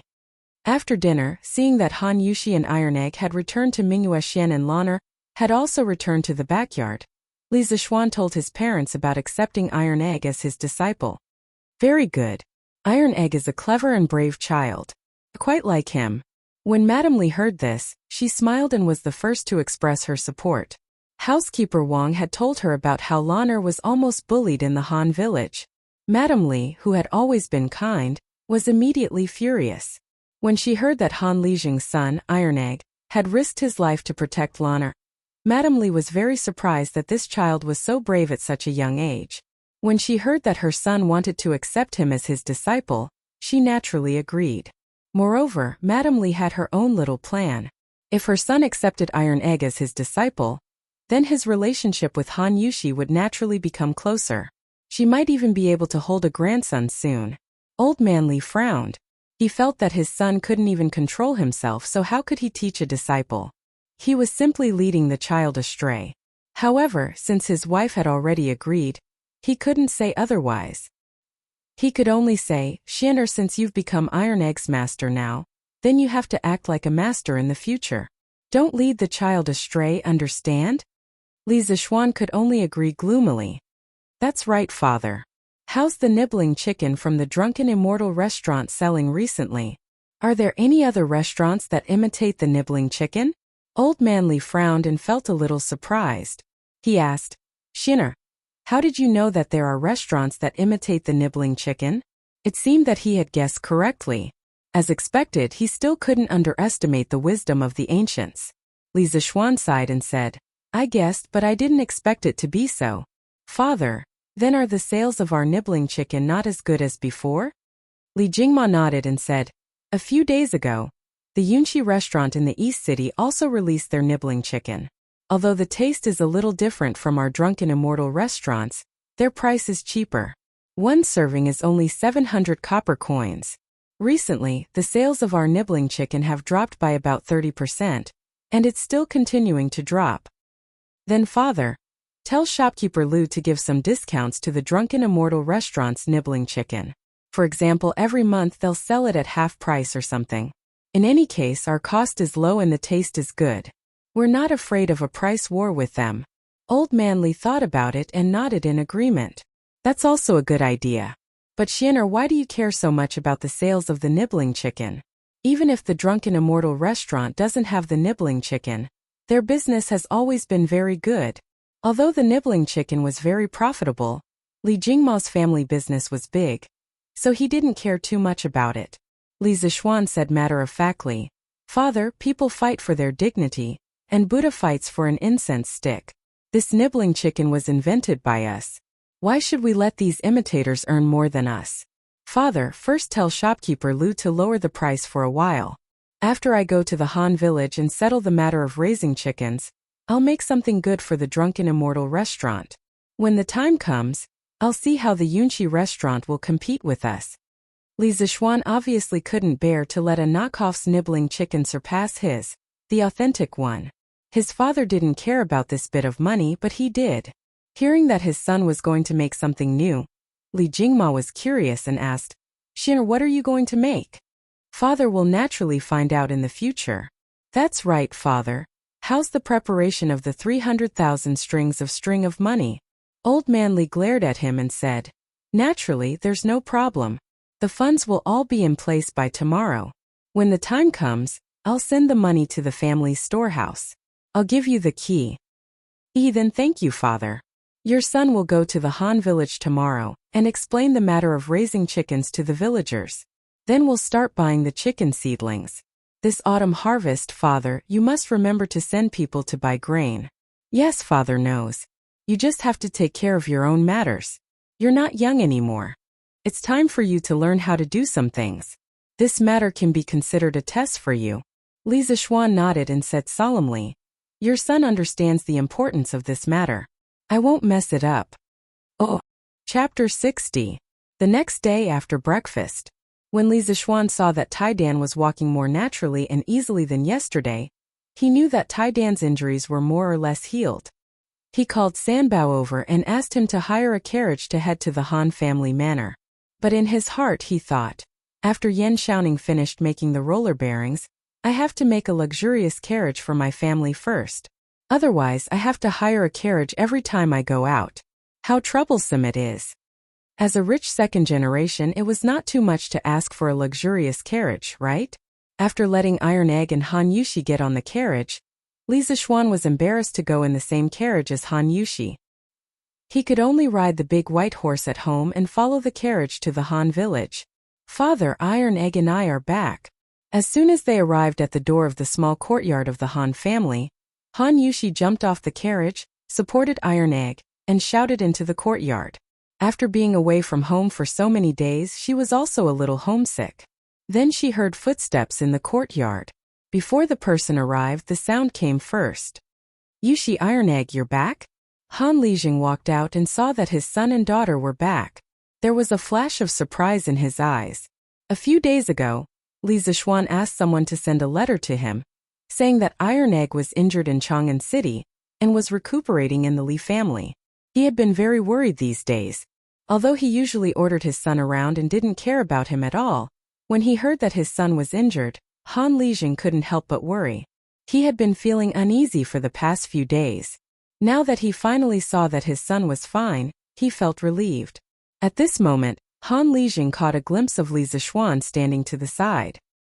He was shocked and interrupted his thoughts of talking to his son and daughter. He hurriedly went forward and said, "Young master, you're here too." Li Zishuan said apologetically, "Uncle Han, this time Iron Egg and Yushi came to the city. It's my fault that I did not take good care of them and let Iron Egg get injured. I'm really sorry, Uncle Han." Han Lijing quickly waved his hand. Although he didn't study much, he could still distinguish right from wrong. It was too far-fetched to blame Li Zixuan for this matter. Young master, please don't say that. You can't blame young master for this matter. Young master, thank you for taking care of Iron Egg after he was injured. Let's not just stand outside. Let's go in and talk. Uncle Han, other than sending Iron Egg Yushi home, I also have something to discuss with Uncle Han. They sat down in the room and chatted for a while before Li Zixuan cut to the chase. Young master, if there is anything you need, please tell me. Han Lijing sat up straight and earnestly said, I don't dare to instruct you, but I have something to discuss with Uncle Han. Previously, when I was at my house, I found that Yushi's winemaking skills were very good, so I wanted her to help me make a new wine. The monthly salary is 10 strings of coins. I don't know if Uncle Han is willing. Han Lijing's eyes widened. 10 strings of coins. It was more than what he worked hard to earn in a year. He quickly shook his head and said, Young master, you can't do that. It's our family's honor that Yushi can help you. Previously, young master has brought so many benefits to our family. You can't ask for such a high salary from young master. Li Zixuan said, Uncle Han, what I want to discuss with you is not about money. I want to ask if you are willing to let Yushi help me make a new wine. As for the money, if Yushi is willing to help me, she deserves it. Once the new wine is made, the profit will be far greater than this small amount of money. Please don't refuse. When Han Lijing heard this, he finally thought of the crux of the problem. His daughter was still an unmarried daughter. Although the villagers would not be as particular as those wealthy families, if his daughter were to appear in public to help the young master make a wine, it would inevitably cause gossip. However, his family had received so many favors from the young master's family. Now that it was rare for him to be able to help the young master, it was really difficult to refuse. Han Lijing was also in a dilemma for a moment, so he might as well give the choice to his daughter. Yushi, are you willing to help the young master make a wine? I respect your decision. Han Lijing's tone was somewhat solemn. When Han Yushi heard that she could help the young master, she was only excited and did not think so much. Now that she saw her father's solemn expression, she realized that things were not as simple as she thought. She was a girl. If she agreed to help the young master, she would definitely not be able to avoid getting along with him day and night. It would easily cause gossip. However, it was rare for her to have the opportunity to help the young master. She really did not want to refuse. Moreover, she did not hate working with the young master. She even had some faint expectations in her heart. Han Yushi gritted her teeth and said, Father, I want to help the young master make a wine. Even though she knew that she should not do this, Han Yushi still could not bear to refuse the young master's request for help. As long as I can help the young master, let others gossip if they want to, Han Yushi thought in her heart. Han Lijing sighed softly in his heart. Ever since Li Zixuan left the Han family manor last time, he realized that there was something wrong with his daughter. However, as a father, it was really difficult for him to speak about a girl's private matters. If only the child's mother was still alive. Sigh, he hoped that his daughter would not regret it in the end and would have a good ending. Young master, since Yushi has agreed, then this old man has no objections. Li Zixuan did not think as much as the father and daughter. He was still in the mindset of a modern person. He did not think that there was anything wrong with letting Han Yushi help him make a wine. However, he also noticed that the atmosphere was a little strange. When he heard Han Lijing's words, he could only suppress the doubts in his heart and cup his hands to thank him. Uncle Han, there is one more thing. Iron Egg told me yesterday that he wants to be my disciple, and wants me to teach him martial arts. You are his father, so I thought that this kind of thing should only be done with your consent. This. Han Lijing was a little shocked. He secretly thought that Iron Egg, this stinky brat, even knew how to find someone to be his disciple. He looked at Iron Egg in surprise. At this time, Iron Egg had his head down and was counting ants. He was quite courageous when he wanted to be his disciple, but after that, being looked at by his father like this brat also felt a little embarrassed. I heard that the young master also has a famous master. Iron Egg can be your disciple. It is his good fortune. As long as the young master does not think that this brat is stupid, of course I will agree. Han Lijing thought about it and said with some gratitude. His son's future following the young master was obviously better than playing in the mud in the countryside. Which father did not want his son to be successful? In the past, he could not even take care of his children's food and clothing. Naturally, he did not have the time to think about his son's future. Now that there was such a good opportunity, of course he would agree. Li Zishuan nodded and said, "Since Uncle Han has agreed, then after 2 days when I am done with the matters at hand, Iron Egg will follow me back to Chang'an to study martial arts." Han Lijing solemnly bowed and said gratefully, "Thank you, young master, for promoting this stinky brat. If this brat is disobedient in the future, young master, feel free to scold and discipline him. If he is beaten to death, he deserves it. This old man will not say a word." Li Zishuan smiled and shook his head. He said, "Uncle Han, this time I came to the Han village because there is a very important matter that I need to discuss with you." Han Lijing saw that he was serious and asked in confusion, "Young master, what is it?" Chapter 61. Han Village, Han Family's Small Courtyard. Uncle Han, my father and I plan to have all the farmers in the village help us raise chickens. We will be responsible for providing the chicken seedlings, and we will also use a portion of the rent as payment for everyone raising the chickens. Li Zishuan revealed the main purpose of his visit to the Han family village this time. Hearing this, Han Lijing asked curiously, "Young master, isn't it just asking everyone to help raise a few chickens? Why do we need to pay them? It's not like it takes much effort." Li Zishuan explained, "Uncle Han, it's not about raising a few chickens. We plan to raise at least 50,000 chickens in the Han village. Of course, we need to pay the farmers a corresponding amount." So many.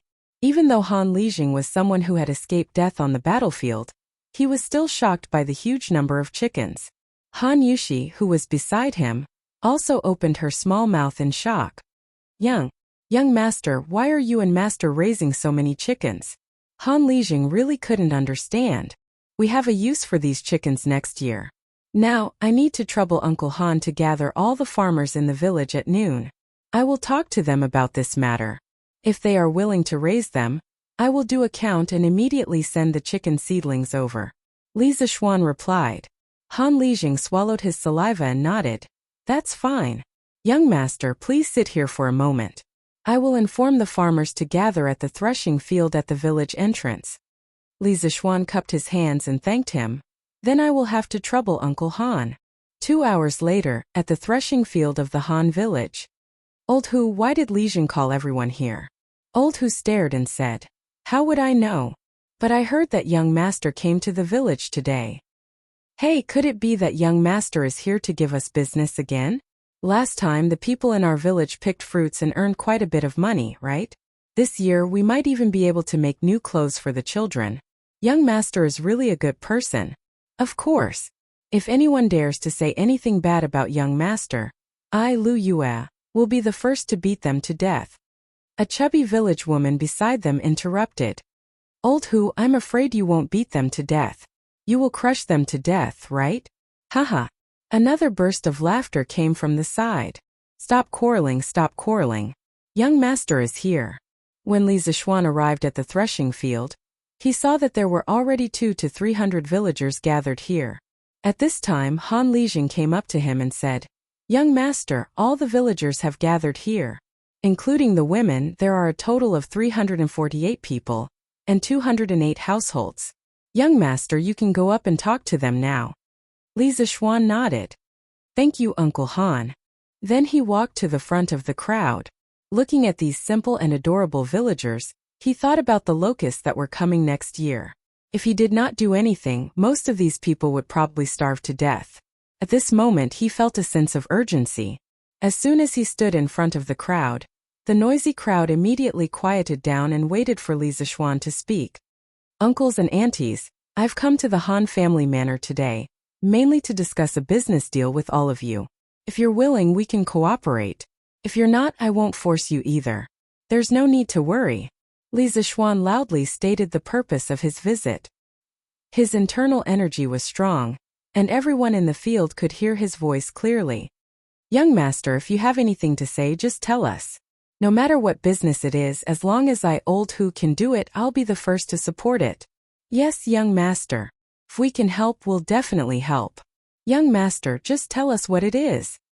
Yes, we'll definitely help. Li Zishuan gestured with his hand, and the crowd immediately quieted down. Then I'll say it. Just do what you can. This business deal is very simple. I want all of you to help my family raise chickens. My family will provide the chickens for free, and according to the number of chickens raised by each household, a portion of the rent will be reduced every year. For example, if a household raises 100 chickens, then this household's rent will be reduced by 10% this year. If they raise 200 chickens, then the rent will be reduced by 20% and so on. Does everyone understand? As soon as Li Zishuan finished speaking, the crowd below burst into an uproar. There's actually such a good deal? Raise 100 chickens, and the rent will be reduced by 10%. Yes, aren't these conditions too generous? Why does young master want to raise so many chickens? Is what young master said true? Did I hear wrongly? Li Zishuan waited for them to talk privately for a while before asking them to quiet down. What's everyone's decision? If you're not willing to cooperate, you can leave now and do your own things. I won't hold any grudges. No one was willing to leave. The bearded man couldn't help but shout again. Young master, only a fool wouldn't agree to such generous conditions. My old Hu family is willing to help young master raise 500 chickens. Old Hu's words were shocking. He wanted to raise 500 chickens. According to his calculations, he wouldn't have to pay rent for a year. Young master, my family is willing to raise 800 chickens. With someone taking the lead, the people behind immediately began to fight with each other, fearing that they wouldn't be able to raise enough chickens. Li Zishuan coughed heavily, interrupting the noisy crowd, and said loudly, each family can raise a maximum of 400 chickens, and you must ensure that the chickens have at least an 80% survival rate.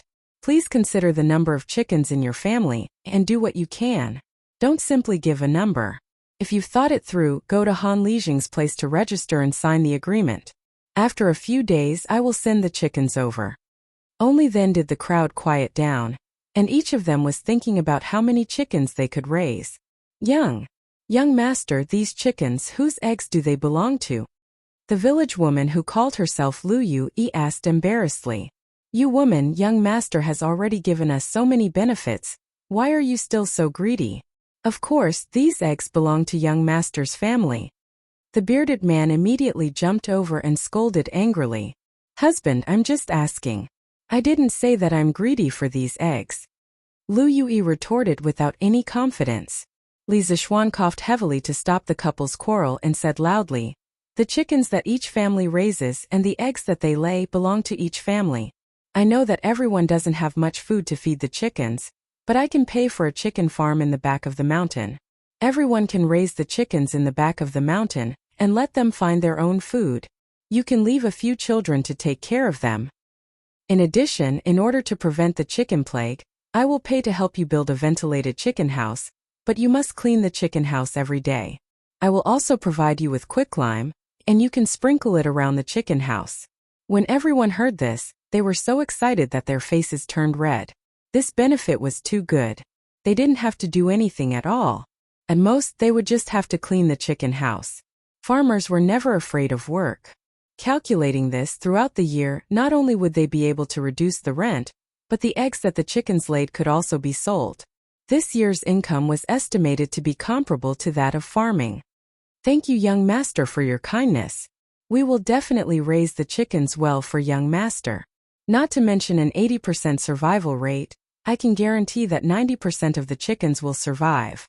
Young master, my family has 5 children. Raising 400 chickens is no problem at all. Young master, my family also has 4 children. We can also raise 400 chickens. Seeing that everyone was so enthusiastic, Li Zishuan was also very gratified. His words were not in vain, so he shouted, after everyone has thought about it, go to Han Lijing to report the number and press your fingerprint. In the next few days, I will send the chicken seedlings over one after another. According to the number that each of you reported, the chicken seedlings will be distributed. I hope that everyone will raise these chickens well. Han Lijing had already set up a table at the side. Han Yushi sat on the stool and held a brush, waiting for everyone to report the number. As soon as everyone heard Li Zishuan's words, they immediately scrambled to get to the table. Chapter 62. In the afternoon, in the small courtyard of the Han village. After Li Zixuan explained the matter of raising chickens to the villagers, he and Iron Egg returned to the small courtyard of the Han village to rest. There were no extra stools there, and standing was tiring. Li Zixuan's laziness had not been cured. Iron Egg, did you go to school before? Since he had nothing to do, he wanted to chat with his new disciple. Master, Iron Egg went to school in the village last year, but the village ran out of money to pay for the school, so the teacher ran away. Iron Egg no longer called Li Zixuan young master, but master. It was also the first time that Li Zixuan heard someone call him master, and he felt a little proud. He then asked happily, Iron Egg, how many words did you learn after going to school for a year? Iron Egg scratched his head and said embarrassedly, Master Iron Egg knows about 100 words. He was a famous brat in school, and his grades were not good. As so little, not as good as Lon. Although Lonner was young, her mother had taught her how to read and write when she was very young. Although Lonner's writing skills were immature, it was almost the same as Li Zixuan's calligraphy. Li Zixuan patted Iron Egg's shoulder and said earnestly, Iron Egg, you can't be illiterate. In the future you have to learn from Lonner every day. Even Lonner knows more words than you. As a man, how can you be worse than a girl? Yes, master. Iron Egg answered with a bitter face. Young master, we're back. Han Yushi's clear voice came from the door, followed by Han Lijing. Li Zixuan quickly got up and greeted them with a smile. Uncle Han, Yushi, thank you for your hard work. Han Lijing waved his hand and said with a smile, Young master, what are you talking about? With this livelihood, I'm afraid our Han manor will become the richest manor in the vicinity of Chang. No matter how hard it is, I, Old Han, am willing to do it. Haha. Yes, Uncle Han, you have to believe me. As long as the farmers work hard, their days will only get better and better. Oh right, have you calculated the number of chickens? How many chickens did the farmers register? Han Lijing hurriedly handed the booklet in his hand to Li Zixuan and said, Young master, the amount reported by each household in the Han village is recorded here. Yushi and I haven't had the time to calculate it yet. The main thing was that he had never been to school, so how could he know how to count? Li Zixuan flipped open the booklet and glanced at it. He found that almost every household had signed up for 400. Only about 20 households had signed up for 300 or 200. Han Lijing had also signed up for 400. After Li Zixuan practiced the Taishan Sutra, his brain's reaction was unusually fast. After he glanced at the booklet, he immediately calculated the total number in his mind. Closing the booklet, Li Zixuan smiled and said, There's no need to trouble Uncle Han to calculate. I've calculated that the farmers have signed up for 78,600 chickens. I'll round it up. When the time comes, I'll purchase 80,000 chickens. Uncle Han, you can distribute the excess evenly to each household. Take it as a token of my appreciation to the farmers. The additional portion will not be included in the amount they have to pay me next year. Li Zixuan waved his hand and sent out an additional 1,400 chickens. Han Lijing saw that the young master calculated so quickly, and secretly thought that the young master was really knowledgeable. Iron Egg was the young master's disciple. Even if he didn't learn martial arts, if he could learn 30% of the young master's knowledge, it would be enough to last him for a lifetime. When he heard that the young master wanted to send out an additional 1,000 chickens, Han Lijing was shocked. He hurriedly said, Young master, you can't do that. This young master's conditions are already generous enough. If you do that, won't you lose money? Li Zixuan smiled and said, Uncle Han, this isn't worth much. If the farmers can live a better life, I'll be happy. If my mother knew, she would be happier than I am. Oh right, Uncle Han, I also want you to help me find a type of person. Young master, what kind of person are you looking for? Han Lijing asked curiously. That's right. Uncle Han, do you know a type of person who can make a flock of chickens very obedient? For example, if you tell the flock to head east, the flock will head east. Is there such a person? Li Zixuan wasn't confident that he could find such a person. If he really couldn't find such a person, then when the locust exterminating plan was implemented next year, he would have to hire a lot of people to chase the chickens down to the ground and eat the locusts. The efficiency would be very low. In his previous life, He had seen a lot of experts on the internet who could train chickens like they were their own arms. He just didn't know if there was such a person in the Tang dynasty. Han Lijing, who was listening at the side, was stunned. He asked in bewilderment, young master, is there such a person in the world? It seems like I'm thinking too much. Li Zishuan was slightly disappointed. Master, I know who can make chickens obedient. Iron Egg, who was at the side, jumped up and shouted excitedly. Oh, Iron Egg, you really know? Li Zishuan asked in surprise. Stinky brat, don't talk nonsense. How come I don't know that there is such a person in the farmstead? Han Lijing frowned and scolded. Father, there really is such a person. Uncle Hu's silly son, Uncle Hu's son, can make a flock of chickens obedient. Moreover, his sister also has this ability. Iron Egg hurriedly explained. Oh, so that child really knows how to do this? How come I don't know? Han Lijing asked in puzzlement. Li Zishuan ignored the puzzled Han Lijing and pulled Iron Egg over. He hurriedly asked, Iron Egg, quickly tell Master what is going on. Yes, Master. It's just that Uncle Hu has a son. Since he was young, he didn't like to play with the children in our farmstead. He usually stays alone in the small courtyard at home and keeps his chickens company. We all call him Silly Hu in private. There was once when I went to Uncle Hu's house to help my father return something. I saw him and his sister playing with the chickens in the courtyard. I heard him squawk and the chickens ran to the east. His sister squawked and the chickens ran back. Moreover, the chickens weren't afraid of them at all. At that time I thought it was strange. But after hearing what Master said, I feel that the two of them are quite suitable for Master's conditions. Oh, there is such a thing. That's great. Iron Egg. What are the names of these two children? I have to meet them. Li Zishuan originally didn't have much hope. He didn't expect that there would be a glimmer of hope at the end of the tunnel. He couldn't help but be excited. Master, that Silly whose real name is Hu Guoji. His sister is Hu Guoji. If Master wants to meet them, I can bring Master there. Iron Egg replied.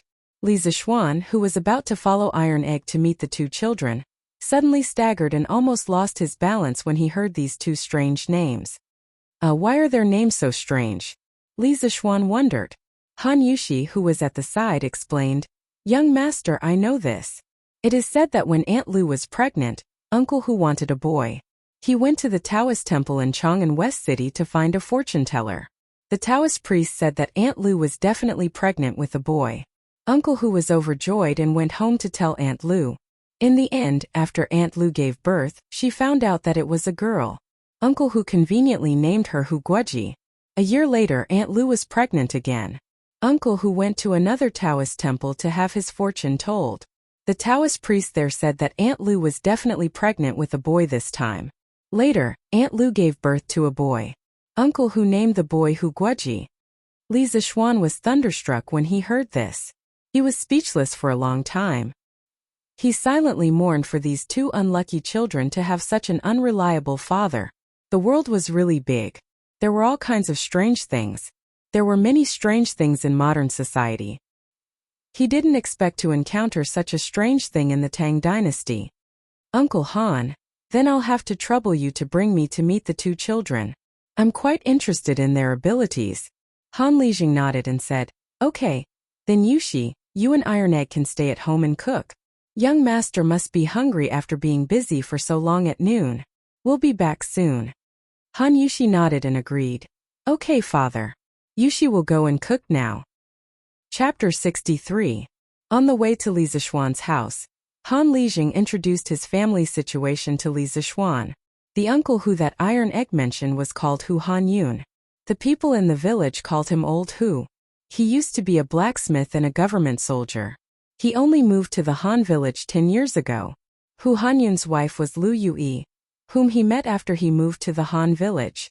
She was considered a flower in the village when she was young, but her personality was very shrewish. Young Master, actually, this Old Hu is also a pitiful person. Han Lijing suddenly sighed heavily. Li Zishuan was puzzled. Oh, Uncle Han, how is he pitiful? Back then, Old Hu also fled from the north and came to our Han village. He was a forthright and righteous person. He could talk to anyone. It didn't take long for him to take root in the village. Later, he finally married Lu Yui. Everyone thought that his good days were coming. Who knew that Lu Yui's first child was actually born? More than a month after it was born, everyone found out that the girl was born blind. Old Hu's family didn't have much money to begin with. In order to raise money, he did everything he could. Then he brought his daughter to basically all the big and small medical centers in Chang'an. But no one could cure that child's eyes. Ah? Old Hu's child was a blind girl? Li Zixuan was shocked.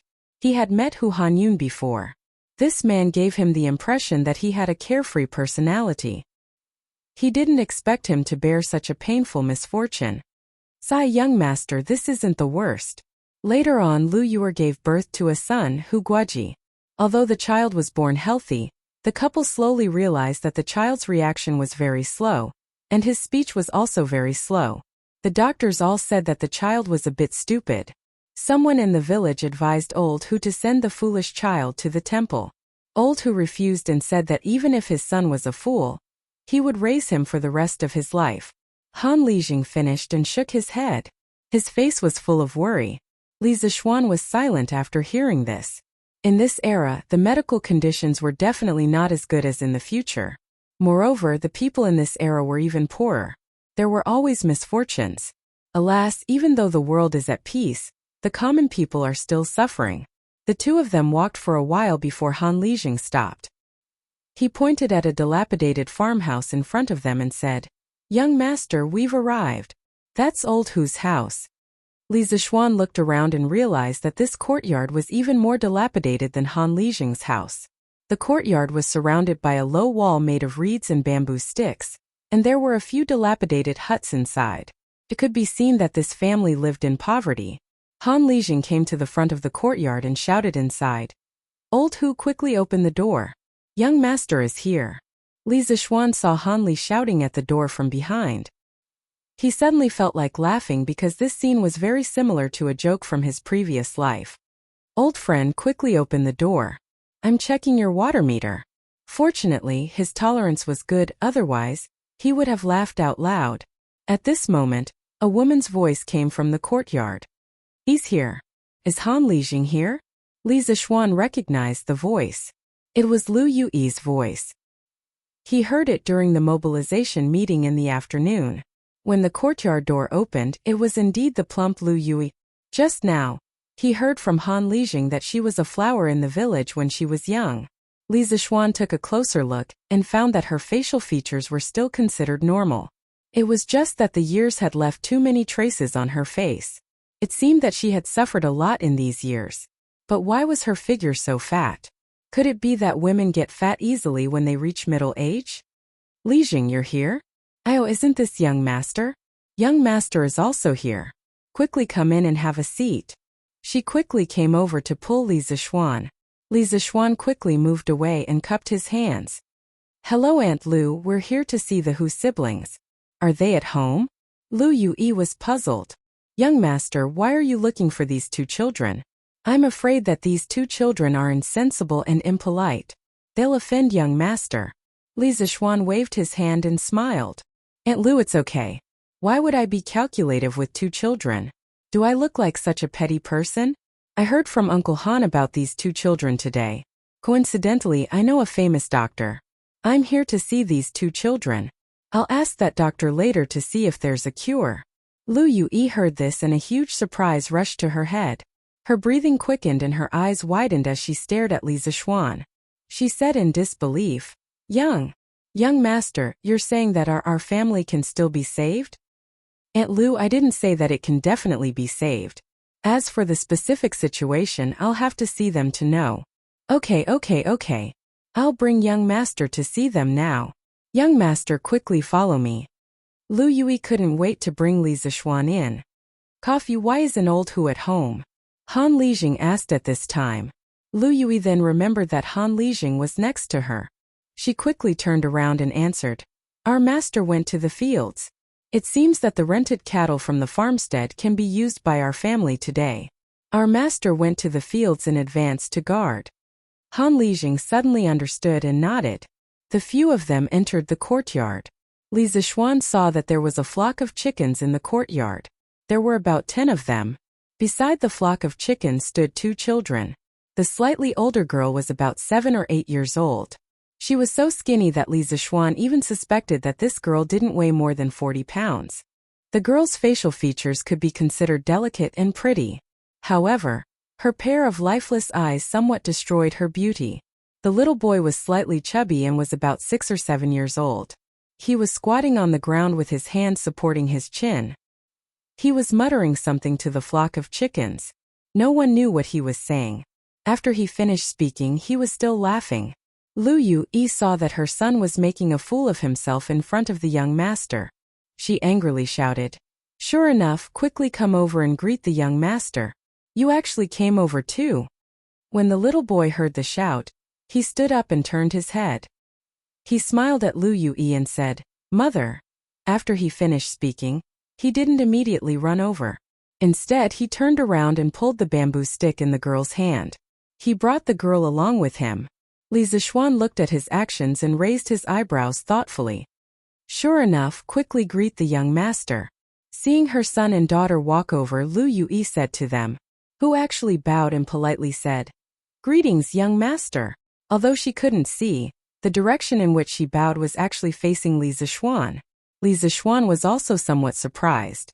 However, what made him even more surprised was this girl's temperament. It was a kind of calm and indifferent, like an ancient well without any ripples. Standing beside her was like standing on the surface of a calm lake. This girl at such a young age, her temperament was probably even more indifferent than those monks. At this time, Hu Sure chuckled and scratched the back of his head. He laughed foolishly and said, "Hehe, sure greets young master." This child's pronunciation was really very slow. Moreover, it seemed that this child was really struggling to speak. Also, when Hu Sure said this sentence coupled with his name, Li Zixuan felt that it was a little strange no matter how he heard it. Oh. Chapter 64. Looking at the two children in front of him, Li Zixuan felt a little uncomfortable. Other children at this age were playing with their friends outside, but these two children could only squat at home and play with a flock of chickens. How sad. "Aunt Lu, you go do your things first. I want to talk to these two children alone for a while." "Ah, then young master, if you need anything, call me." Lu Yu responded and brought Han Lijing to sit in the front hall. "Is your name Guoji?" Li Zixuan bent down and tried to smile kindly. Perhaps because he felt Li Zixuan's goodwill, Hu Zixuan said with a silly smile, "Young master, why are you still asking for me?" It seemed that this child wasn't stupid. Previously, when Li Zixuan saw that he didn't forget to pull his sister along when he came over, Li Zixuan felt that this child wasn't as stupid as Han Lijing and the others said. Now that he saw Hu Guiyuan, although he spoke slowly, his thoughts were very clear and organized. Li Zixuan was even more certain of his judgment. "Sure enough, I heard that you can make chickens very obedient. Can you show it to your brother?" "Yet." Hearing Li Zixuan mention chickens, Hu Guoji suddenly became excited and quickly pulled his sister to the flock of chickens in the east corner of the yard. Li Zixuan crossed his arms with great interest as he stood to the side, watching the two siblings play out what kind of tricks they would play. He saw Hu Guoji raise two chubby little hands and let out a burst of hurried goo-goo-goo sounds. The flock of chickens seemed to have heard the order and excitedly surrounded him. Goo-goo-goo sounds around him. "Sister, your turn." Hu Guoji shouted at Hu Guoji. She took out a willow leaf from her waist, put it to her mouth and blew an incomplete tune. The flock of chickens that were surrounding her turned around and ran to her side. Li Zixuan was dumbfounded as he watched from the side. In his previous life, his family had also raised chickens, but when his mother usually called the chickens to feed them, those chickens would only run over and watch nearby. They would only dare to come over to eat when his mother was far away. It wasn't like this. When the chickens heard the voices of the two siblings, they were not afraid of them at all. They surrounded them as if they had taken drugs. It was really amazing. What Li Zixuan didn't expect was that there would be something even more extreme. Sure enough, Hu seemed to be a little high at this time. He ran to his sister's side and stood in front of the flock of chickens. Then he turned his head to Li Zixuan and smiled proudly, saying, "Hey, young master, look, quickly." Hu Guoji raised his hands, half-squatted, and jumped up and down. His mouth made a very rhythmic sound. The flock of chickens in front of him at this moment seemed to have heard his call and lined up neatly in front of him. What was even more amazing was that the flock of chickens actually followed Huguaji's rhythm and began to jump. They also tilted their necks and turned their heads neatly. Perhaps Hu felt that it was boring for his brother to play alone, so he put the willow leaf next to his mouth and played a happy and melodious tune with Huguaji's rhythm. In the small courtyard, a young girl was standing under the sun and playing a tune. A young boy was happily walking while making strange sounds. The flock of chickens on the ground twisted their bodies to the rhythm. This scene was so beautiful that it almost blinded Li Zishuan's titanium alloy eyes. At this moment, Li Zishuan's heart gave birth to a strange feeling. The scene in front of him was as if a young girl was playing music, and then a young boy was below the stage, leading a flock of chickens to do a square dance. TSK. Li Zishuan expressed that this was really something that he had seen long ago. Hey, young master, Guoji, how's your acting?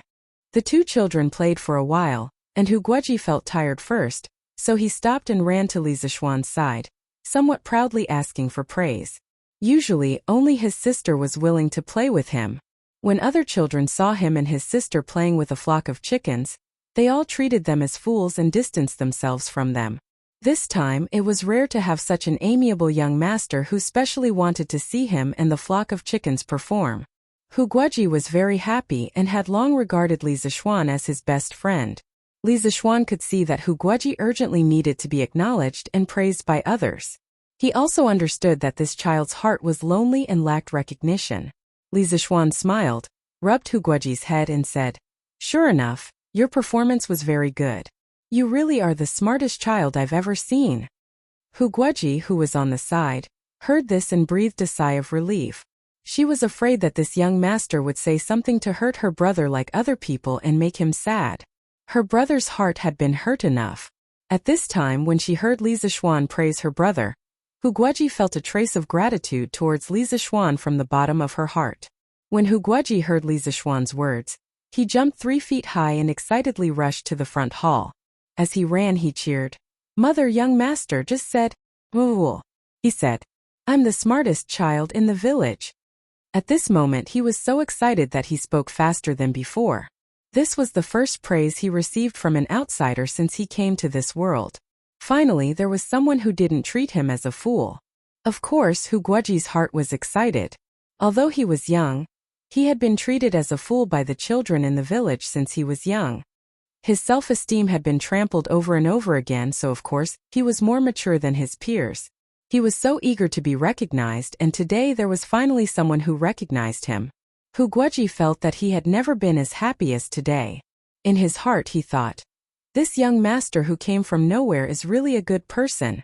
At this time, Huguaji used the bamboo stick to explore the road and came to Li Zishuan's side. She smiled and said, "Thank you, young master, for saying so. I haven't seen my brother so happy in a long time."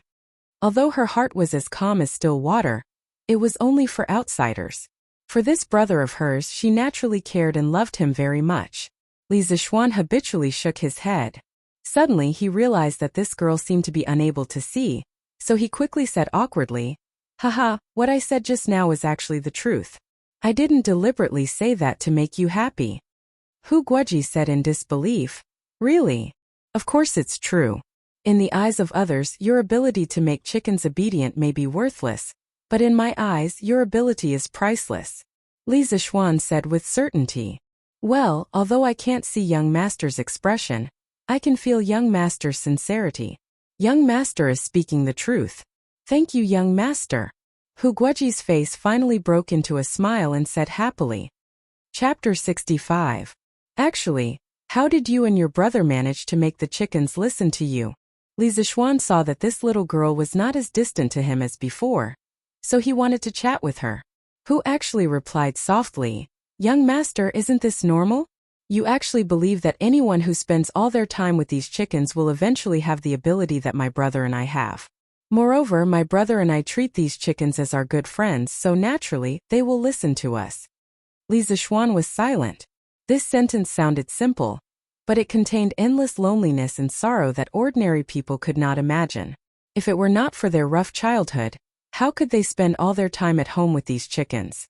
Actually, I just said that your and your brother's ability is valuable in my eyes.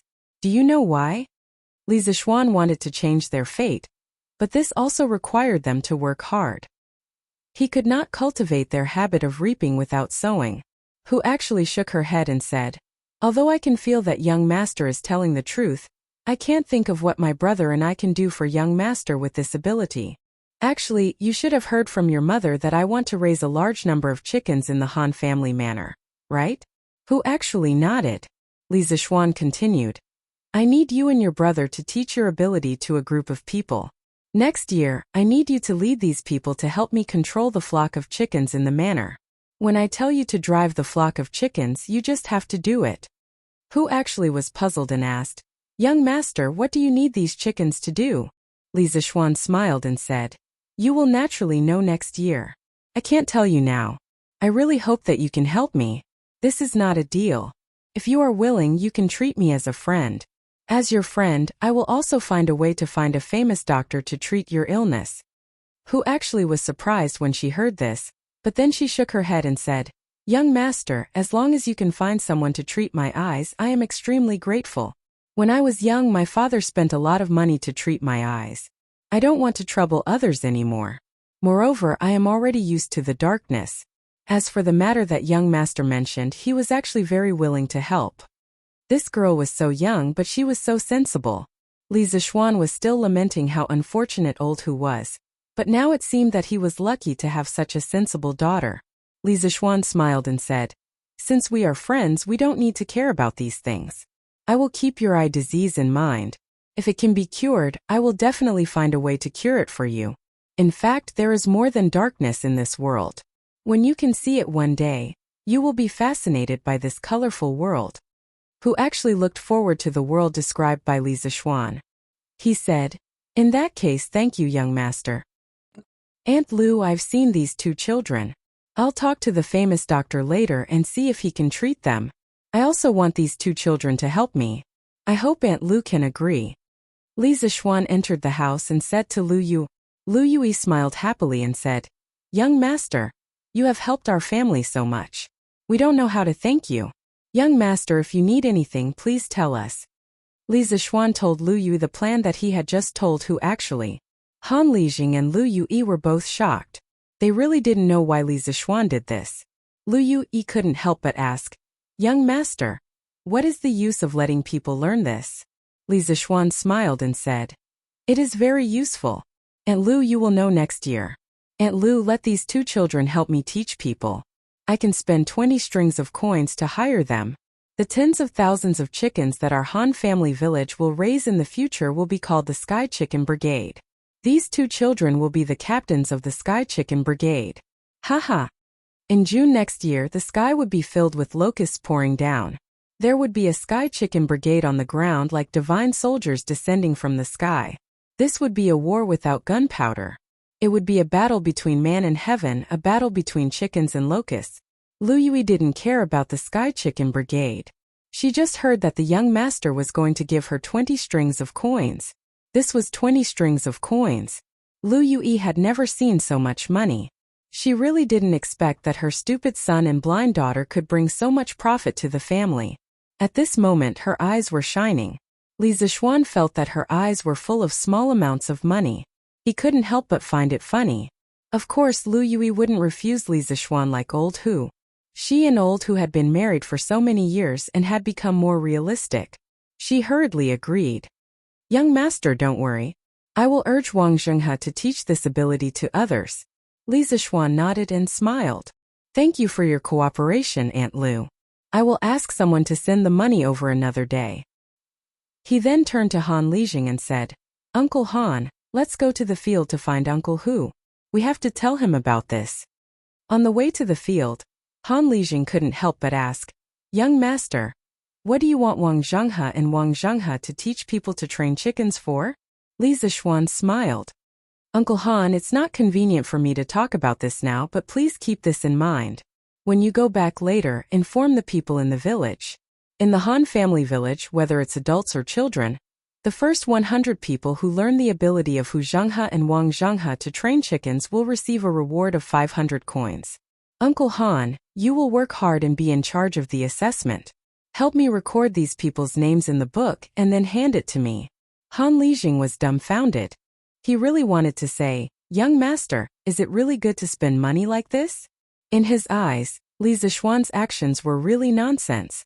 On the ridge of the field outside the village, the two of them found old Hu. Seeing him sitting on the ground, bored to death as if he was waiting for something, the two of them walked over. Old Hu, young master and I are here to see you. Han Lijing called out. Io Lijing, young master, why are you here? Old Hu stood up in surprise. Uncle Hu, I came to talk to you about Wang Zhenghe and Wang Zhenghe. Li Zishuan replied. Young master, what's there to talk about those two children? Old Hu stared at him in confusion. Li Zishuan told Old Hu about his thoughts just now. Old Hu immediately widened his eyes and said in disbelief, Young master, don't make fun of me, Old Hu.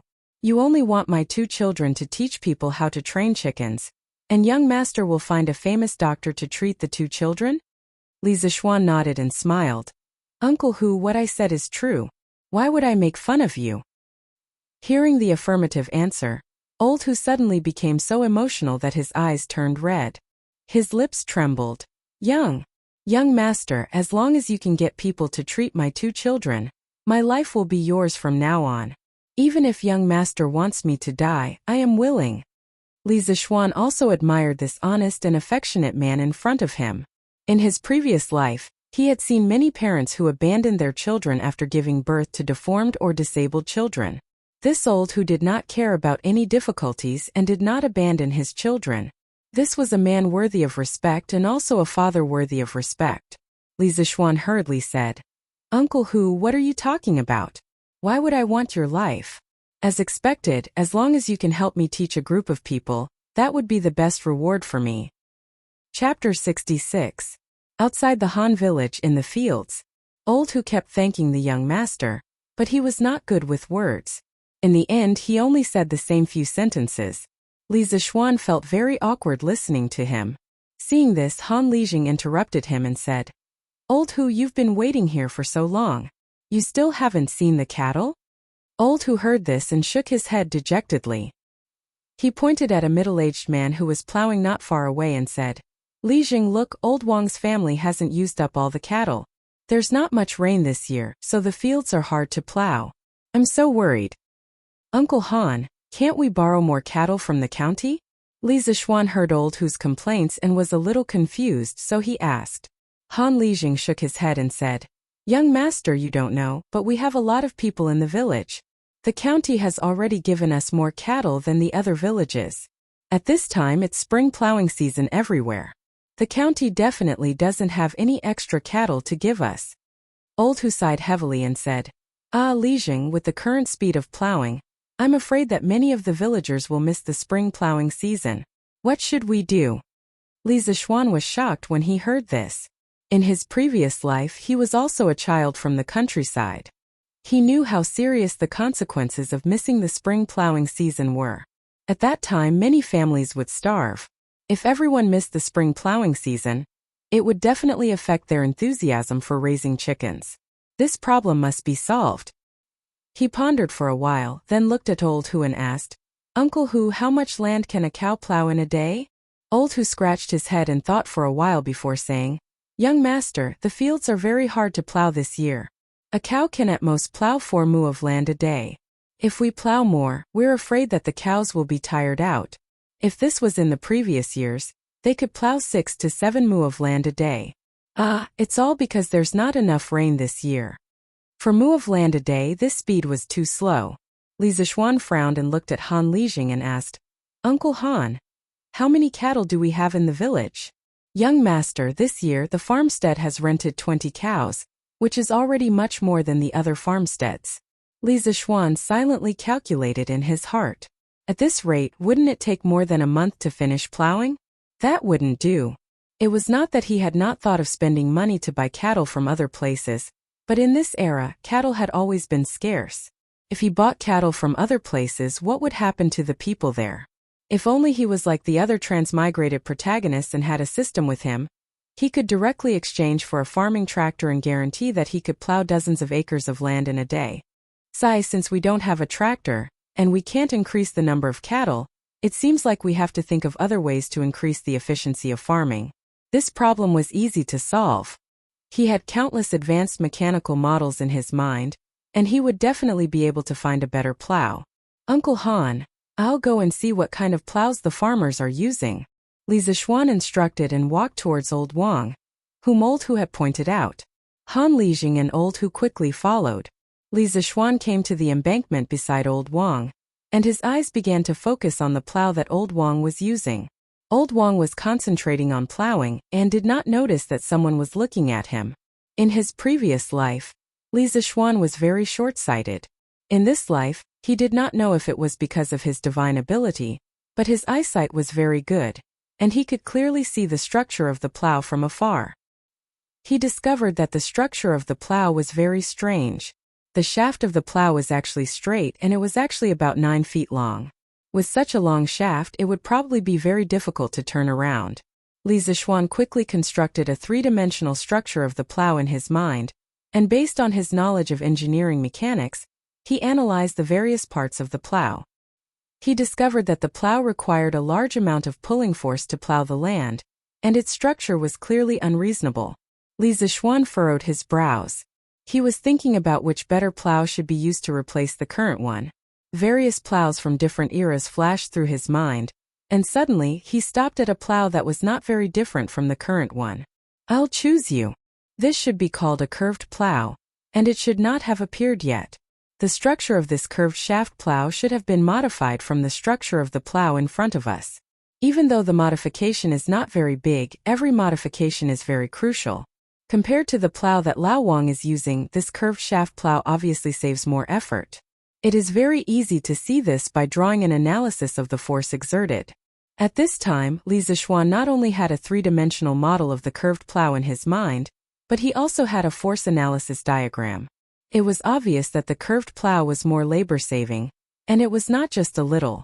The most important thing was that the plow was not difficult to manufacture, and it was easy to mass-produce. When he returned, he could immediately find a craftsman to start manufacturing. This way, he could ensure that the Han family village would not miss out on the spring plowing. In fact, the Tang dynasty was currently using the long straight plow that was passed down from the Han dynasty. The curved plow that Li Zixuan imagined in his mind only appeared in the Jiangdong region in the later part of the Tang dynasty, and thus it was also called the Jiangdong plow. Compared to the long straight plow, the curved plow was more flexible and labor-saving. In the case where the soil was moist, even a strong young man would be able to pull it. Uncle Han, you guys plow like this for now. I will think of a way for you guys in the next 2 days. I will definitely not let the villagers miss out on the spring plowing. Li Zixuan had a solution in his mind, so he turned around and said to Han Lijing.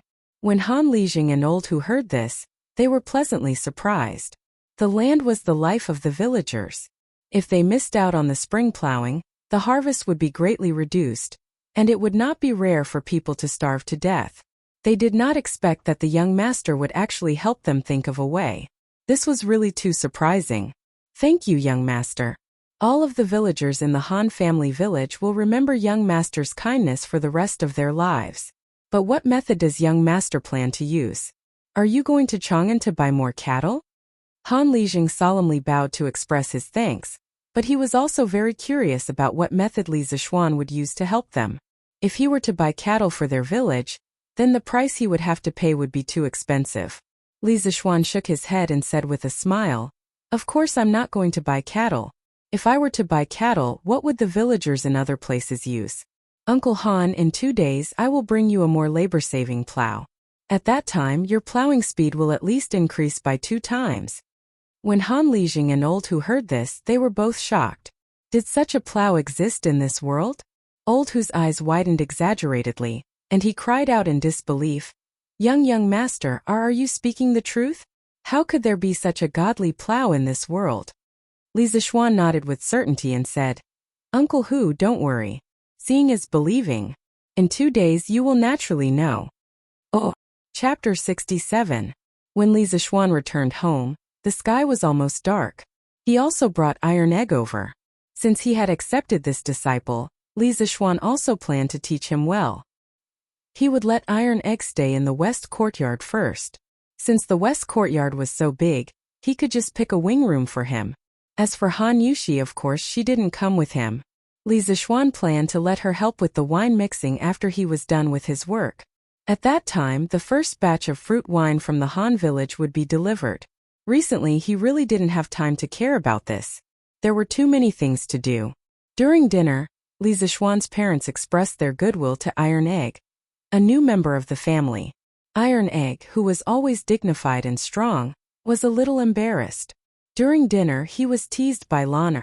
Lana was also very happy about Iron Egg's arrival. Now she finally had a playmate of the same age. Although her brother was usually very good to her, he always treated her like a child. Lana always felt a little indignant. Now that Iron Egg was here, she was no longer the youngest. Of course, this was only what she thought. In reality, Iron Egg was a few months older than her. After dinner, Li Zixuan reported the number of chickens raised by the Han village to Old Man Li in the study. Old Man Li was shocked. 80,000? So many?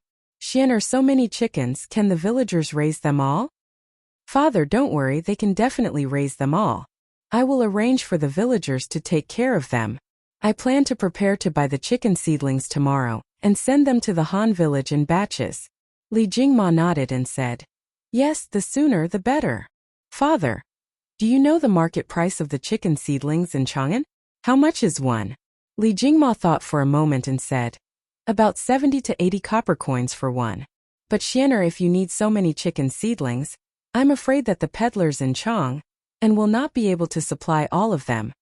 70 to 80 copper coins for one? So expensive? Li Zixuan was shocked. In his previous life, a chicken seedling only cost 3 or 4 yuan each, which was about the same as the Tang dynasty. But after thinking about it carefully, he understood. Modern chicken seedlings were hatched in batches using large automatic incubators, so the cost was naturally lower. Li Zixuan frowned when he heard the second half of his father's words. Dad, do you have any way to provide a large number of chickens in a short period of time?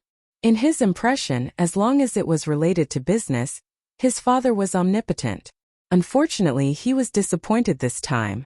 Old Man Li shook his head, showing an expression of helplessness. Xianer, I have indeed done various businesses in my early years. However, I have never set foot in the chicken market. Li Zixuan felt a little helpless. Then let's buy as many as we can and send them over. I believe that those peddlers will definitely think of a way when they see that the market is in short supply. At that time, we just need to give them more money. Li Jingma nodded and said with a smile, You've seen through it all. Early the next morning, Li Zixuan called Wang Zhong and asked him to bring Sanbao, Fu, and a few other servants to the East Market to purchase as many chicken seedlings as possible. The few of them took the money and left with the order. Li Zixuan calculated in his mind. If he calculated according to the price of 80 yuan per chicken, 80,000 chicken seedlings would cost about 6,400 strings of coins. Of course, with Li Zixuan's large purchases, there would be many other peddlers who would raise the price. Li Zixuan felt that if he wanted to buy 80,000 chicken seedlings, he would need to spend about 8 to 9,000 strings of coins. This was really expensive. Early in the morning, Iron Egg was also picked up by Li Zixuan to learn how to read from Lana. This made Lana very happy. She never thought that she would become a teacher one day. Looking at the little girl with her hands behind her back, pretending to be mature and steady, teaching Iron Egg, Li Zixuan couldn't help but want to laugh. In fact, Li Zixuan's guess was not wrong at all. After Wang Zhong and the others came to the East Market, they were like bandits. When they met peddlers who sold chicken seedlings, they directly bought all of their stock. Merchants had the most sensitive noses. Some of the peddlers soon heard the news from Wang Zhong and the others. So one by one, they heard the news, and one by one, they raised the price of the chicken seedlings and sent people to the surrounding counties to purchase chicken seedlings in large quantities. In half a day, the price of a chicken seedling rose from 75 yuan per chicken to 85 yuan, and finally to 90 yuan per chicken. In a short time, chicken seedlings were expensive in Chang'an. However, Wang Zhong and the others still didn't care about the price. They bought all the chicken seedlings in the West Market and told the peddlers that they still needed a lot of chicken seedlings and asked them to hurry up and stock up. Young master, this old servant bought all the chicken seedlings in the West Market. There were only about 8,000 in total.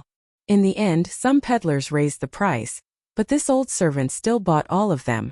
Those peddlers will go to the surrounding counties to stock up today. We can continue to buy tomorrow. In the front yard of the Li residence, Wang Zhong pointed to more than 10 large wooden boxes on the ground and reported to Li Zishuan. Noisy chattering sounds came from the wooden boxes. For a moment it was very lively. Li Zishuan nodded and agreed. Uncle Wang, you did the right thing. I believe that the price of the chicken seedlings will only be more expensive tomorrow. I'll have to trouble Uncle Wang to bring 7 or 8 servants and hire a few carriages to transport these chicken seedlings to the Han village. Give them to Han Lijing and let him distribute them according to the order that everyone signed up. Also, let Han Lijing immediately gather people in the village. The wage is 30 yuan per person per day. Let them surround the back of the mountain and build a chicken farm. You can continue to purchase the chicken seedlings tomorrow. Wang Zhong nodded and immediately went to gather people. Li Zishuan returned to the west courtyard and went to his study. He spread out a piece of rice paper and closed his eyes. He drew the structure of the curved shaft plow and labeled the dimensions. Li Zishuan also learned about the measurement units of the Tang dynasty. The labeled dimensions were naturally converted. He also noted the things that needed to be taken note of during the processing. After he finished drawing, Li Zishuan rolled up the drawing and prepared to go to Yin Xiaoning's house to find him. Of course, the sooner the better. The villagers of the Han village were still waiting for his curved shaft plow to plow the land. Under the lead of a servant, Li Zishuan arrived at the Yin residence. After the gatekeeper announced his arrival, Yin Xiaoning came out to greet him with a big smile. Haha, Xiao Xian. How come you have time to visit me today? Li Zishuan smiled and said. Brother Xiaoning is the technical director of our Strange Interest Pavilion, and one of the 4 major shareholders. Of course I have to come and greet you. Haha. Yin Xiaoning's forehead was full of black lines. He hated the title of technical director, but Li Zishuan wouldn't agree to change it no matter what. Now that he heard these words, he felt a little disgusted. Yin Xiaoning coughed twice and said, Xiao Xian, come with me to the front hall. Why are you standing at the door? Li Zishuan nodded and followed Yin Xiaoning into the residence. Chapter 68. In the front hall of the Yin mansion. After the two sat down, Li Zishuan asked, Brother Xiaoning, how many scooters have you made? He didn't come here just to deliver the blueprint. He was also very concerned about the opening of the Strange Interest Pavilion. Yin Xiaoning smiled proudly and said, Hee, Xiao Xian, you don't trust me? The first batch of 300 scooters was completed yesterday. We're just waiting for the opening of the Strange Interest Pavilion. With his father's current status, it was easy for him to get someone to make some scooters. Li Zishuan's heart also relaxed. This Yin Xiaoning was really direct and efficient, unlike some pedantic scholars who did things indecisively. As an engineering student, he didn't embarrass his fellow engineering students. Brother Xiaoning, I'm relieved. Otherwise, how can the Strange Interest Pavilion open without products? By the way, Brother Xiaoning, have you found the craftsman for the Strange Interest Pavilion? He had asked Yin Xiaoning to help him find a group of skilled and honest craftsmen. The Strange Interest Pavilion must have its own workshop in the future. This would be more conducive to keeping secrets and monopolizing the technology. Yin Xiaoning was even more proud when he heard Li Zishuan ask about the craftsman. He smiled and said, I wanted to give you a surprise, but since you asked, I'll tell you. After my father found out that I'm working with you on the Strange Interest Pavilion, he gave me one of our previous workshops. In the future, this workshop will be a part of the Strange Interest Pavilion. The craftsmen in the workshop used to work in the general's office. Their skills are excellent. Li Zishuan was really surprised when he heard Yin Xiaoning's words. He only asked Yin Xiaoning to help him find a few craftsmen. He didn't expect Yin Xiaoning to give him a workshop directly. This gift was really precious. Since Yin Xiaoning was so generous, Li Zishuan couldn't be stingy. He waved his hand and said generously, Brother Xiaoning is really kind. I have to thank Uncle personally. I'll pay all the craftsmen's salaries in the future. Yin Xiaoning looked at him with a strange expression and couldn't help but say, The craftsmen in the workshop work for Wonderful Interest Pavilion. Of course you should pay them. Little Xian, are you planning to let my father continue to pay them? Li Zishuan felt that Yin Xiaoning's words made sense. He patted his head in annoyance and secretly scolded himself for being a fool. Well, Brother Xiaoning is right. I've been so busy these 2 days that I've become muddle-headed. Where is the workshop? Shall we go and take a look? Since he already had a workshop, wouldn't it be more convenient for him to let the craftsmen in the workshop make the curved shaft plows? The workshop is in an E-lane which is very close to the East Market. It will be very convenient in the future. Li Zishuan said happily, That's great. Brother Xiaoning, shall we go to the workshop to have a look? Since little Xian wants to go and take a look, then big brother will respectfully accept. He followed Yan Xiaoning to an E-lane. After making several turns and entering a small alley, he saw a relatively large group of courtyards. Although the houses were not luxurious, they occupied a large area. There was a sign hanging above them that read, Strange Interest Pavilion Workshop. Li Zishuan looked at Yan Xiaoning in confusion. He didn't expect him to act so quickly. Yan Xiaoning seemed to see the confusion in his eyes. He smiled proudly and said, My father said that since he gave the workshop to us, of course he had to change the name. This plaque was personally inscribed by my father. What do you think? Many people in Chong and can't get my father's calligraphy. Although Li Zishuan didn't know much about calligraphy, he could see that the calligraphy was vigorous and powerful. It was hundreds of times better than his own doggy handwriting. He immediately exclaimed in admiration. He praised in admiration, Uncle Yan's calligraphy is really good. I owe him such a big favor this time. I must thank him in person someday. Yan Xiaoning laughed in his heart. This is the effect I want. When you fall into my father's hands one day, let's see how you can find an excuse to be lazy. Haha.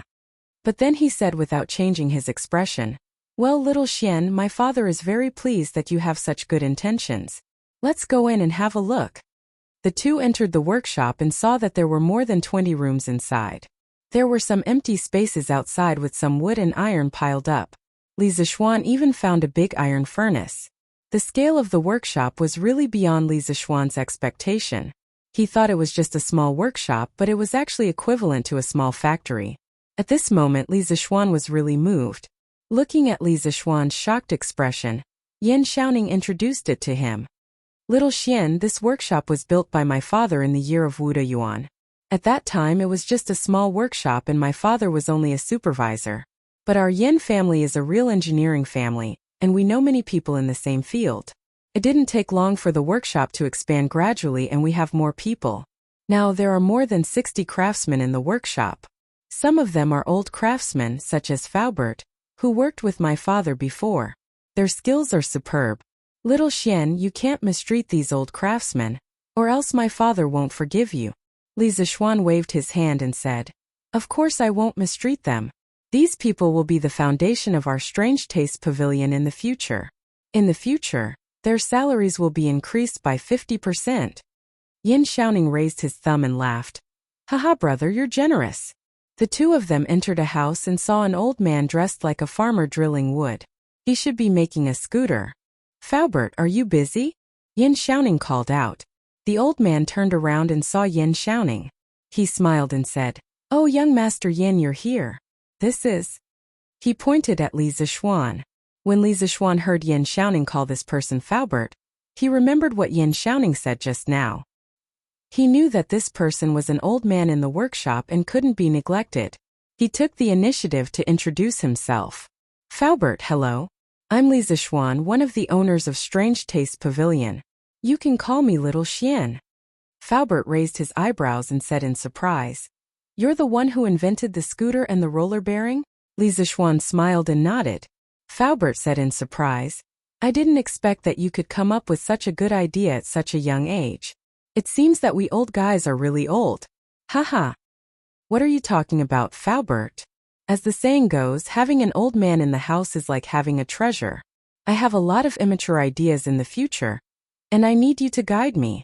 Li Zishuan valued these old craftsmen very much. Although their physical strength was not good, their experience was very valuable. Faubert felt warm in his heart when he heard Li Zishuan's words. This owner was young and talented, but not overbearing. Faubert also had a good impression of him. He stroked his beard and smiled. Haha, you're too serious. We old guys just can't stay idle. We have no regrets if we can make one last contribution to the workshop. Faubert, you can call me Little Xian in the future. You're an elder and I don't deserve it. Aha, then I'll call you Little Xian. Come Little Xian, you came at the right time. I was just about to talk to you about your scooter and the bearing. Chapter 69. Strange Interest Pavilion Workshop. Little Xian, I'm a straightforward old man, so don't be offended. Although your scooter is innovative, it's just a toy for children. It's not beneficial to the people's livelihood. Your roller bearings are very useful. Since you have talent in this area, you should study more things that are beneficial to the people. After they sat down, Faubert began to preach to Li Zixuan. Li Zixuan was speechless. This old man's temper was really straightforward. If it was a narrow-minded person, they would definitely bear a grudge against him because of this. But fortunately, Li Zixuan wasn't that kind of person. He agreed with Faubert's words. Faubert is right. This scooter is just a toy I thought of to coax my sister. Of course, I won't only make this in the future. Faubert nodded with gratification. Well, you're worth teaching. Li Zixuan remembered another purpose of coming to the workshop this time. He said, Yesterday, I went to my family's farmstead and found that it's very difficult to plow the fields this year due to the lack of rain. It's estimated that some of the farmers will miss the spring plowing. Brother Xiaoning and Faubert, do you know about this? Yin Xiaoning's face turned solemn and he said in a deep voice, This situation doesn't only happen in your farmstead. It's more or less the same situation in the surrounding counties of Chang'an. According to my father, this matter has alarmed the imperial court. His Majesty has also learned about it.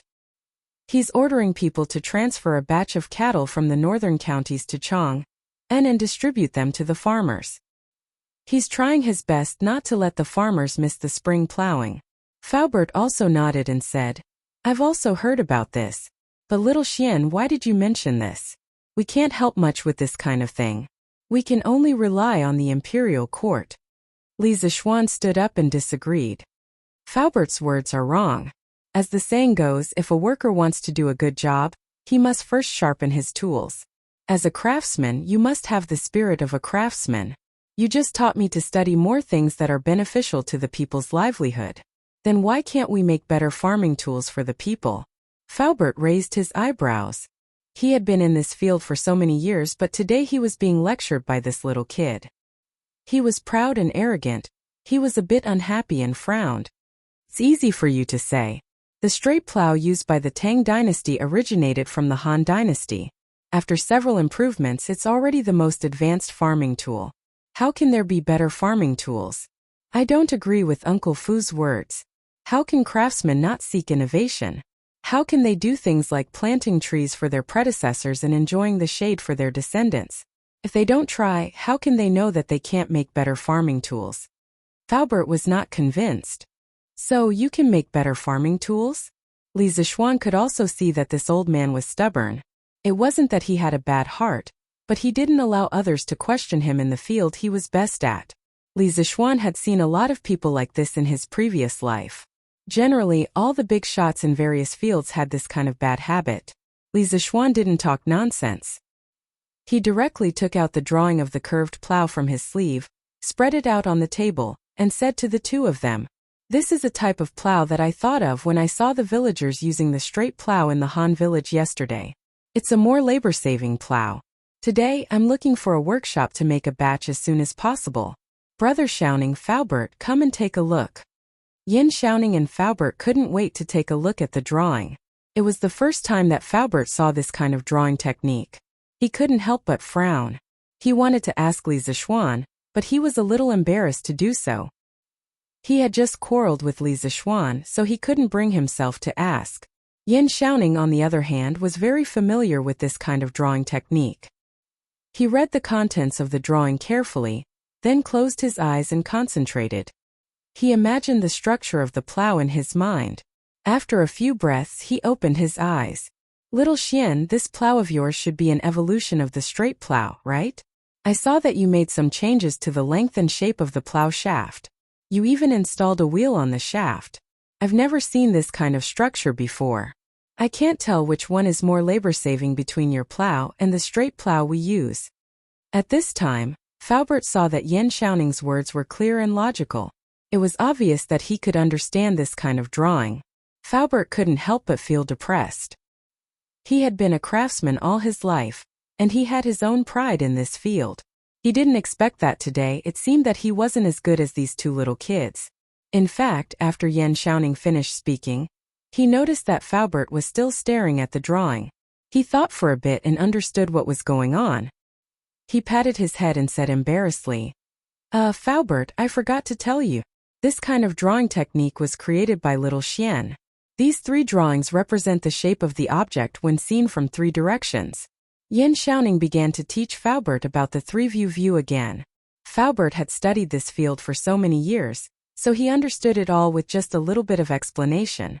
Even though he didn't agree with Li Zixuan's point of view before, he now somewhat agreed with Li Zixuan's drawing method. He nodded and looked at the drawing again. Li Zixuan also explained at the side. Faubert, brother Xiaoning, I call this kind of plow the curved shaft plow. It is made up of 11 parts, which are the plowshare, the plow wall, the plow bottom, the plow press, the plow head, the plow arrow, the plow shaft, the plow judge, the plow construction, the plow tip, and the plow disc. Li Zixuan pointed at the drawing and explained one by one as he spoke. The two listened to him seriously. Even if they could understand the drawing, they definitely couldn't compare to Li Zixuan in terms of understanding the curved shaft plow. Li Zixuan continued. I changed the long straight shaft into a short curved shaft, and installed a plow disc that can rotate freely at the head of the shaft. Not only does this make the plow frame smaller and lighter, but it also makes it easier to turn and turn. It's more flexible to operate and saves more manpower and animal power. Also, I added the plow judge and plow arrow. If the plow judge is used, the plow arrow can be directed downwards and the plowshare will go deeper into the soil. If the plow judge is used, the plow arrow can be directed upwards and the plowshare will go deeper into the soil. By combining the plow judge, plow arrow, and plow arrow, it can adapt to the different requirements of deep plowing and plow. Not only can the plow wall break the soil, but it can also push the plowed soil to the side and reduce the resistance of the plow. With all these improvements, the curved shaft plow saves at least 50% of the effort compared to the straight shaft plow. Li Zixuan looked at the drawing and spoke with assurance. The two nodded as they listened. In the end, Faubert couldn't help but say, Your design is quite innovative and it sounds reasonable. However, we are only talking about it on paper. No one knows if it will save more effort or be easier to use. Li Zixuan wanted to tell him that there was a theoretical basis for all of this. He just needed to draw a force analysis diagram and do some calculations according to the formula to know which one saved more effort. However, if he told them that, he would have to teach them about engineering mechanics. This was not something that could be explained in a few words. Li Zixuan could only say, Faubert, what you said is not unreasonable. However, practice is the only standard to test the truth. Instead of arguing here, why don't we make a batch of plows to test first? Won't we know which plow saves more effort? Faubert muttered. Practice is the only standard to test the truth. Little Xian, what you said is very reasonable. Then let's make one to test. Li Zixuan cupped his hands and smiled. Then I'll have to trouble Faubert to make 20 curved shaft plows. My village needs them urgently. The day after tomorrow, I'll bring this batch of curved shaft plows to the village for an experiment. Faubert frowned. Little Xian, you're making so many on your first try? Li Zixuan smiled confidently. Faubert, I'm very confident in the curved shaft plows. The villagers of the Han village are waiting for spring plowing. I don't have time to test them one by one. I believe that the curved shaft plows can solve this urgent problem. Faubert hesitated for a moment and nodded. Okay, since little Xian said so, then the workshop will work overtime to make 20 curved shaft plows. The day after tomorrow, I'll go with you to the Han village to see the results. I want to go too. Yan Xiaoning hurriedly added. If the curved shaft plows were really as magical as Li Zixuan said, then this would definitely be a shocking event. He had to go and see for himself. Chapter 70. When Li Zixuan left the workshop, he asked someone to send the 300 scooters that he had already made to the Strange Interest Pavilion. The original shopkeeper of the Curious Pavilion had already moved everything away. Li Zixuan had previously had Wang Zhong decorate the shop. He felt that the most important thing about the Curious Pavilion was the novelty of the products, not the decoration of the shop. Brother shouting, now that we have the first batch of scooters, I plan to open for business tomorrow. I will have someone inform the Crown Prince and Princess Changle that tomorrow at noon. Brother shouting, please be there on time. With the first batch of scooters, Li Zishuan's back was firm and he planned to open for business immediately. Yin shouting was shocked. So fast. Li Zishuan nodded his head. Since we already have the first batch of scooters, the sooner we open for business the better. Besides, there are still a lot of things waiting for me to do. Okay, then your brother will definitely be there on time tomorrow. When Li Zishuan returned home, he immediately wrote 2 invitations and asked Wang Zhong to send them to Cheng Chumo and Li Changqian. These 2 good brothers still had to be notified and at the same time, let them come and support him. Wang Zhong accepted the order and left. Li Zishuan then called for San Bao, instructing, San Bao, go to the Western Market and find 6 children from the vaudeville troupe. 6 or 7 years old will do. Tell them that this young master needs to invite people to perform. Each person will be paid 200 copper coins a day. Quickly go and bring them back. Although San Bao was puzzled, he knew that he should not ask. Thus, without hesitation, he bowed and replied, yes, young master. San Bao will go immediately. 2 hours later, San Bao returned with the 6 children and a middle-aged man. Young master, San Bao has returned. This is troop leader, son of the vaudeville troupe. He was somewhat worried and followed along. San Bao pointed at the middle-aged man and introduced him to Li Zishuan. Without waiting for Li Zishuan to speak, leader son took the initiative to step forward and say, young master, I'm really sorry. I was just worried that these children were not sensible and would offend young master, so I followed you. Young master, please don't misunderstand. Li Zishuan knew in his heart that leader son was probably afraid that something would happen to these children, such as encountering human traffickers or something. That was why he followed them. However, this also showed that this person had a good heart and was not the kind of person who only had money in his eyes. Li Zishuan was too lazy to expose him, so he just smiled and said, what are you talking about, leader son? I have a shop in the East City that will officially open tomorrow. I invited these children here mainly to let them perform at the entrance of the shop tomorrow for a festive occasion. Leader son heaved a sigh of relief when he heard this. He had indeed been worried about the safety of these children before, which was why he had followed them here. If that's the case, young master, if you have any requests, feel free to instruct these children. Their playing skills are not bad. This old man will take his leave first. Li Zishuan nodded. San Bao, give your salary to leader son first. After leader son left, Li Zishuan looked at the 6 children in front of him. There were 3 boys and 3 girls. They were all about 6 or 7 years old. Although they looked thin and weak, each of them exuded a sense of cleverness. What are your names? Li Zishuan asked kindly. Young master, my name is Xiao Hang. I'm the oldest among us. This is Xiao Hao, this is Xiao Ji, this is Xiao Shui, this is Xiao Meng, and this is Xiao Ye. Young master, what do you want us to perform? Feel free to instruct us. Although we are young, we can definitely do it well. A slightly older boy came out and introduced them to Li Zishuan. The other children looked at Li Zishuan with hopeful faces. They all wanted to perform well and satisfy this young master. Otherwise, they would definitely be scolded when they went back. Well, don't be nervous. I didn't ask you to perform any difficult juggling. I just want you to play something very interesting. San Bao, go and bring all the scooters in our school. Yes, young master. Half an hour later, San Bao and 2 other servants brought 6 scooters over. The 6 children stared at the scooters curiously. Li Zishuan smiled and said, your task is very simple. You must learn how to ride the scooters by today. When my shop opens tomorrow, you will split into 2 groups and ride the scooters. Make 2 lines of scooters at the entrance of the shop to attract the crowd. San Bao, come over and teach them how to ride. San Bao's face was bitter. This was something for children to play with. He was too embarrassed to play with it. Young master, San Bao has never played with scooters before. Stop talking nonsense. If you haven't played with scooters before, then you haven't seen it before. How Lanner usually plays with scooters is how you play with scooters. Quickly go and teach them. I will reward you. Li Zishuan was, of course, unwilling to teach a group of children how to ride scooters. It was too degrading. He had no problem teaching his younger sister, but with so many children it was better to let Sanbao teach them. Li Zixuan finished speaking and went back to the west courtyard. He planned to wait for 4 hours before coming back to check on the progress. Duke Lu's mansion. Young master, this is an invitation sent by Li Zixuan. The Cheng mansion's housekeeper handed an invitation to Cheng Chumo.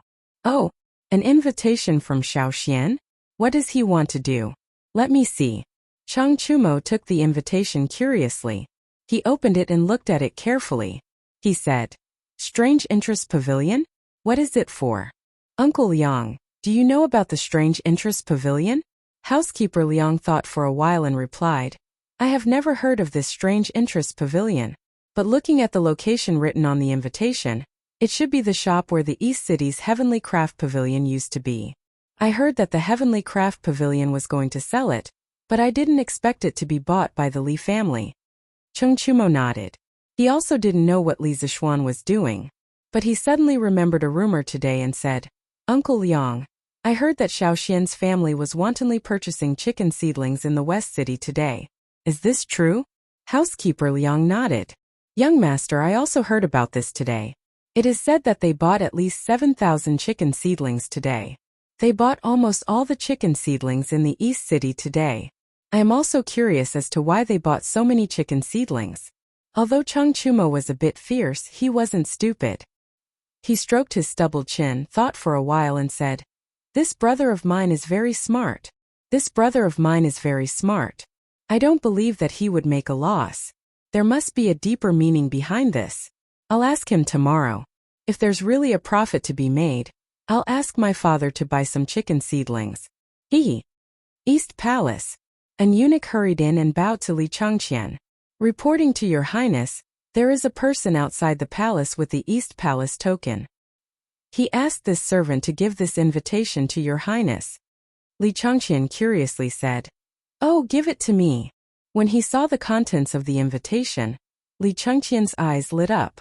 He said, Oh, they opened for business so soon? That's great. Come, set up the Changle Palace. Chapter 71. Changle Palace. Changle was reading Journey to the West with great interest. She had been studying palace etiquette in the inner court for the past 2 days. It was rare for her to be free today.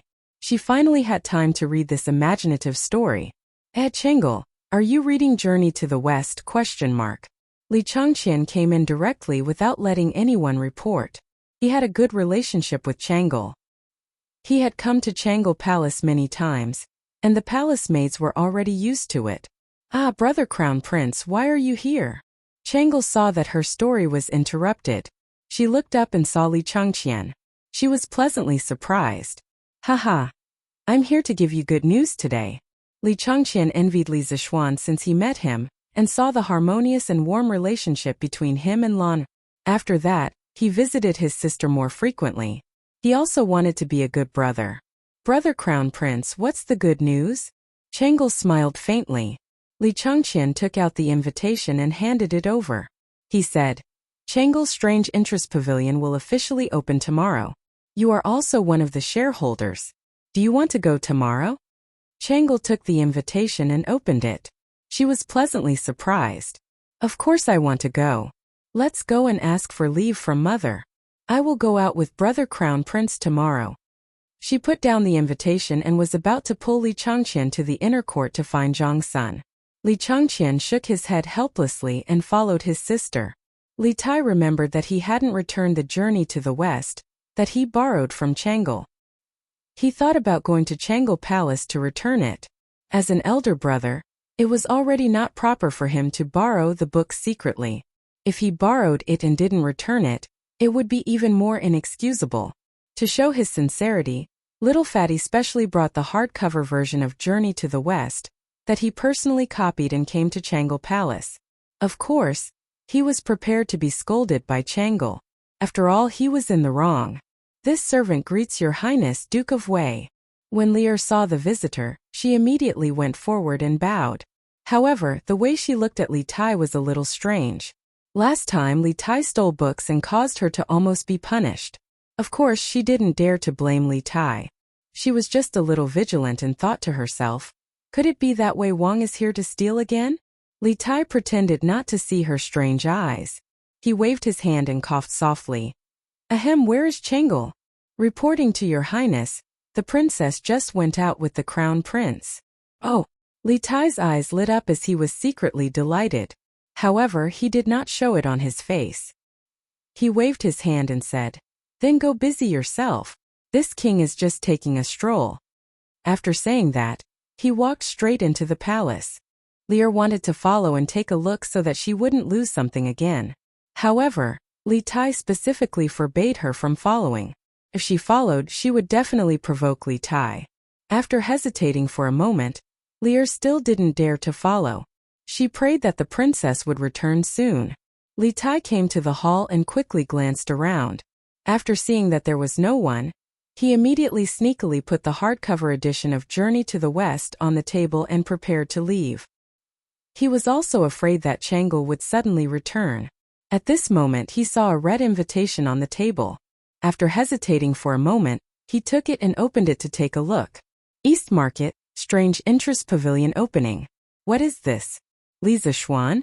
It's actually Li Zishuan's shop? So it's you, this bastard. Instead of writing Journey to the West properly, you actually opened some Strange Interest Pavilion. You really don't do proper work. I'm so angry. This king will go and capture you tomorrow to specially write stories. Humph. Li Tai put down the invitation and walked away angrily, leaving behind a dazed Lear outside the hall. Unaware that someone was plotting against him, Li Zishuan took an afternoon nap on the lounge chair in the western courtyard. When he opened his eyes, the sun was about to set. Thinking that the children in the front yard were still practicing their scooters, Li Zishuan hurriedly got up and washed his face. He wanted to go to the front yard to see how the children were doing. Before he reached the front yard, he heard the laughter of children. Li Zishuan even heard Iron Egg and Laner's voices. Hence, he hurriedly walked over. Little Ji, pay attention to controlling your speed. Maintain the formation. Yes, got it, brother Little Hang. Little Shui, your team speed should be faster. Keep up with Miss Laner's speed. Don't fall behind. Understood. When Li Zishuan came over, he saw Little Hang instructing a few people to practice their scooters.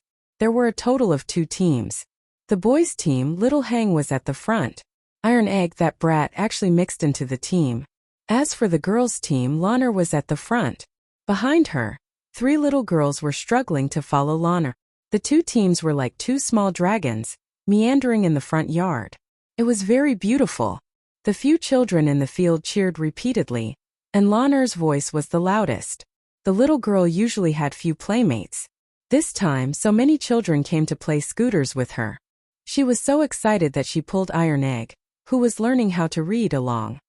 Ah, brother, you're here. When Laner saw Li Zishuan, she stopped in her tracks and said in surprise. However, the 3 little girls following behind her didn't have time to stop in time. Be careful. Seeing that the few people were about to be rear-ended, Li Zishuan flashed over and picked up Laner and her scooter. Only then did they avoid a chain accident. He put Laner down and glared at her angrily. You're so careless. How can you be so careless? Laner was not afraid of him. She went forward and grabbed Li Zishuan's arm. She smiled and said, Laner knows that brother can save me in time. Didn't it happen last time? Little Hang and the others had also stopped their scooters. They came to Li Zishuan with some fear and said with trembling, Young master, please forgive us. We didn't take good care of Mississippi. Li Zishuan smiled and waved his hand. He was not the kind of person who couldn't distinguish right from wrong. It's not your fault.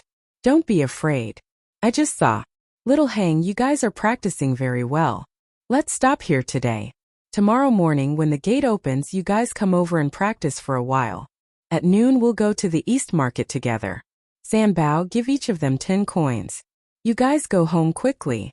It was not that he was stingy, but 10 coins was a lot for these children. If he gave them more, it would harm them. When Little Hang heard that Li Zishuan did not vent his anger on them, he was greatly relieved. These young masters of rich families often beat people over small things. When he heard that there was a reward, Little Hang quickly went forward and said gratefully, Thank you, young master, for your reward. We will definitely come on time tomorrow and practice well. We won't embarrass you. Li Zishuan nodded. This child was very clever and knew how to talk. He could not help but wonder. Are the children in ancient times also precocious? The children happily received the reward and went home. At this time Lanner came over and said, Brother Lanner wants to perform with them tomorrow. Okay? Li Zishuan frowned and said, Lanner, why are you adding to the trouble? If there's trouble like just now, it will be very dangerous. Lanner pouted and said, It won't happen. Lanner was happy to see you just now. Lanner promises that it won't happen again, okay, brother? Li Zishuan's hair stood on end. When did this little girl learn to act coquettishly?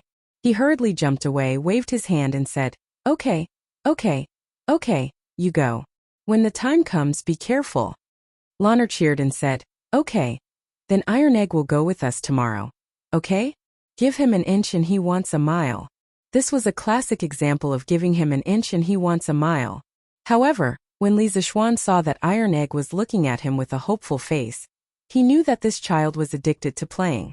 He said, Okay, but Iron Egg has to learn 20 words tomorrow before you can go.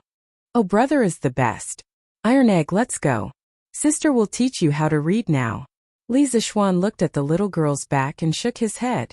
Alas, this crazy girl. In the future, no one in the family will be able to control her. Chapter 72. The next morning, Li Zishuan was woken up by Xiaoxi. Xiaoxi said that the children from yesterday were already waiting in the front yard. Li Zishuan was still sleepy. He waved his hand and said, Xiaoxi, let them practice first. I'm going to sleep for a while. After saying that, he directly fell onto the bed and laid out the word big without any care for his image. Oh no, it should be the word too. Xiaoxi saw the tall tent below the young master and quickly ran out with a red face. She thought to herself, Young master is such a hooligan. Late in the morning, Li Zishuan finished his breakfast and went to the front yard. He saw the 8 children playing in the front yard. Today, their formation was obviously more orderly than yesterday. They cooperated better with each other, and the distance between each pair was also smaller than yesterday. Li Zishuan felt that it was quite interesting as he watched from the side. He looked up and saw that it was about time. Li Zishuan walked over and interrupted. All right, let's stop. It's about time. Xiaoxi, go to the kitchen and get some pastries. You guys should eat something to fill your stomachs. There's no time for lunch. After lunch, we'll go to the East Market. The children were surprised. They didn't expect that other than their salary, they would also be rewarded with food. After they thanked Li Zishuan, they quickly went to wash their hands and eat the pastries. After watching them eat the pastries, Li Zishuan waved his hand and shouted, Let's go. Then, like a child king, he led the 8 children on the scooters and rushed to the East Market. As for Wang Zhong, he had already gone to the shop to prepare for the opening.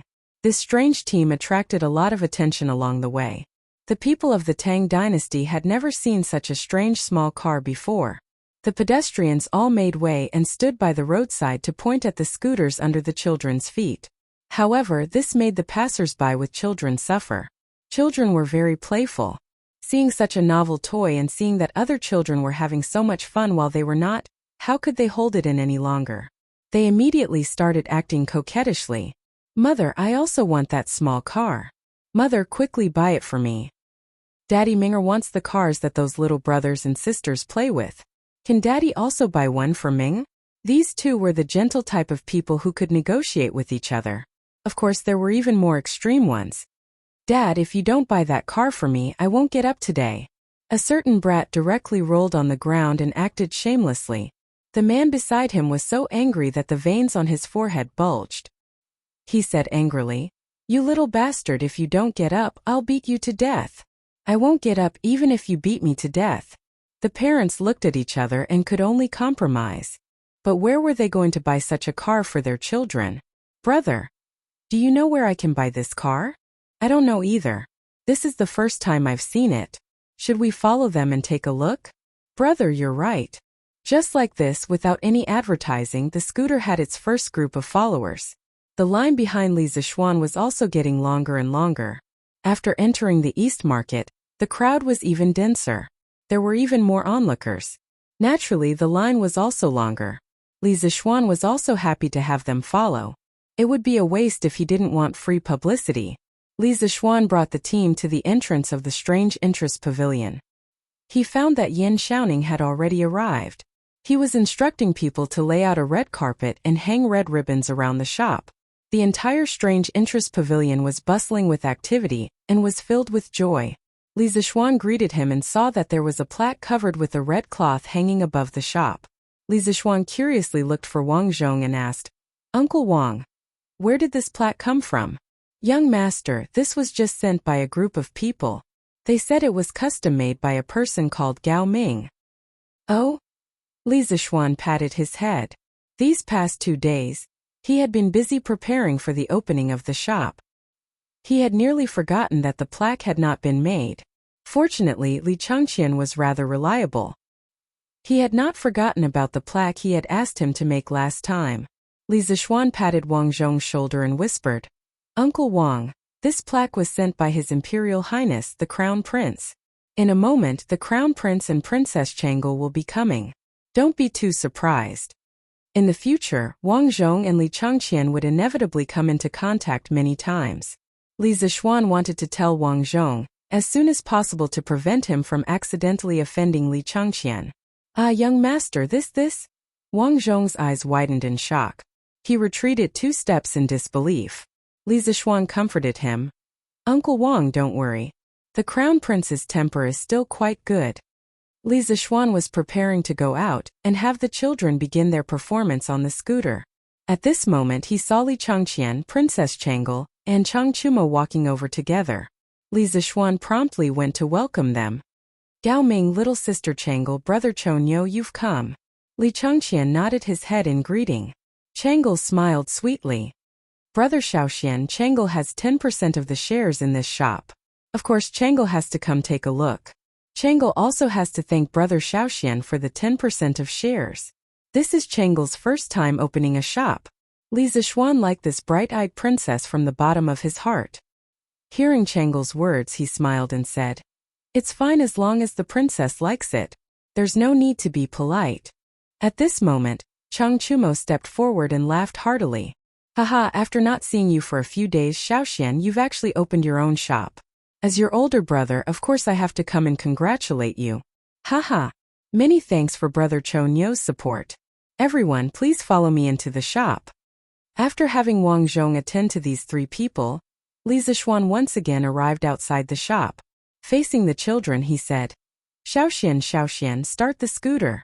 Little Hang, lead them and start performing the skateboard formation. Just stay around here. Don't go too far. Be careful, especially Lanner. Do you hear me?" "Yes, young master." Xiaoxian quickly replied. Finally, she could go out with her friends. Lanner said excitedly, "Got it, brother. Lanner will be very careful." At this moment, Changel and the other 2 also came out. Looking at the group of children standing on the strange scooter and lined up neatly, Changel couldn't help but ask curiously, "Brother Xiaoxian, what's this called? Will our Strange Taste Pavilion sell this in the future?" "This thing is called a scooter. It's only the first generation of products. Soon, an upgraded version will be released. Of course, Strange Taste Pavilion won't only sell scooters in the future. We'll also sell all kinds of novel things.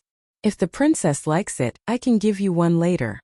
Changel said happily, "Thank you, brother Xiaoxian." At this moment, Wang Zhong came forward and reminded, "Young master, the auspicious time has arrived. Should we unveil the plaque and open for business now?" Many of them were parents who had been dragged over by their own brats. The brats were looking enviously at Lanner and the others who were performing the skateboard formation. Li Zixuan felt that the time was about right, so he nodded and looked at Li Changqian, saying, "Since this plaque was bought by Gao Ming, then let Gao Ming unveil it." Li Changqian didn't refuse. He smiled and took the bamboo stick from Wang Zhong. He used his strength to pull off the red cloth on the plaque. This meant that Strange Taste Pavilion had officially opened for business. 3 bold and lively words, Strange Taste Pavilion, were seen in the middle of the plaque. Li Zixuan saw the beautiful lines of the 3 words, as if they were alive. He couldn't help but be shocked. He looked at Li Changqian and couldn't help but ask, "Gao Ming, which famous writer wrote these 3 words?" Li Changqian said proudly, It wasn't easy for me to get Dr. Chu to write these words. Brother Zishuan, you have to thank me properly. Li Zishuan was stunned. It turned out to be Chu Suiliang. He was one of the 4 great calligraphers of the early Tang dynasty, along with Ouyang Sun, Yu Shernan, and Xue Ji. This plaque could be a family heirloom in the future. Li Zishuan also heard a story about Chu Suiliang. It was said that the idiom little bird depends on man originated from Chu Suiliang. According to historical records, Li Shimin, Emperor Taizong of the Tang dynasty, once talked about the officials in the imperial court. He commented on Chu Suiliang as follows. Chu Suiliang is a bit more knowledgeable and has a strong character. He wrote loyal couplets such as "Little bird depends on man," adding love. Probably many people didn't think that the idiom "little bird depends on man" was first used on a very strong and straightforward official. Li Zishuan recovered from the shock and said, "Yes, we have to thank Gao Ming properly. This Dr. Chu's calligraphy is rare." Well, Strange Taste Pavilion has officially opened for business. Hey shopkeeper, is your shop selling this scooter? After watching the scooter formation for so long, the crowd finally couldn't help but ask. They couldn't help but ask. Their little brats had been making a fuss. As soon as he finished asking, a group of people immediately followed behind him and echoed, "Yes, shopkeeper, are you selling it or not? How much? Give us a price. We are in a hurry." "Yes, yes. How much? I want to buy one." Li Zishuan went forward and cupped his hands. "Friends, of course we are selling this scooter. Today is the opening day of our shop. All the scooters are 10% off. The original price of a scooter is 400 copper coins. Today it is only 360 copper coins. We will also give you a white membership card. In the future, you can enjoy a 5% discount when you buy products in our shop with this card." The cost of a scooter was about 200 copper coins. Li Zishuan didn't want to sell